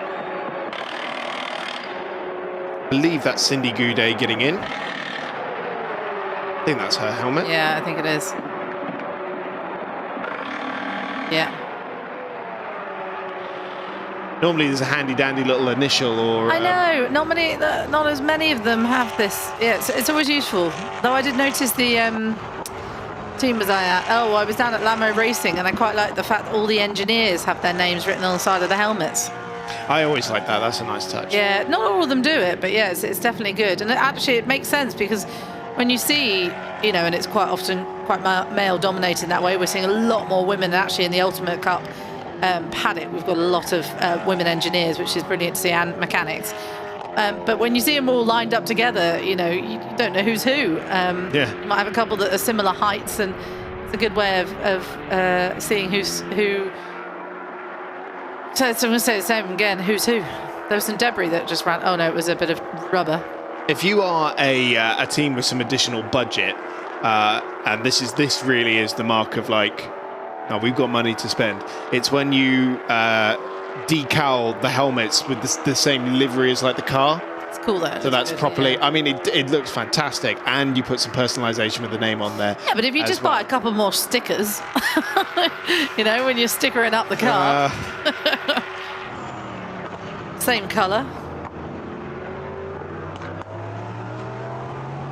I'm definitely no sticker expert, so I don't know. I'm not the best person to ask about that. Enzo Richer is being given another slap wrist for a second infringement out there in car 17. That has had a torrid afternoon since picking up some issues in the inside of the wheel. And Augustin Bernier still hasn't gone back out, that number 32 CD Sport car. I'm a bit more comfortable now saying that's a retirement. Yeah, well, yeah, shame. Set blistering lap, didn't he, in qualifying yesterday? Certainly did. Highlight of the day, that was. Yeah, it was a great lap. And Bernier absolutely blitzed Q3. Let's head back down to pit lane. Alexandre Urbine is down there. Et je suis dans le stand numéro 99 Nerguti Compétition avec qui d'autre que Alban Nerguti en personne. Bonjour Alban, vous avez pris le départ de cette course. Racontez-nous un peu comment ça s'est passé ces premiers tours dans cette course très éprouvante. Oh ben ça s'est plutôt bien passé, hein. Franchement on a fait un départ comme il fallait le faire, comme on s'y attendait. C'est une course de 6 heures donc c'est très long. On voulait si possible gagner des places bien sûr, mais voilà, pas prendre de risques, être safe. C'est ce qui a été réalisé, hein. J'ai fait le départ et je me suis fait un peu fermer sur le premier virage, mais au bout d'un tour ou deux, j'avais gagné 2 places, donc très bien. Alban Nerguti explaining that the beginning of the race was a safe one. He tried to drive safe through the first turns, through the first laps. He gained position actually and is quite satisfied with the beginning of this race. Alban, on a beaucoup parlé des températures ici, beaucoup parlé de l'usure des pneumatiques. Je viens de voir les pneus qu'on a enlevés de la voiture. Ils avaient l'air très fatigués, très abîmés. Un vrai challenge aujourd'hui ? Ah ouais, carrément. En fait, je pense que c'est même le plus gros challenge de la course ce week-end. C'est gérer ses pneus, gérer la voiture parce que on est plus en train de se battre contre la voiture que contre les autres, carrément. C'est très compliqué et ça fait partie de la course. C'est ce qui rend aussi les stratégies très intéressantes. Mais c'est très dur. Ouais. Le circuit qui est quand même reste abrasif, les chaleurs qui sont très importantes et les pneus qui ont une usure très importante. Tous ces 3 points font quelque chose de rendre la chose difficile. Tire management obviously is the key of this race, and it's very difficult to manage the tire through this whole 6-hour race, and obviously it's the heat and the kind of track we're racing on today that makes this race so difficult for the tires. And Alban is explaining that it's more fighting against the car itself than actually against the other drivers.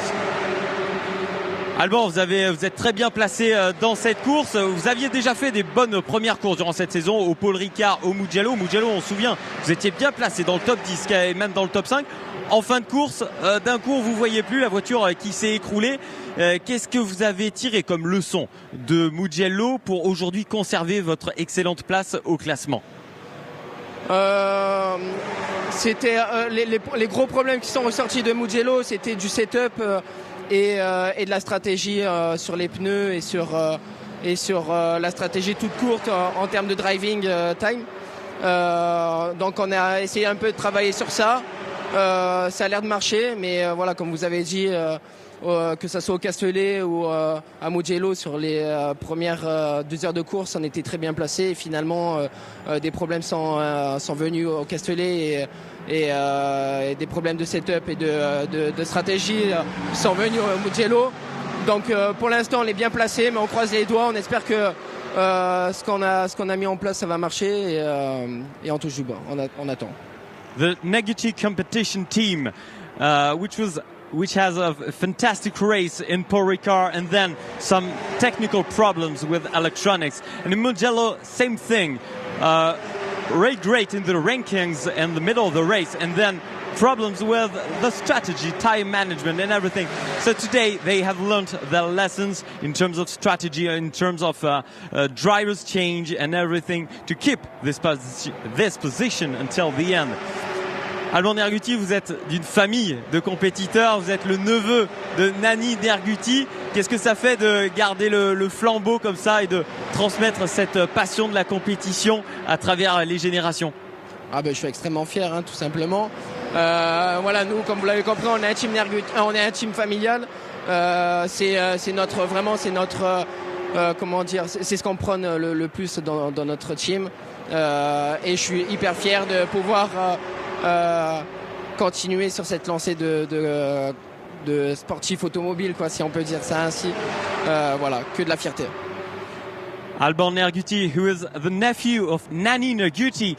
I think you in England, you don't know Nani Nerguti, but trust me, he was a famous driver in what we call mountain racing in France in the 70s and 80s. And so Alban Nerguti today is carrying this legacy, this family legacy through motorsports, and is very proud of it, very proud to keep this Nerguti competition team in this competition today. Merci beaucoup Alban Nerguti et bonne course en espérant que cette fois le résultat soit le reflet de ce que vous avez fait pendant la course. Merci beaucoup. Thank you very much. Thank you, Renault, for chat with Alban Nerguti, family-run team down there. It's been great having them back with us this year after the season was cut short right at this point on the circuit a year ago.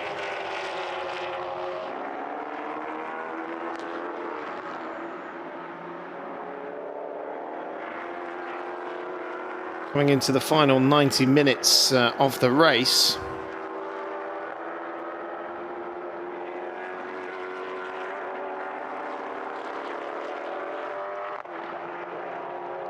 Slow moving DB Autosport car there.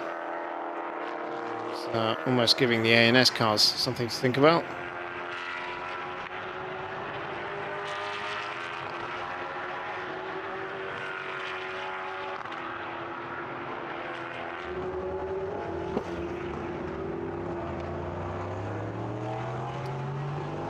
So Adrian Chiller has just done another stop, come out in 7th position. Well, we'll wait for that to update actually, but I think they're only going to do one more stop, but we'll have one more to serve, and so they'll take a penalty for that in the last 15 minutes, unless they do squeeze an extra stop in.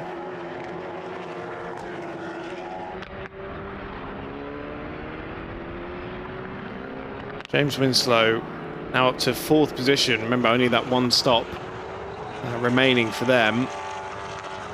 Tate Bishop and Owen Creed in the top 2 have to do 2 more. Philippe Thiron still has 3 to do, in fact.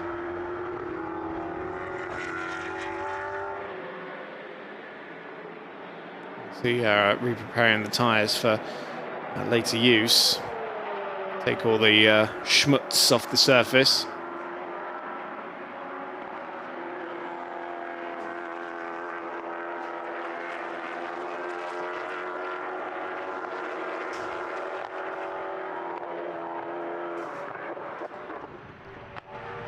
And Tate Bishop coming in now to do that penultimate stop of the race for CD Sport.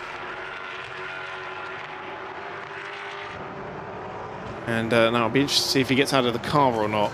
I think he's been in there for a while, in the number 30. And Michael Stevens already done a stint as well, so see if either of those two head back out onto the racetrack.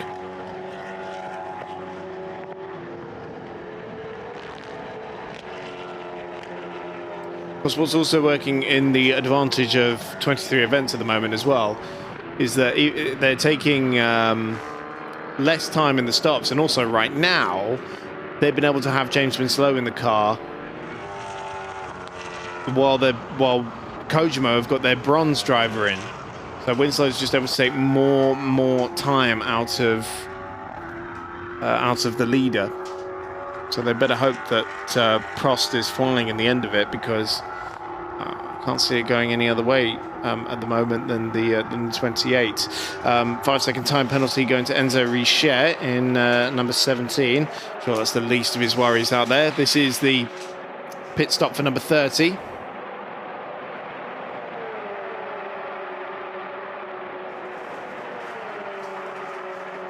Didn't see if there was a driver change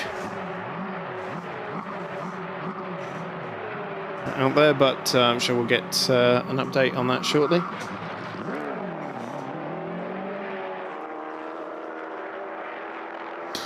Is going for fuel though, so peels over to the right at the end of pit lane. Get a splash of fuel as well. Hour and a half to go. Yeah, can you believe it? We're into the final 90 minutes already. Yeah, well, it's quite amazing, really. It's been great weekend of racing. Always beautiful to come to this area of the world. And I think we're going to be in for a bit of a showdown for the final hour and a half in the European endurance prototype. It's anyone's game, but I'll tell you for free, it won't be this car that wins. Enzo Richer finally getting out there and having a stint. And unfortunately, at least the car's out there. That's the main thing. So Enzo gets some wheel time and... Oh, a bit slidey out there. Trying to go past car number 22, which... Oh, I mean, that was a bit... I like Enzo a lot, but that was a bit of a scrappy 5 minutes. 2 minutes we just saw of him there. But yeah, it's frustrating for Enzo. He's had a tough start to the season. I mean, led the race earlier on. Yeah, there was such hope for them. He was fighting, yeah, because he started the race, didn't he? Which is rare for Enzo. Yeah, it's just fallen away from them, hasn't it? Yeah, I still think they were potentially in podium contention before that wheel rim issue. Race leader Owen Creed into the pits. So that is James Winslow knocking off one of those laps that it's down on the race leader. I'm going to see now, presumably this will now be Nico Prost getting aboard. And then we're about to get a much clearer view of how this race is going to look when we get to the checkered flag.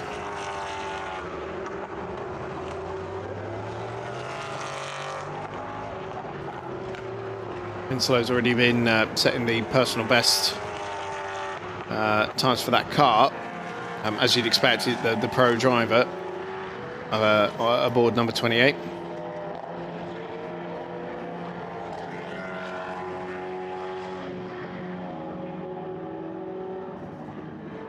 But Philippe Thiron still owes us 2 pit stops as well in second position, but Winslow now up into third. We do have Gaël Julien now aboard the number 7 Graf car. That still owes us 2 stops. So I would imagine we'll drop behind Tate Bishop in the closing stages of the race. But again, it's so close. We don't know how it's going to shake out. Is that car number 30 in for their last stop? That's their penultimate stop. They still have one penultimate. Oh, yeah, because they're on the pit out. Yeah, they looped it into the refueling area as well. So they'd already managed to tick off the mandatory element of the pit stop.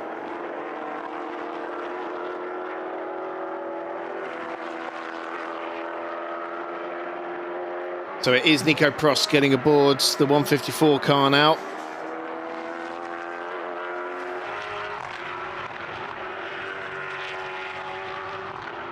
Of course, multiple Andros Trophy champion and monoplast champion here in the Ultimate Cup as well. After his career in Formula E and the World Endurance Championship with Rebellion Racing.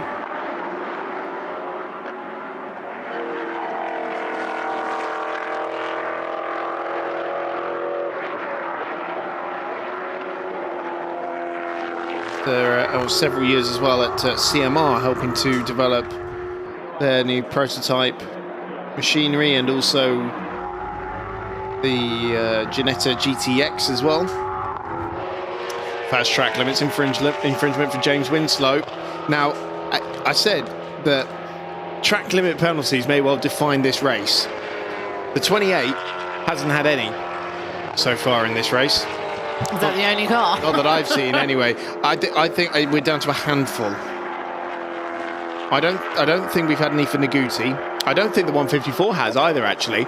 And doesn't that just go to show that's why you end up at the front? It's because you're not getting drive-throughs and taking penalties all the time.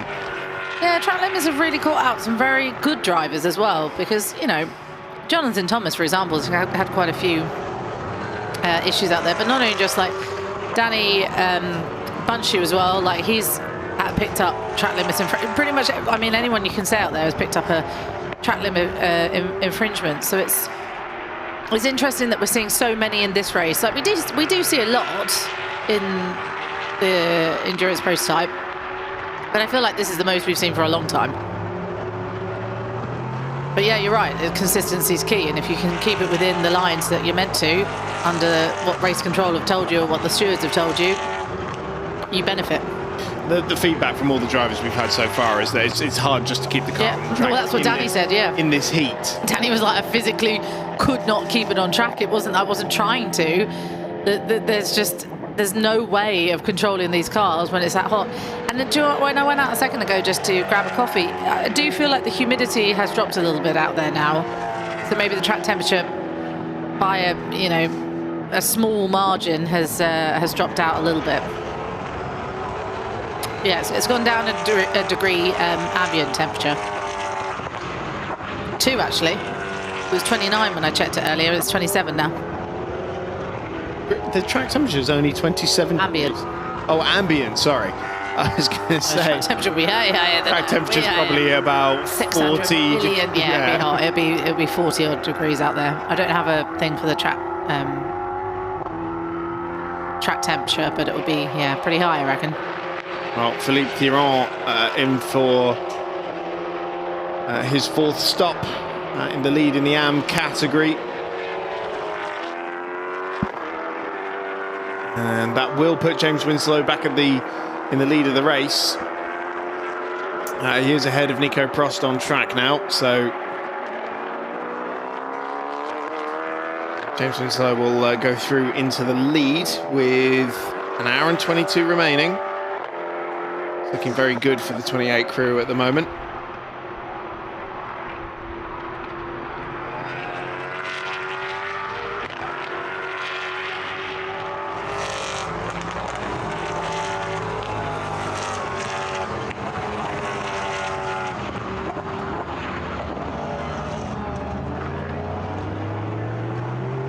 In fact, Nico Prost has come out behind Gaël Julien, but that car has an additional stop to serve, so that'll be why that's happened.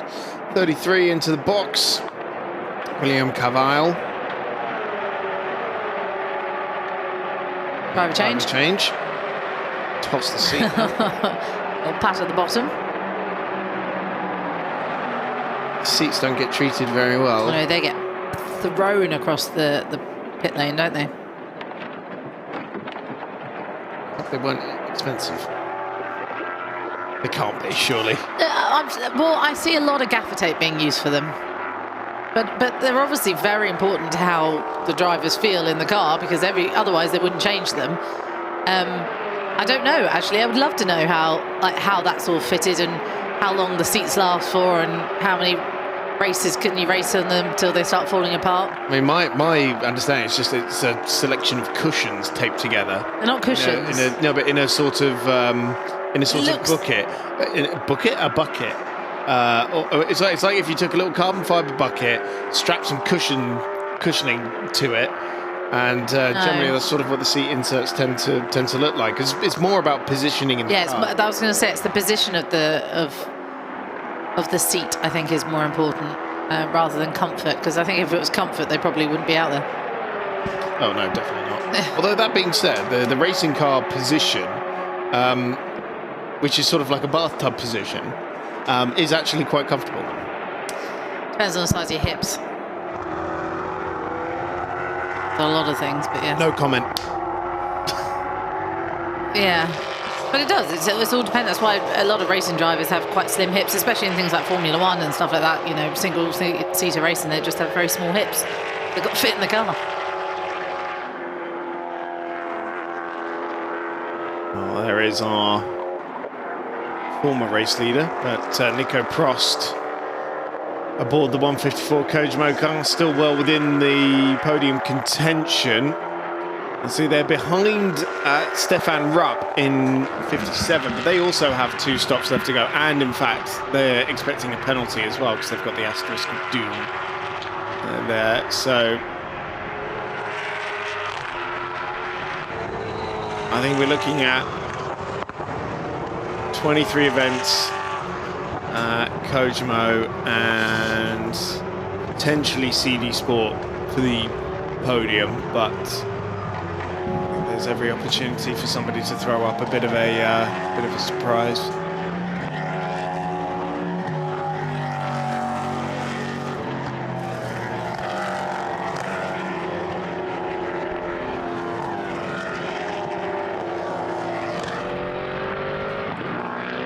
This is what we think will be one of the leading cars, at least on the podium, the 154, which we've just cut away from, with Nicolas Prost at the wheel at the moment, the Platinum driver, coming to finish the final stint for the 154, which has been running incredibly well today.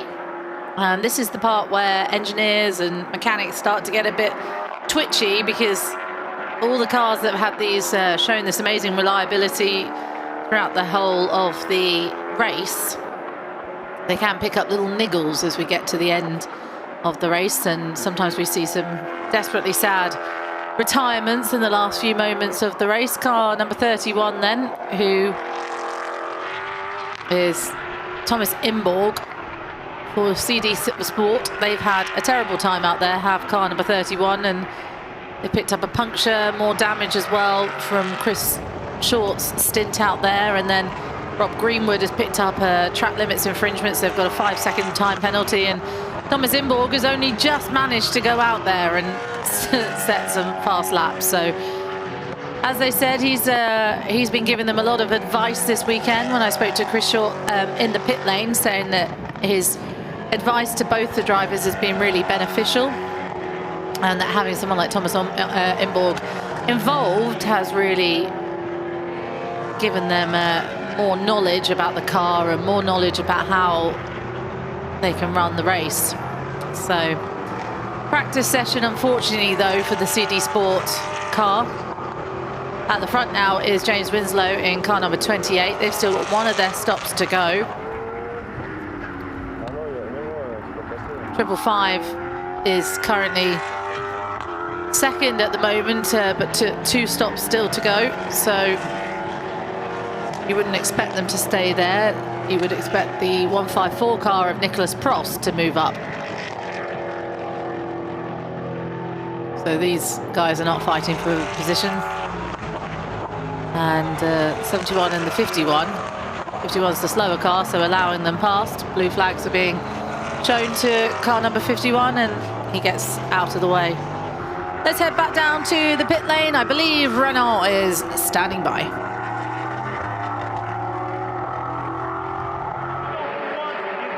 Out of the car, it will be getting in moments now. Nicola Molini driving number 51. What are the orders now for the end of the race?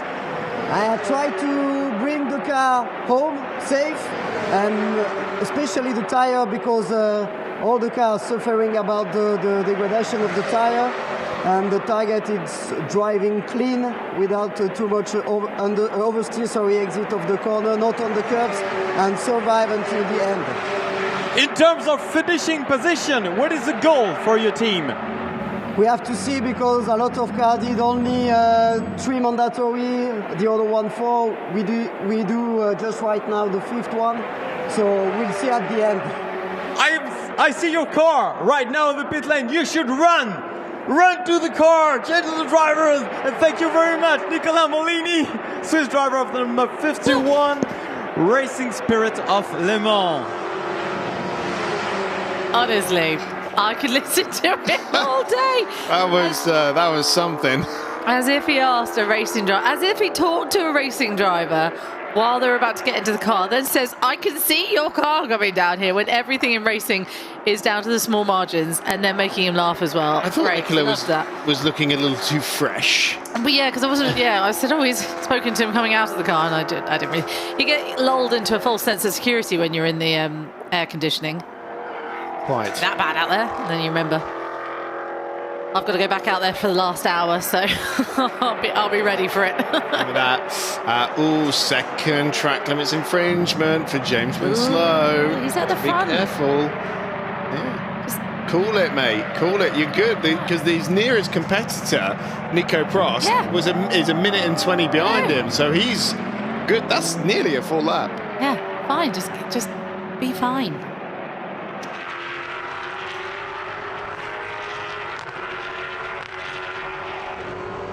When you get the message that comes through, zero risk. Zero risk. Yeah, zero risk, yeah. And then you fall off the road because you fell out of the rhythm. Trying to see where Nicolas Prost is, down in 4th at the moment, isn't he? Yeah, 4th and about a minute and 20 behind James Winslow. And they're the sort of direct competitors because they've both only got one stop remaining. Yeah.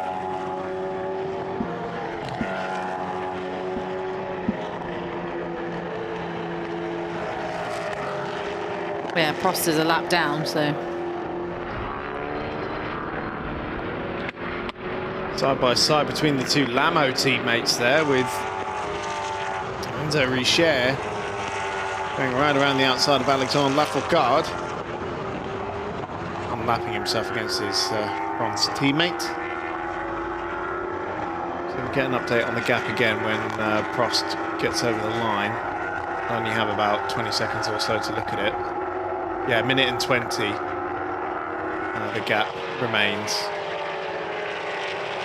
Slightly slower on that last lap than James Winslow. So not only do 23 events have the pace, the advantage in terms of the stationary time, but right now they've got the pace advantage as well. Yeah. So it's looking very, very good for them at the moment, barring an act of God.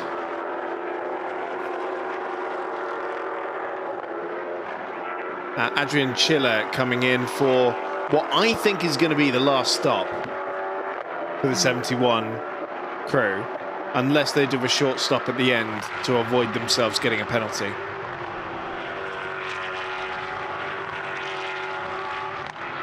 Now we've got David Drew now aboard the number 9 Graf car as well. Expect that one to make a little bit of forward progress. Who else haven't we seen it? Sandro Perisuti is now aboard the Switch Racing car as well. Sasha Clavadeccia, he's been in the Racing Spirit of Le Mans number 25 car for a while because we had him in the box earlier. Yeah, nice to hear from Sasha. Gael Julien bringing the number 7 Graf car in from 3rd for its penultimate stop. As is Stefan Rupp for Kojimo.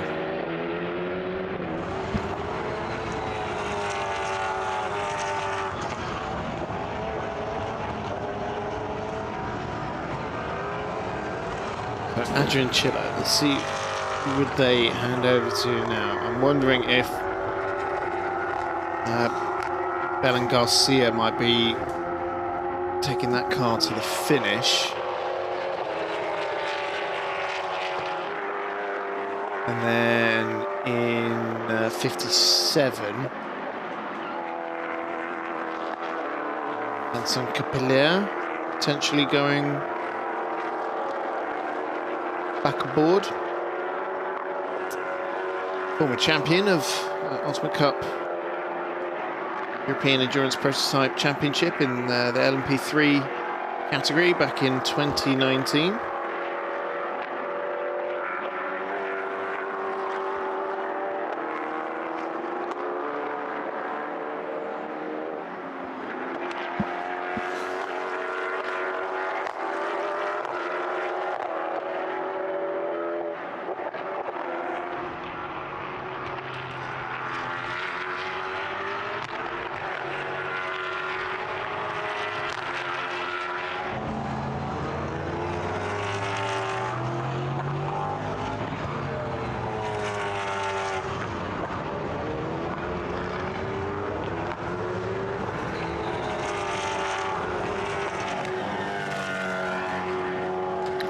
hour and 10 to go then in the third round of the season for the European Endurance Prototype Cup. 6 hours of Portimao. James Winslow leads the way. Dennis Gallon currently in second position in this 555 Kojimo car.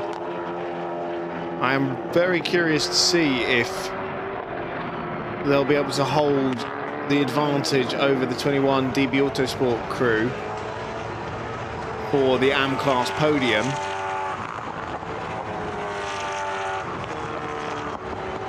I'm a little bit surprised that Christoph Kresp and Maximus Meyer have fallen behind the 21 car, despite having some absolutely electric pace in this race, running as high as third at one point.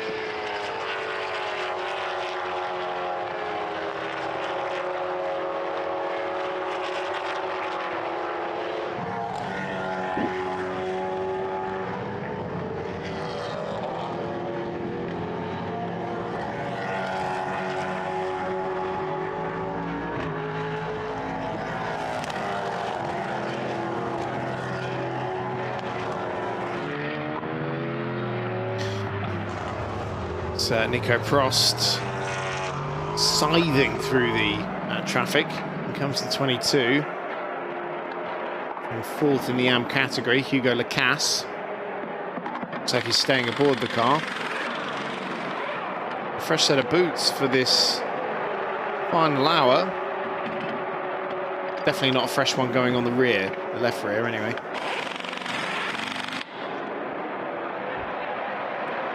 Brand spanking new one on the front left, that's for sure. Obviously the state of the ones going on the right hand side. Definitely an old one going on the right rear. So maybe that's just new fronts.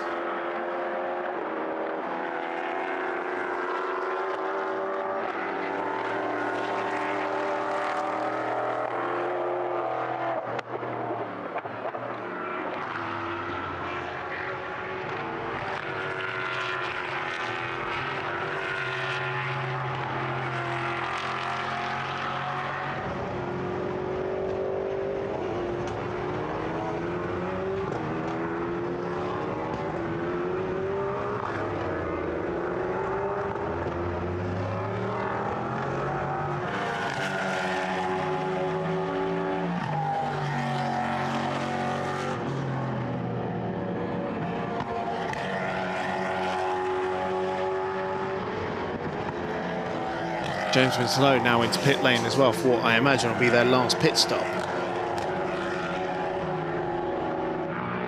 So probably that's for fuel. So I have to have my microphone on to actually be able to talk. Yeah, no, you'd assume so at this point. See how much time he'll lose. I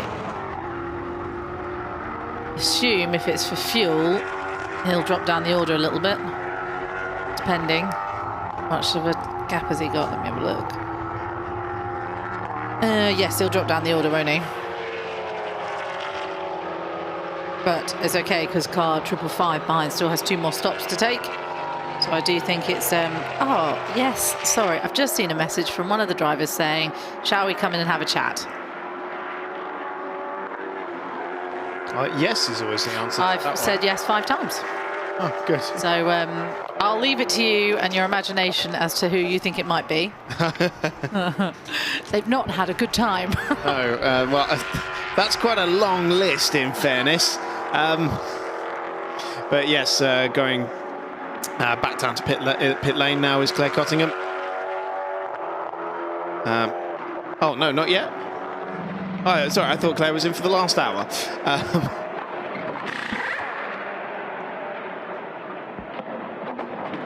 Back into the pits is number 8, Alexandre Cuneau. Aboard that one. There he is.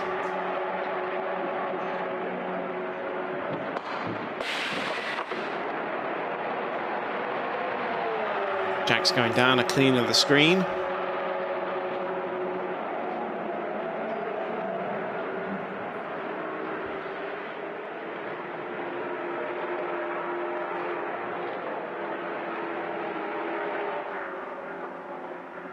See Racing Spirit of Le Mans back into pit lane as well with the 51 car. Where is James Winslow? It must be in the refueling area because he's not in the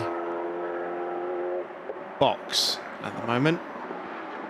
Denis Calon is a orange and black car background there. Out comes 22 from DB Autosport, Hugo Lacasse. Into the race goes the Racing Spirit of Le Mans car as well.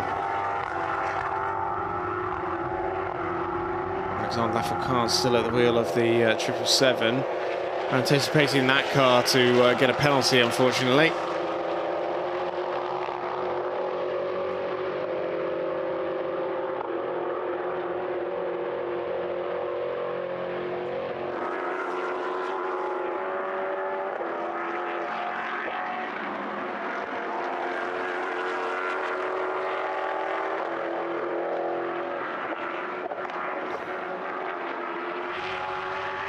Nicolas Melen just unlapping himself against Lafourcade. Into the pits, David Drew from Graf, Quentin Bassora as well in the 21 DB Autosport car.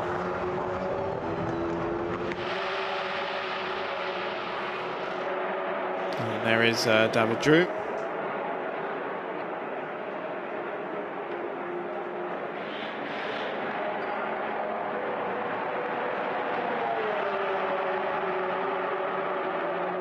Talking of helmets that help you identify, he's got quite a good one. Just his name written in giant letters across the back. James Winslow rejoins the racetrack. A handful of cars that have done all 6 of their mandatory stops now, which is quite early. Sometimes we see drivers leaving it to the last minute to get those stops in. You cannot complete you cannot enter pit lane for your mandatory stops within the last 15 minutes of the race.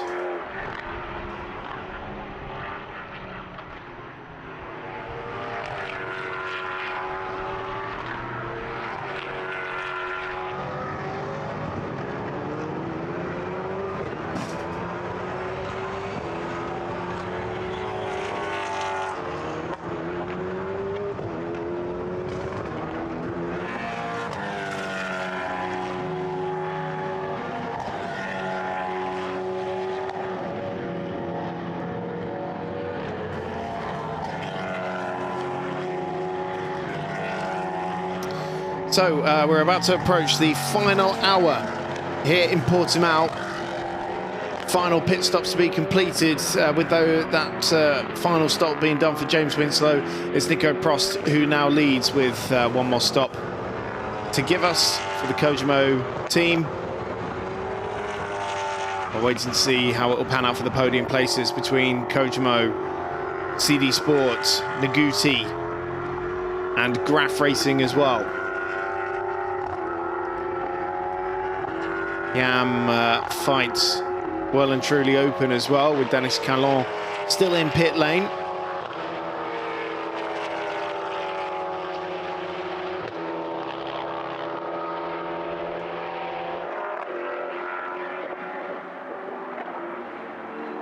Cindy Goudet just moving up into that second position.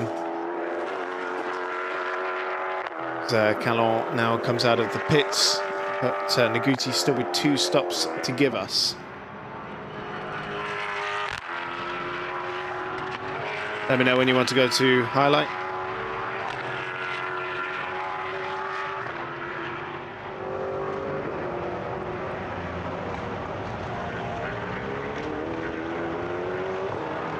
One hour remains in the 6 hours of Portimao. Let's look back at what's happened so far.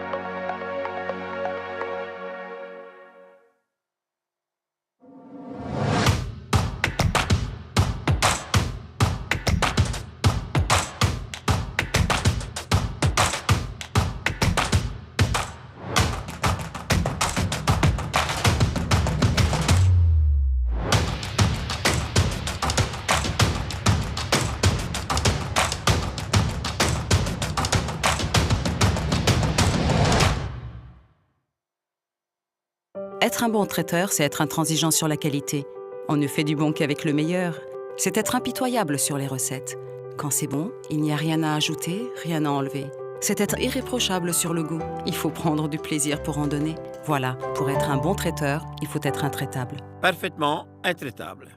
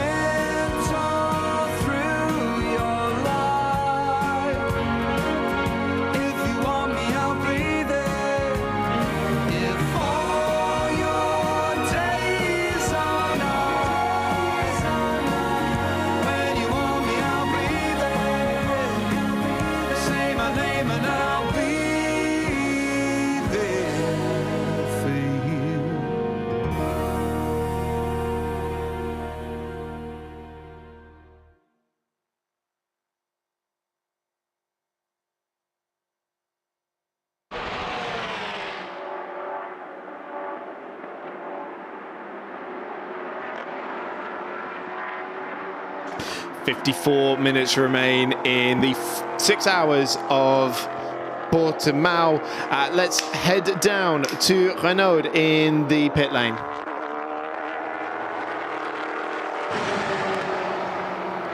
I'm in the pit box of the number 26 with the driver of the number 26, one of the drivers. He looks so young. Are you really a driver? How old are you? Yeah, I'm 16 years old. And I started driving when I was 13 in the cars. And yeah, now I'm here with the T2 for the second race of the season for us and the third round. And yeah, we're hoping to get in the top 10 for the race. So remember his name. He is Mitchell van Dijk. And he's been storming the field at the beginning of the race, coming from P15 to P1. Tell me about this fantastic drive. Yeah, indeed. The start was a bit rough. I couldn't gain any positions in the first lap because everyone was defending. But after that, the pace was great. I was one of the fastest cars on track constantly. And I picked them off one by one. And at the end of the stint, I was P1, so that's really great. And yeah, I gave the car to my teammate in a really good place. And in the hope we can get a good result. So I understand you will not be driving again for this race because you have reached the limit, right? Yeah, for me as a silver driver, I have the maximum time limit of driving for 1.5 hours. And I reached that in my first stint. I did a stint till my tank was empty, did a quick pit stop to refuel, and after 20 minutes gave the car to the other driver. And which is fantastic. It's only the second time you drive this car. You were in Mugello and now your second race only in this car. How do you like this kind of car, prototypes? I understand you prefer prototypes to GT cars. Yeah, indeed. It's just the experience you have is way better with all the downforce and it's just faster overall. And I like speed. And we will see you again for the next round of the Ultimate Cup Series. Well, I hope so. It's a bit of budgetary problems, but I hope I will be there and show strong pace again. Thank you. Mitchell van Dijk, Dutch drivers, and he's only 16, but he's very professional because before the interview he said, oh, should I look at you or the camera? How should I be? And man, he knows his job. Well, another enthusiastic entry from Renault in pit lane. I've got Chris Shaw and Rob Greenwood in the commentary box with me. Chaps, thank you very much for joining me. I'll introduce you properly in just a second. Just while we've got a minute before we get the final round of pit stops, I'm just going to run through the order very, very quickly. So Nico Prost leads for Kojimo Racing in the 154 car, still owes us one pit stop. Tate Bishop in second place for the number 30 CV Sport Crew, also owes us one pit stop. Net race leader James Winslow in third position for 23 events. Dennis Callon in the lead in AM and fourth position overall, still owes us a stop as well. Second in AM, Quentin Bassora for DB Autosport's number 21 car, and Michael Bachez currently third in AM for the number 70 crew. Right, let's introduce Chris and Rob. Rob, let's start with you. I hate to say it, but things have just not been going very well for you guys today. Yeah, that's one way of looking at it, yeah. But no, we've not had the race we hoped for, obviously. I feel like last time I spoke to you, that was the case as well. It was, because the car was on fire, wasn't it? It was on fire in Paul Ricard. So hopefully one of these times we'll get a chance to chat to you when things are going swimmingly. No, but we don't seem to be getting the rub of the green at the moment. And we had Chris did a cracking start. Actually, we had a reasonable quality. We had a few problems with the silver, but we qualified pretty well. And we've been enjoying the car all weekend, and Chris had a cracking start, but sadly he lost a tyre going into T1, lost pressure in it, and that caused some damage to the rear left, so that meant we had to come obviously into the pits, and that took quite a bit of time to sort itself out. We got back going and we're competitive. I mean, it doesn't help, but we've done, we've driven our stints competitively, all three of us. So sadly, that one tyre incident's cost us the race. But Chris had a lot of positive things to say about you earlier, though, with the pace you were putting out there. Remembering as well that it's only your third race in this car. Seeing a little incident here between Racing Spirit of Le Mans and the AM leader. T5. Yeah, so that was contact with the AM class leader, Dennis Callon, just getting a bit of a shove from the RSL car. Yes, in terms of you're not totally alien to prototype racing, having raced in radicals, but this is a new car to you for this season, and it seems you've taken to it like a duck to water. Oh, that's very kind of you. I don't know about a duck to water, but it's like a super fast radical. They're brilliant cars, honestly. They're mega cars. They're very manageable, very quick, great amount of torque. They're very pointy. You can turn it and it moves very well. So yeah, they're great. They're great cars to drive, and it's the first time I've done endurance, and that's been sprint racing's like crash bang wallop. Can you survive and go as quick as you can in a relatively short period of time? There's a lot more going on here when you think about just fitness levels, managing the car, tyre deg, strategy around pit stops, driver changes, all those things. So there's a lot more moving parts in this endurance series, and it's been great fun. Chris, how has Rob been as a student under your tutelage? You know what? I'd like to crack a joke at this point. But, you can. The progress he's made since the first round. I said to him today, you've really made big leaps forward this weekend, and I think he knows this track, which helps. Raced here a couple of times in the radicals. I think what's helped is we've had a very knowledgeable Silver in the car in terms of Thomas, who's been absolutely fantastic with the driver coaching. He picked up some things that the team hadn't actually realised previously, which has helped a lot.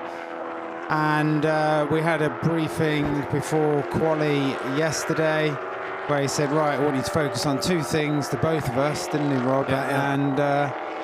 And we did those things, and Rob put in the best lap he'd done by over a second in quali. So, it's a shame that Thomas had some issues in the car in his qualifying session. But yeah, no, he's come on leaps and grounds, and you had some great pace in your stint today. Just a shame about the tyre issues, and in fact, all of the cars had an issue in CD Sport with the tyre pressures, and it's great to see that still one of them, car 30s, in second place. So, fingers crossed for the guys, because I know that some of the team, this is a testament to the amount of work that the engineers put in. I think there were 3 or 4 of the guys working on the car till 6 o'clock this morning. Oh, look, gone deep there, very deep into T10.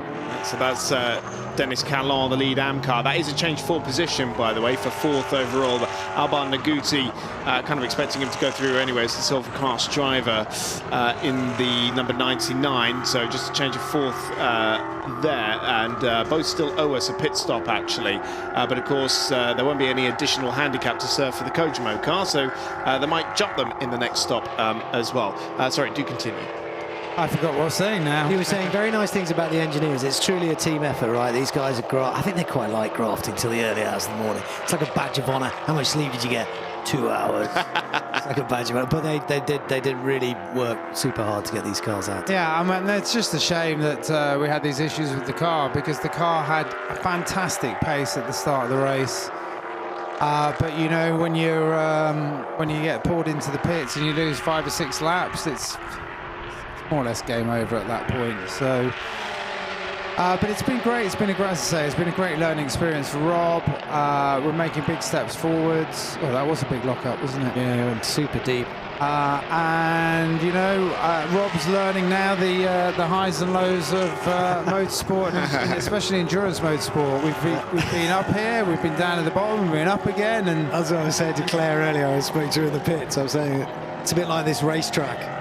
Very up and down. That's a good way to put it. It's yeah, the number one thing anyone can teach you here, Rob, is that racing is 90% it not going well, and then every now and again things will go well. You'll get a good result, and that'll make it all worth it.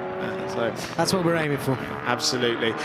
You mentioned the fact that the 30 is still in podium contention here, and I do think they are, because they've only got one more stop to give. And they're ahead of, you know, Naguti and the Graf car as well. So, there's still every chance that Nick, Tate, and Michael could end up on the podium. Yeah, I think they're going strong, and they're a great team, and they had a blowout as well. Yeah, we saw the spin for Nick, which I'm sure was a bit of an alarm clock. Going backwards there. Yeah, I mean, look, how lucky was it? Well, no spin is lucky, but he was right next to the pit entry. So, you know, out of the 4 cars that had the blowout, he just scoots across the track, gets it changed, and away he goes. So, you know, Chris had it in T1. He's got the whole track to limp a car around. And that does a lot of damage to the car. It knackered all the brake cooling system. You know, there was a lot of damage to the car, not just a flat tyre. So it's we're right behind this guy. You know, these guys have come over from South Africa. I think I heard you in commentary earlier saying how Nick Adcock promotes this so well over there, and it encourages people to come. You know, Tate's a young guy, super talented, and I'd be made up if him and Michael and Nick were able to get on the podium. That would be superb. I'm trying to think, last time Nick was on an overall podium in this championship. I think. Well, they got 3rd here last year, didn't they? I think he was on the podium last year. Yeah. There you go then. They started 22nd and finished 3rd last year. Oh wow! I'm impressed with your knowledge there, Rob. Well, I watched a bit of the race to try and get some tuition before I turned up here, and I've obviously retained some of that. Oh, good man, good man. Last year was some real crazy action. Well, I think there was. I mean, there was obviously the very big incident which red flagged the race for a long time. And one of the things I've been quite surprised about during my stint here, there's very few full course yellows. Yeah, we were saying the same thing. Yeah, no safety cars as yet.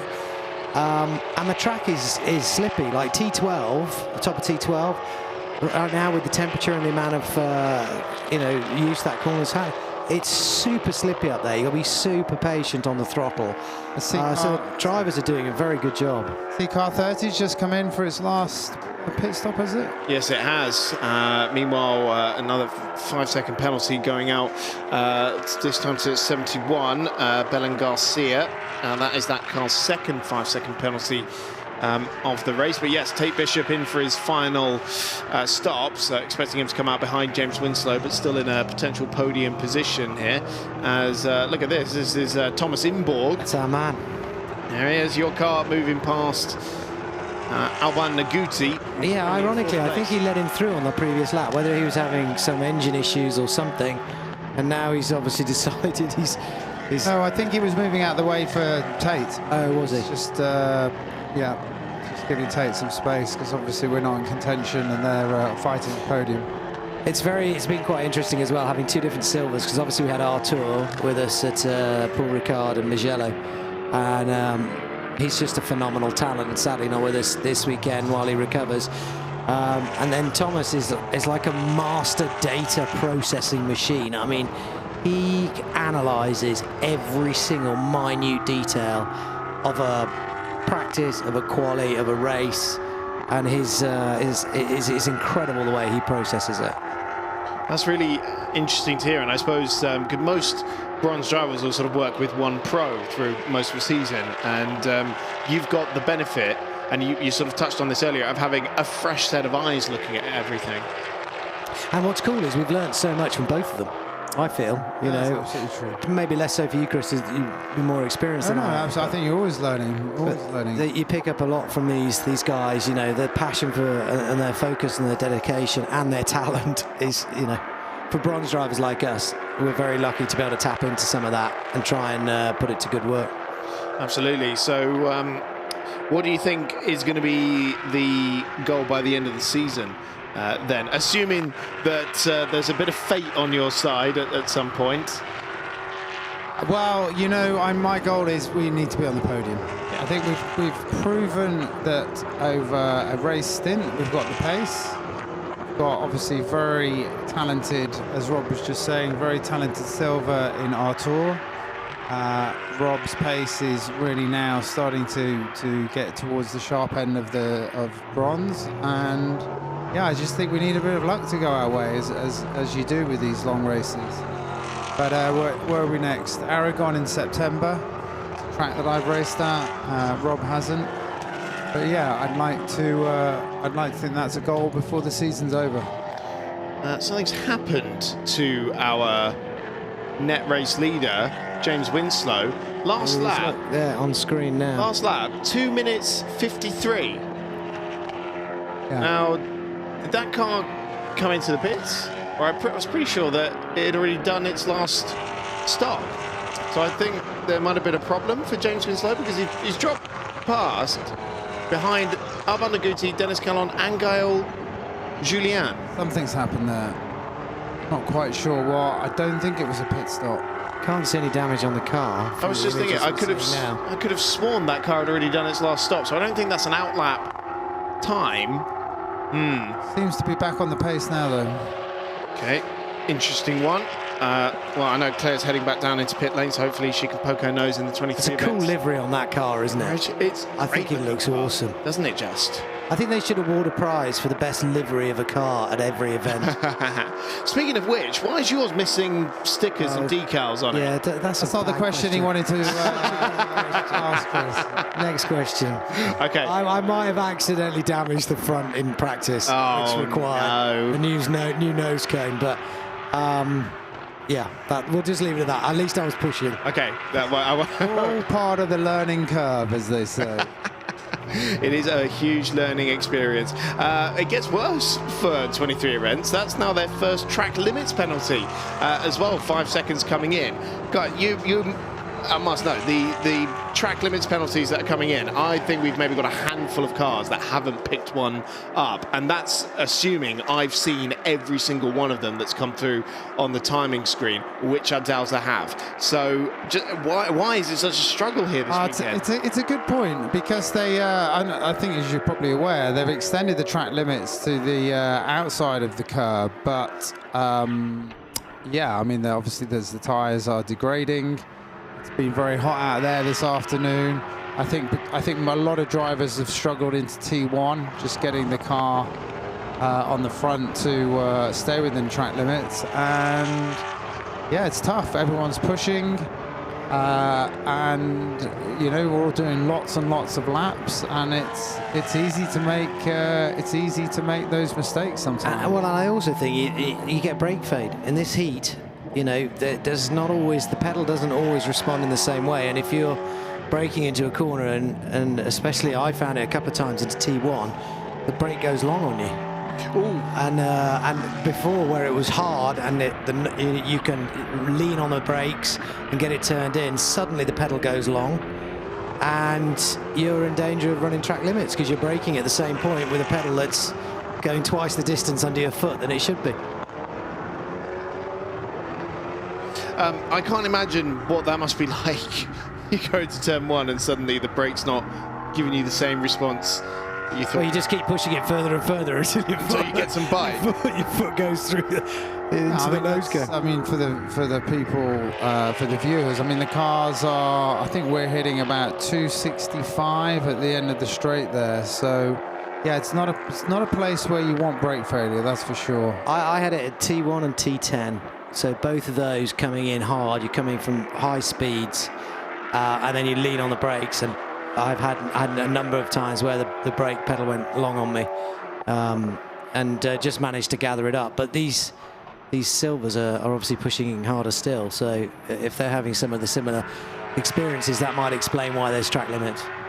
Yeah, we are seeing an awful lot of them. I'm just curious to see if, because of James Winslow's slow lap there, whatever happened to that 28 car, whether that is going to give Kojimo a chance to jump them in this next stop. Nico Prost is currently in for his final visit to pit lane, and I assume a splash of fuel as well. I'm interested to know what's happened to the CD Sport 30 car. They seem to have, I know they've pitted.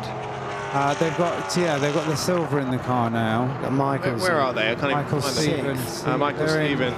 Yeah, they're sixth. Sixth at the moment, but cars ahead of them. David Drew still owes us a stop. Dennis Callon and Alban Naguti. I'd expect that to move. Yeah, that car's definitely in podium contention. Oh, another track limit penalty going now to James Winslow now. He's really, really starting to struggle. And this suddenly has all the shades of Paul Ricard when he was picking up track limits penalties left, right and centre. It was because the steering belt has snapped. Yeah. And it was this late in the race as well. I really hope this is not history repeating itself. Well, I would speculate that the time he lost when you said, "Oh, what's happened to him?" and obviously picking up his first track limits, they will go hand in hand, won't they? He would have gone off somewhere. Yeah. The pace is okay. Well, I say okay. 146. No, last time around. That's massively pretty. Off. That's about. Well, it's quicker than 3 minutes. But it's still about 5 seconds off where you'd expect him to be doing. For a silver like James.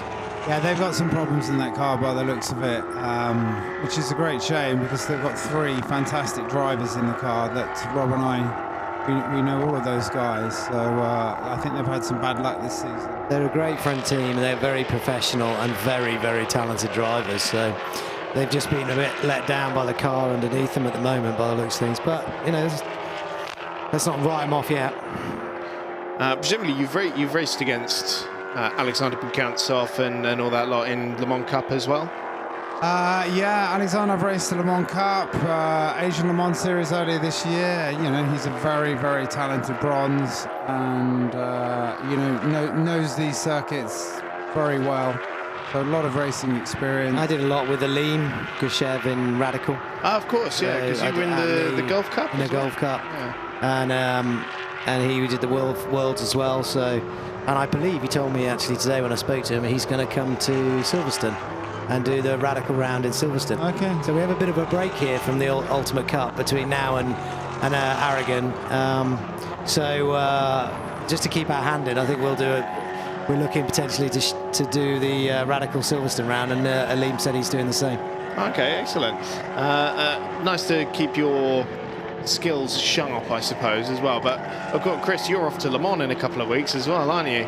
Yeah, very. I've done the Road to Le Mans race the last 2 years. Very fortunate to get a opportunity to drive again there. It's a fantastic experience. We've got a race on the Thursday, but the real big one is racing on the Saturday morning, the support race before the start of the 24-hour. And that's just an incredible experience to be part of that program.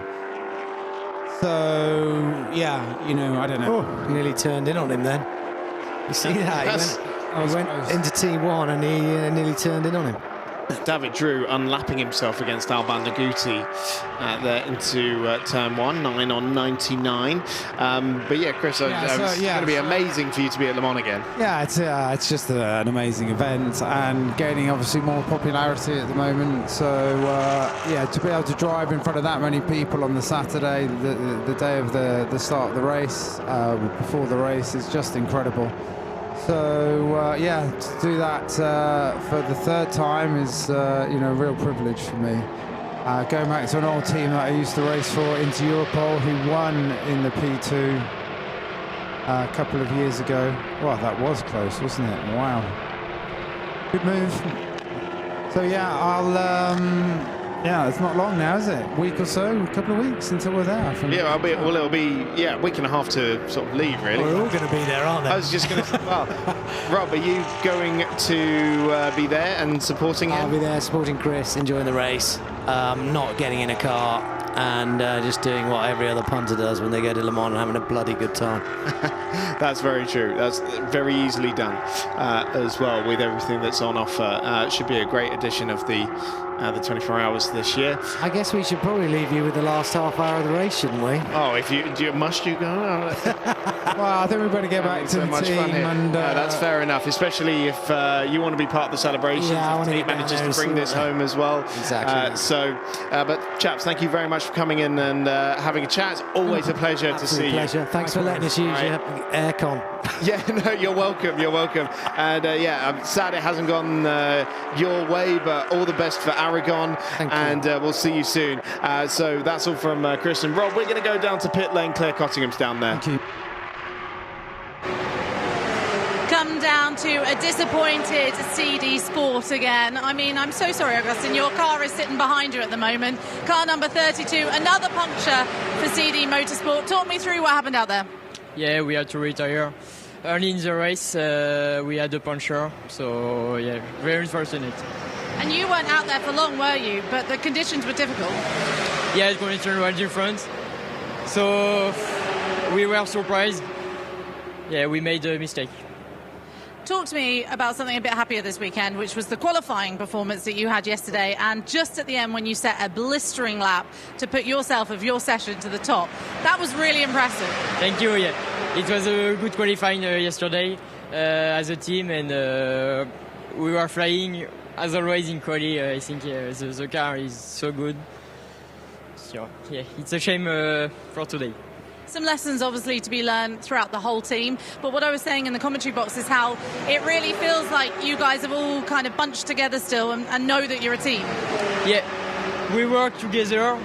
We learned the new good year also, the new tires for this year, to be back just stronger for Aragon. How disappointing is it as well for it to be the 6 hour that this happens? Yeah, the 6 hours is more important for the championship.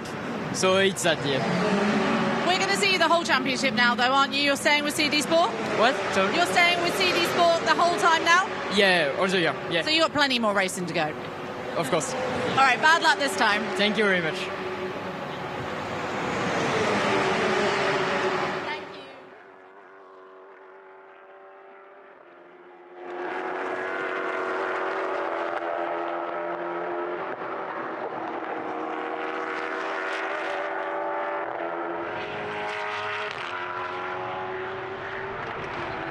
So we're into the final half an hour then of the 6 hours of Portimao.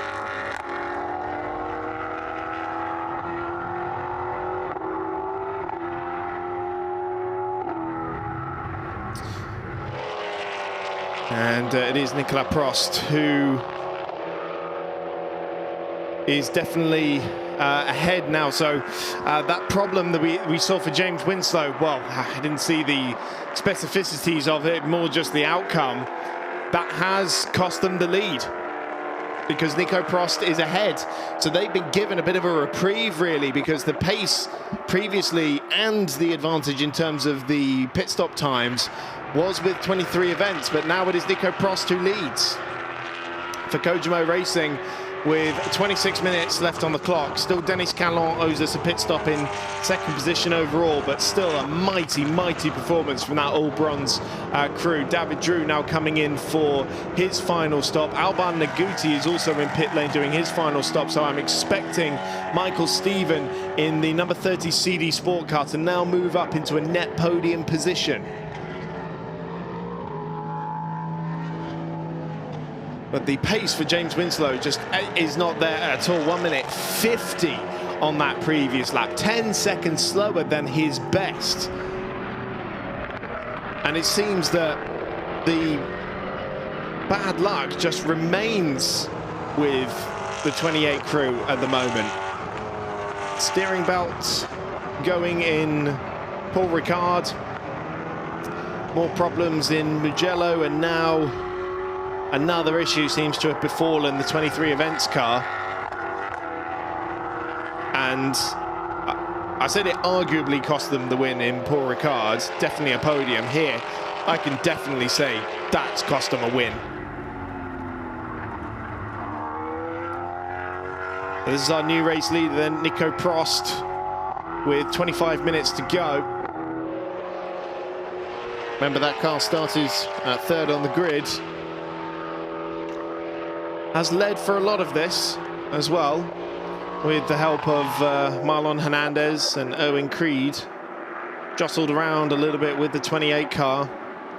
But now this is quite definitive. We have less than 10 minutes to go until the pit lane closes for business, which will be when Denis Calon needs to do his final stop. Nicolas Chartier also with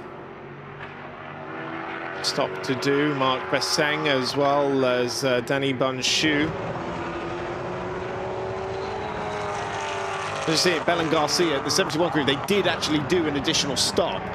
So they have ticked off the 6, but they've done 7, I believe.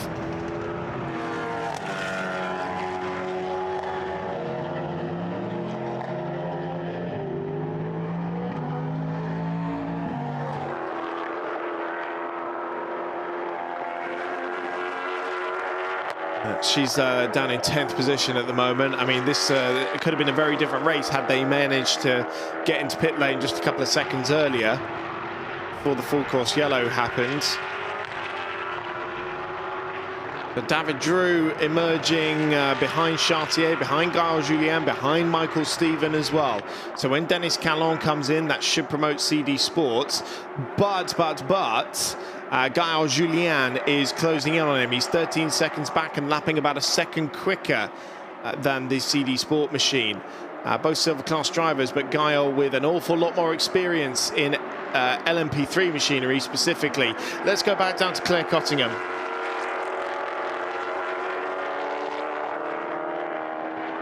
The car that was leading the way, car number 28 with Alan Geshev.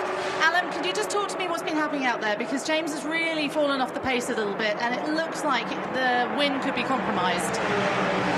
Actually, James doing a very good job, but unfortunately we have some technical issues with the power steering, and we had an additional pit stop. But the car is fast, it's good, and we expect that that was the last pit stop. You guys have really been strong out there. Like I said, you were in contention to win. Is the win maybe off the cards now, but a podium still likely? Surprisingly, car at the quali and race is really strong. And actually at the beginning, I had to push back because we decided to manage tires for 2 hours stint.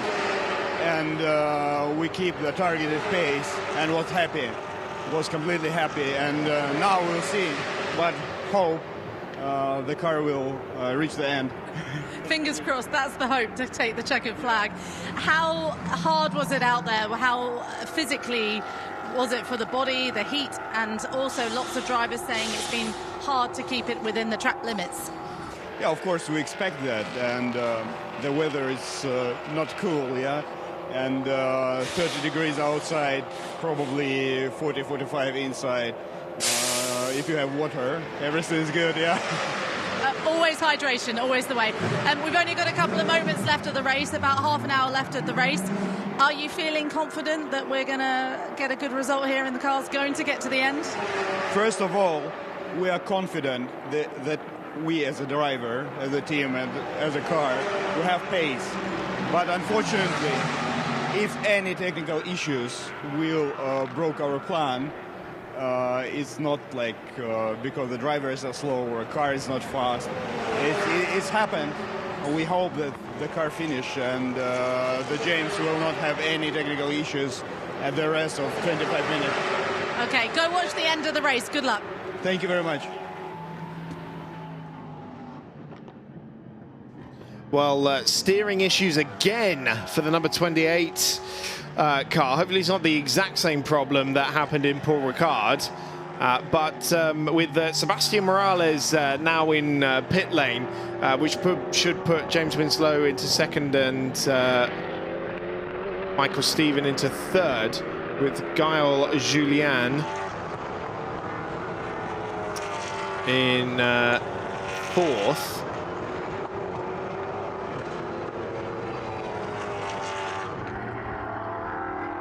What we have here is an incredibly interesting dynamic for the final 20 minutes. You've got James Winslow currently lapping 3 to 5 seconds a lap slower than Michael Stephen behind him, and he's 36 seconds currently behind the 23 events car.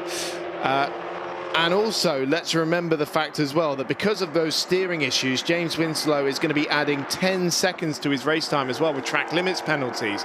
Now chasing all of them and quickest of all three of them, and about 8 seconds quicker than James Winslow, who has those steering issues, Gaël Julien in the number 7 Graf car, but he has about 20 seconds of penalties to serve at the end of the race. He's 10 seconds behind Michael Stephen at the moment. So second, third and fourth are still absolutely anybody's game amongst those three. One of them is going to end up being quite disappointed not to end up on the podium, I think. To think that Graf have pulled this back as well, starting from the pit lane with that number 7 car as well. I mean, absolutely astonishing. And it could have been even better had it not had 2 drive-through penalties. One drive-through penalty for a track limits infringement. It was a sister car that had 2 drive-throughs with Jimmy Cho.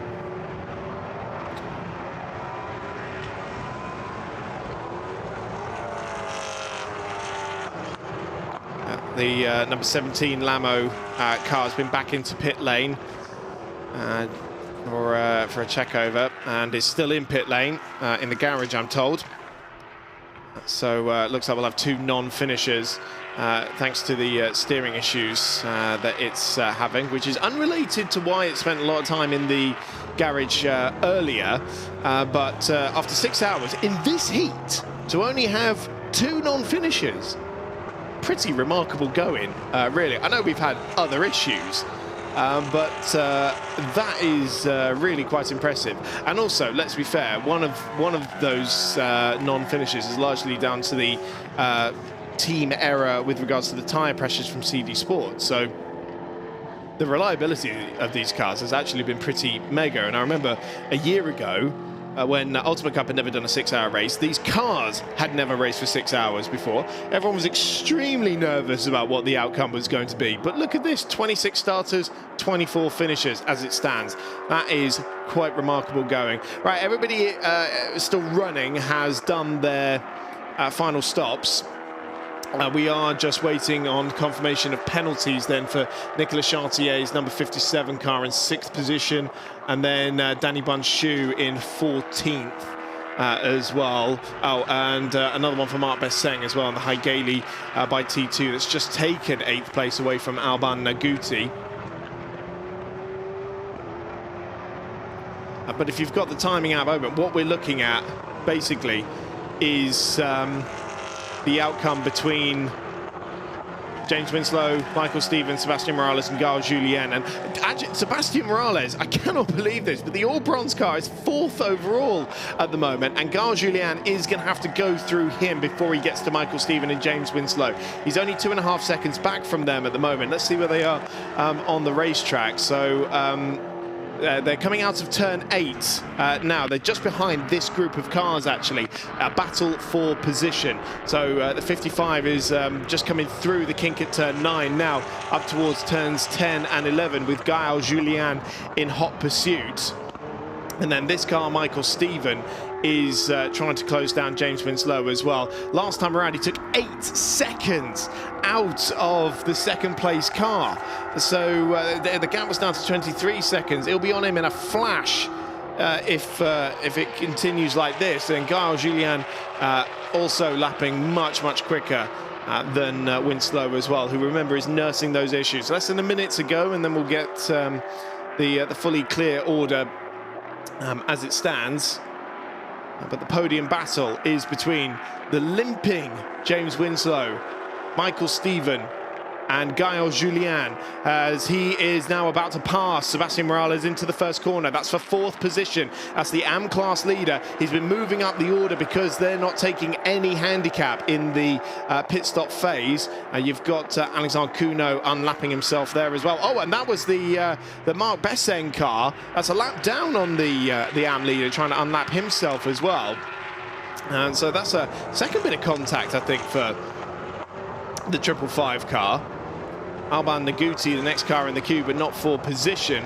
And so, right, so now we got Julien on the back of Michael Stephen as well, because what was the gap there? Oh, well, there is a bit of a gap, actually. It's about 10 seconds between them. But it's now only 17 seconds between Winslow and Stephen. And they're lapping in sort of reverse pace order at the moment as well, because Gaël Julien's the quickest of the 3 of them. It was another 49.3 for James Winslow, or 43.4 for Michael Stephen last time around.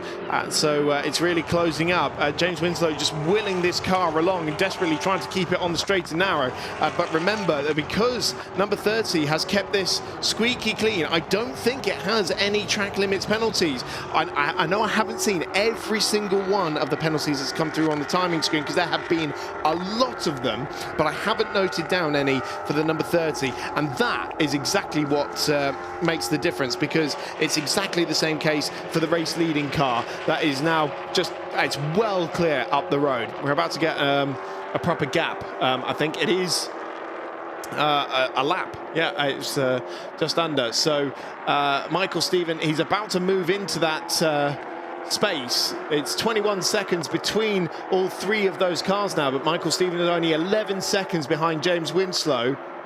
And when he gets within 10, he's going to inherit second place at the checkered flag anyway, because of those track limits penalties for Winslow.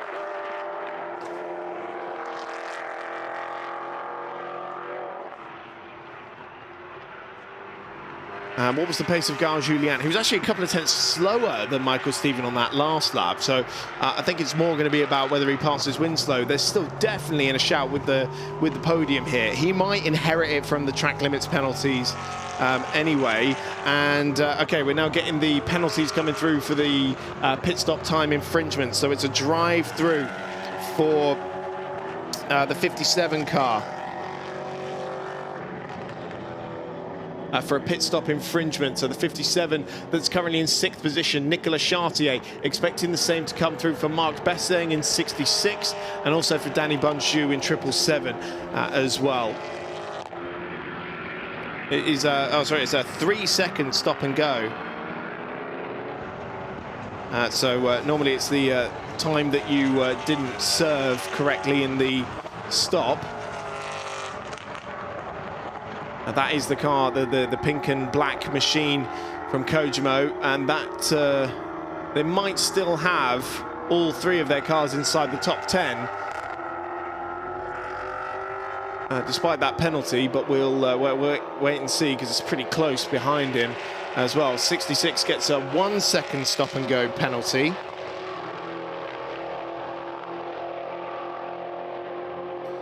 For its pit stop infringement. There is Nicolas Chartier serving that penalty now.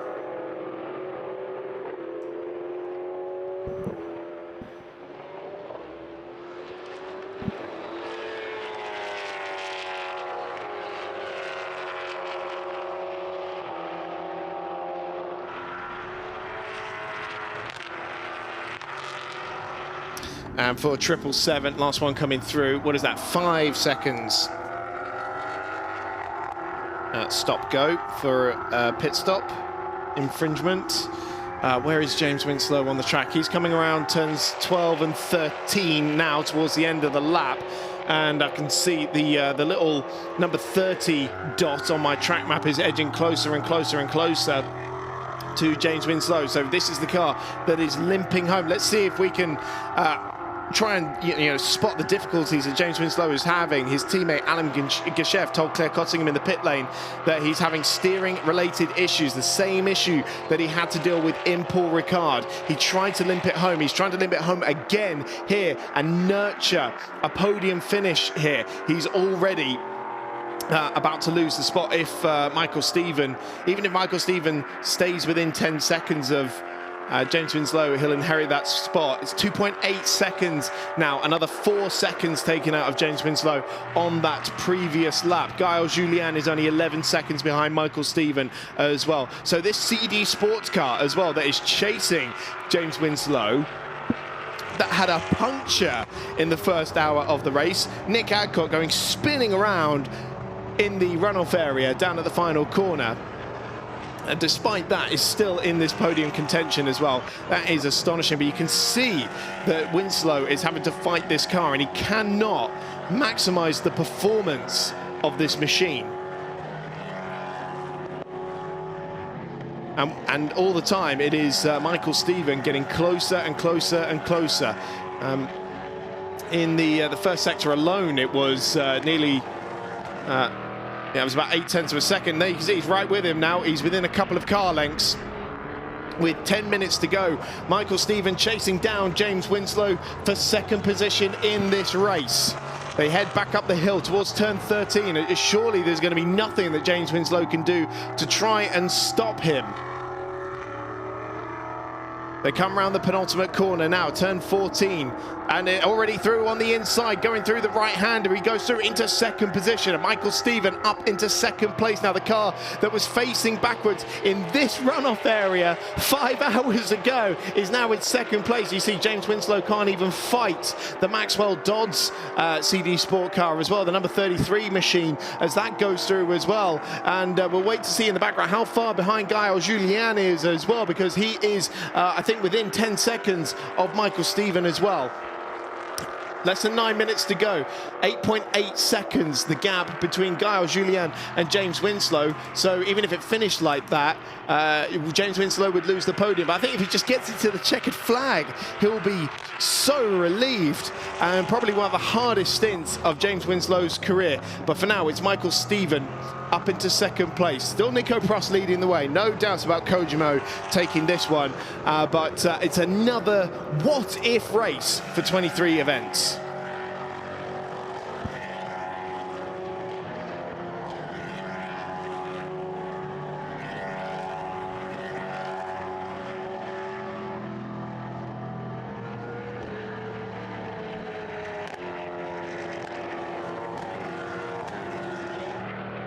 Right, 8 minutes to go. And let's see how far behind Giles Julian is.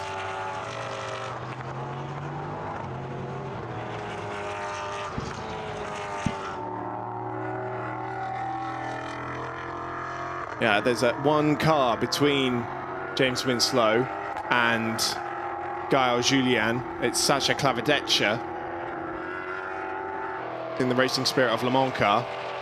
So there's Winslow, and you see the blue and black car chasing him at a rate of knots. So again, last time around, a 148.3 for James Winslow, 142.5 for Giles Julian. Let's see what it is on this lap. Slightly better at 47.9 for James Winslow, but for Giles Julian behind, 42.4. The gap down to 3.3 seconds. So I think on this lap, it's very likely that Giles Julian will find his way through into the podium places. As I say, because of the track limit penalties that Winslow has accrued, that will change anyway. It's another 5-second time penalty for the Switch Racing crew, by the way, for Sandro Perisuti. That's the second one they've picked up. But that is Gael Julian, the reigning European Le Mans Series champion in LMP3. Alongside Nick Adcock and Michael Jensen for RLR M Sport, who is chasing down James Winslow. And of course for Gael, he would be up on the podium with Nick Adcock, who's in the second place car. So I'm sure that'll be a very well received moment.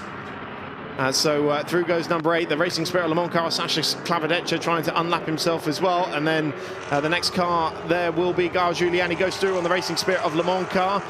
Will he have Winslow on the inside as well? There's nothing that Winslow can do to repel the advance. Oh, they made contact. They made contact with the second Graf car, or with the Racing Spirit of Le Mans car, sorry. Has that done even more damage to the 23 events machine? Because it didn't seem to be going all that quickly around the last couple of corners, waiting to see if he has been able to pull through.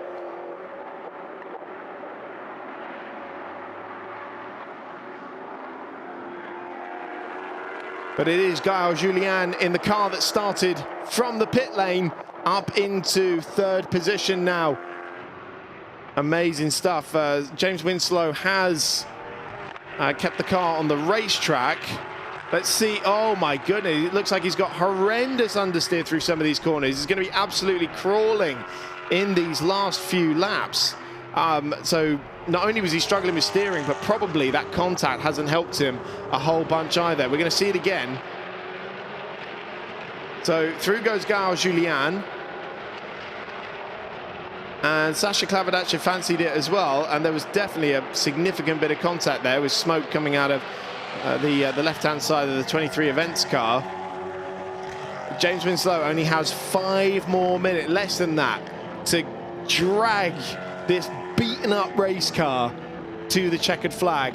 And if he could do it in this position, well, with the way it's going, actually, he would lose a place to Sebastian Morales. So I think 5th is about the best that they can do. But Nicolas Chartier, thanks to that stop-and-go penalty they had, is 46 seconds down the road. So he might just get away with it. We're coming up to, I think, about 3 laps remaining in this race for Nico Prost, who is a lap clear of the rest of the field, ahead of Michael Stephen. And again, this was a car that had a big what-if in Paul Ricard and in Mugello, and today fate has delivered them the demise of the 23 events car. Not saying they don't deserve it, because they do. They really, really do.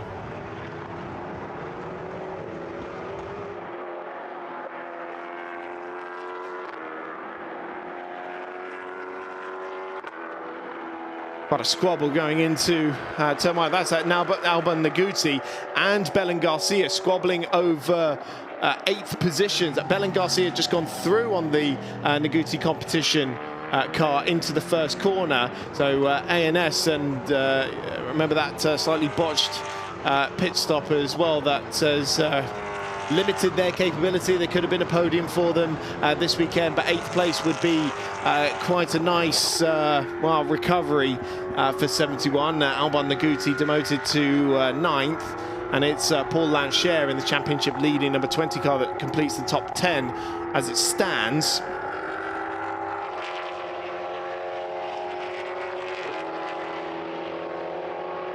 Two and a half minutes to go. There's David Drew in the number 9 Graf car. 7th place for them, slightly limited performance, but they'll close in a little bit on the championship leaders because of this. 2 to go. Oh, 30-second time penalty being dished out to Maxence Maurice. Now, that's quite a harsh one. But we haven't seen 30 seconds for track limits at any point.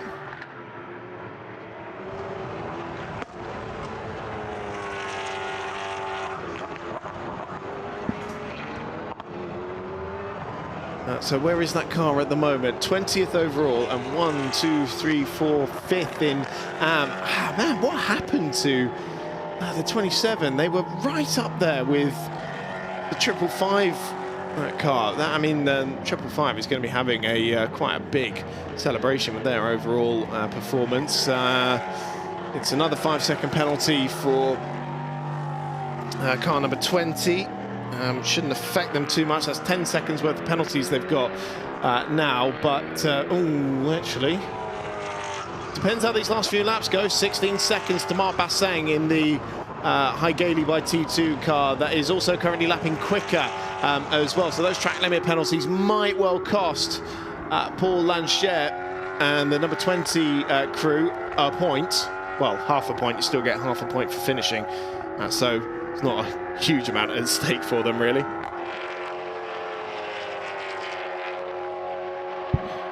I'll just check and see because the number 7 has pulled out. Ooh, I don't know if it has actually. Number 7 has got 20 seconds of penalties to take. And the Sebastian Morales car is only 16 behind. So this is going to be really tight on the last lap to see whether Graf can actually hang on to this podium or whether it will be Sebastian Morales who inherits 2 positions as a result of that and moves up to 3rd position overall. We'll definitely keep an eye out on that over the final lap. Kojimo don't have any to worry about. Graf, number 9, has got 10 seconds to take, but they're 36 ahead of Belen Garcia. 71 has got 10 seconds as well. But the 66 has got 5, so only 5-second difference between them. That's not even the car I was supposed to be looking at, actually. 99 is the one I need to look at. 99 hasn't got any at all, so I think Belen Garcia is going to lose that 8th place to Alban Naguti anyway. But we will get answers very, very shortly on a postcard. Oh, Paul Ligier on the final lap here is pulled into pit lane as well. So some sort of last lap drama befalling the championship leading number 20 machine. So that's definitely going to drop it out of the points and promote Hallyday into the top 10. But here comes Nico Prost. What an absolutely sensational performance. And after the what-ifs of Paul Ricard and Mugello, the checkered flag in the 6 hours of Portimao is waved for the 154 Kojimo racing crew of Nicolas Prost, Erwin Creed and Marlon Hernandez, who take their first victory of the season. An absolutely sensational performance with a bit of luck handed to them as well, but they absolutely ran with it. Second across the line will be, for the first time this season, the number 30 CD Sports crew of Nick Adcock, Michael Stephen and Tate Bishop is the one who brings that over the line. A car that had a puncture a few hours ago. Gael Julian from the pit lane to the podium. Is he just? The number 7 makes it to the checkered flag with Franck Desautaux and Thomas Imborg. But we wait to see if James Winslow and Sebastian Morales can close in with those penalties to be applied post-race, because there were a few for the number 20. Just waiting for the timing screen to update. As we have David Drew over the line. Alban Naguti did jump Belen Garcia as a result of those penalties. Confirmation on my timing screen that Sebastian Morales has jumped James Winslow for 4th position. Winslow, I mean, what a job getting that car to the checkered flag at all. Truly, truly sensational. There hasn't been any update yet to say that Gael Julian has lost the podium, so I do believe that the number 7 crew managed to go from the pit lane to the podium. Incredible stuff. Still a little bit more shuffling as the timing screen updates. Sebastian Morales taking the victory. It's a double victory for Kojimo Racing in both the overall and the AM category as well, with the 555 of Sebastian Morales, Dennis Callon and Philippe Thiron on the top step of the podium. Second in class, Quentin Bassora for the number 21 DB Autosport crew, alongside his father Daniel and Lionel Robert. And third in class, the Bochez twins, the number 70, Alexander Mikhail, despite 3 drive-through penalties, in fact. And a flurry of track limits penalties. But nonetheless, they were able to get the class podium. That incident between Sasha Clavadeccia and James Winslow is going to be under investigation. We'll see if anything comes of that, but there is Nico Prost, who brings the Kojimo car into Parc Ferme, and a remarkable race of 6 hours will be celebrated here by the former LMP1 racer, the Formula E race winner. That is a cracking day, and all the frustrations that they had after the opening meeting in Port Ricard, I think will just melt away here. Michael Stephen is very much enjoying this slow down lap. Car 25 with a 15-second time penalty for causing a collision. Sasha Clavadeccia down to 19th anyway, so doesn't really affect the points standings. And look at that, 2 Kojimo cars with the victory. 154 and 555, the overall and the AM class wins. It's a good day for the team. See, DB Autosport has beaten the second place car into pit lane, so they want to create that space for Michael Stephen to get in there.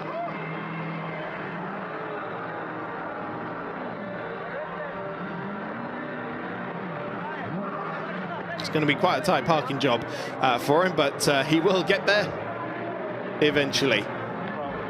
That is some reward for CD Sports after an incredibly painful race, and it looked like it was going to be the case for all of their cars, but somehow Nick Adcock, Michael Stephen and Tate Bishop have clawed this one back. And for Nick Adcock to be sharing this result with 2 drivers that he brought from South Africa this year, that must be a very, very special moment. You know, I said at the top of the show, he went off in the winter back to South Africa racing there, but tells the nation, preaching of the Nova and the European Endurance Prototype Cup, and has brought with him an army of drivers to join him at CD Sport. 2 of them he's sharing the car with, and that's a sensational result. And let's not sleep on the number 7 crew that's just coming into frame as well, because Gaho Julian, Jonathan Thomas and Franck Desertot, after the Joker tyre infringement that saw them start from the pit lane, they're on the podium. Let's go down to Claire Cottingham and hear from our podium finishers. A very, very happy team here. Congratulations to all 3 of you. I'm going to go for you, Nico, just because you were driving out there. That was tough at the end, but you guys made it work. Yeah, well, you know, with the mandatory stops, with like the penalties and everything, the handicaps, you never really know where you are until the last hour. So at some point we were stressing out a little bit. We thought it might be a bit tighter. In the end it was okay. I think we were good on tire management, so the end turned out to be easier than I thought. Not just that, but there was also reliability issues with a lot of drivers and cars up and down the grid. Were there issues at all for you guys? It felt like it was plain sailing a little bit. Yeah, I'm not sure third gear is in a really good state at the moment, so it was going up a few times. So yeah, it's a long race, you know, 6 hours with a lot of heat. It's very stressful on the cars, so yeah. It really is teamwork as well, and not just that. I mean, Kojimo have had a brilliant weekend just in general. Just a word for your teammates. How have they been, and how are you guys all working together now? Well, I think the whole team, you know, mechanics, engineers, drivers are working really well.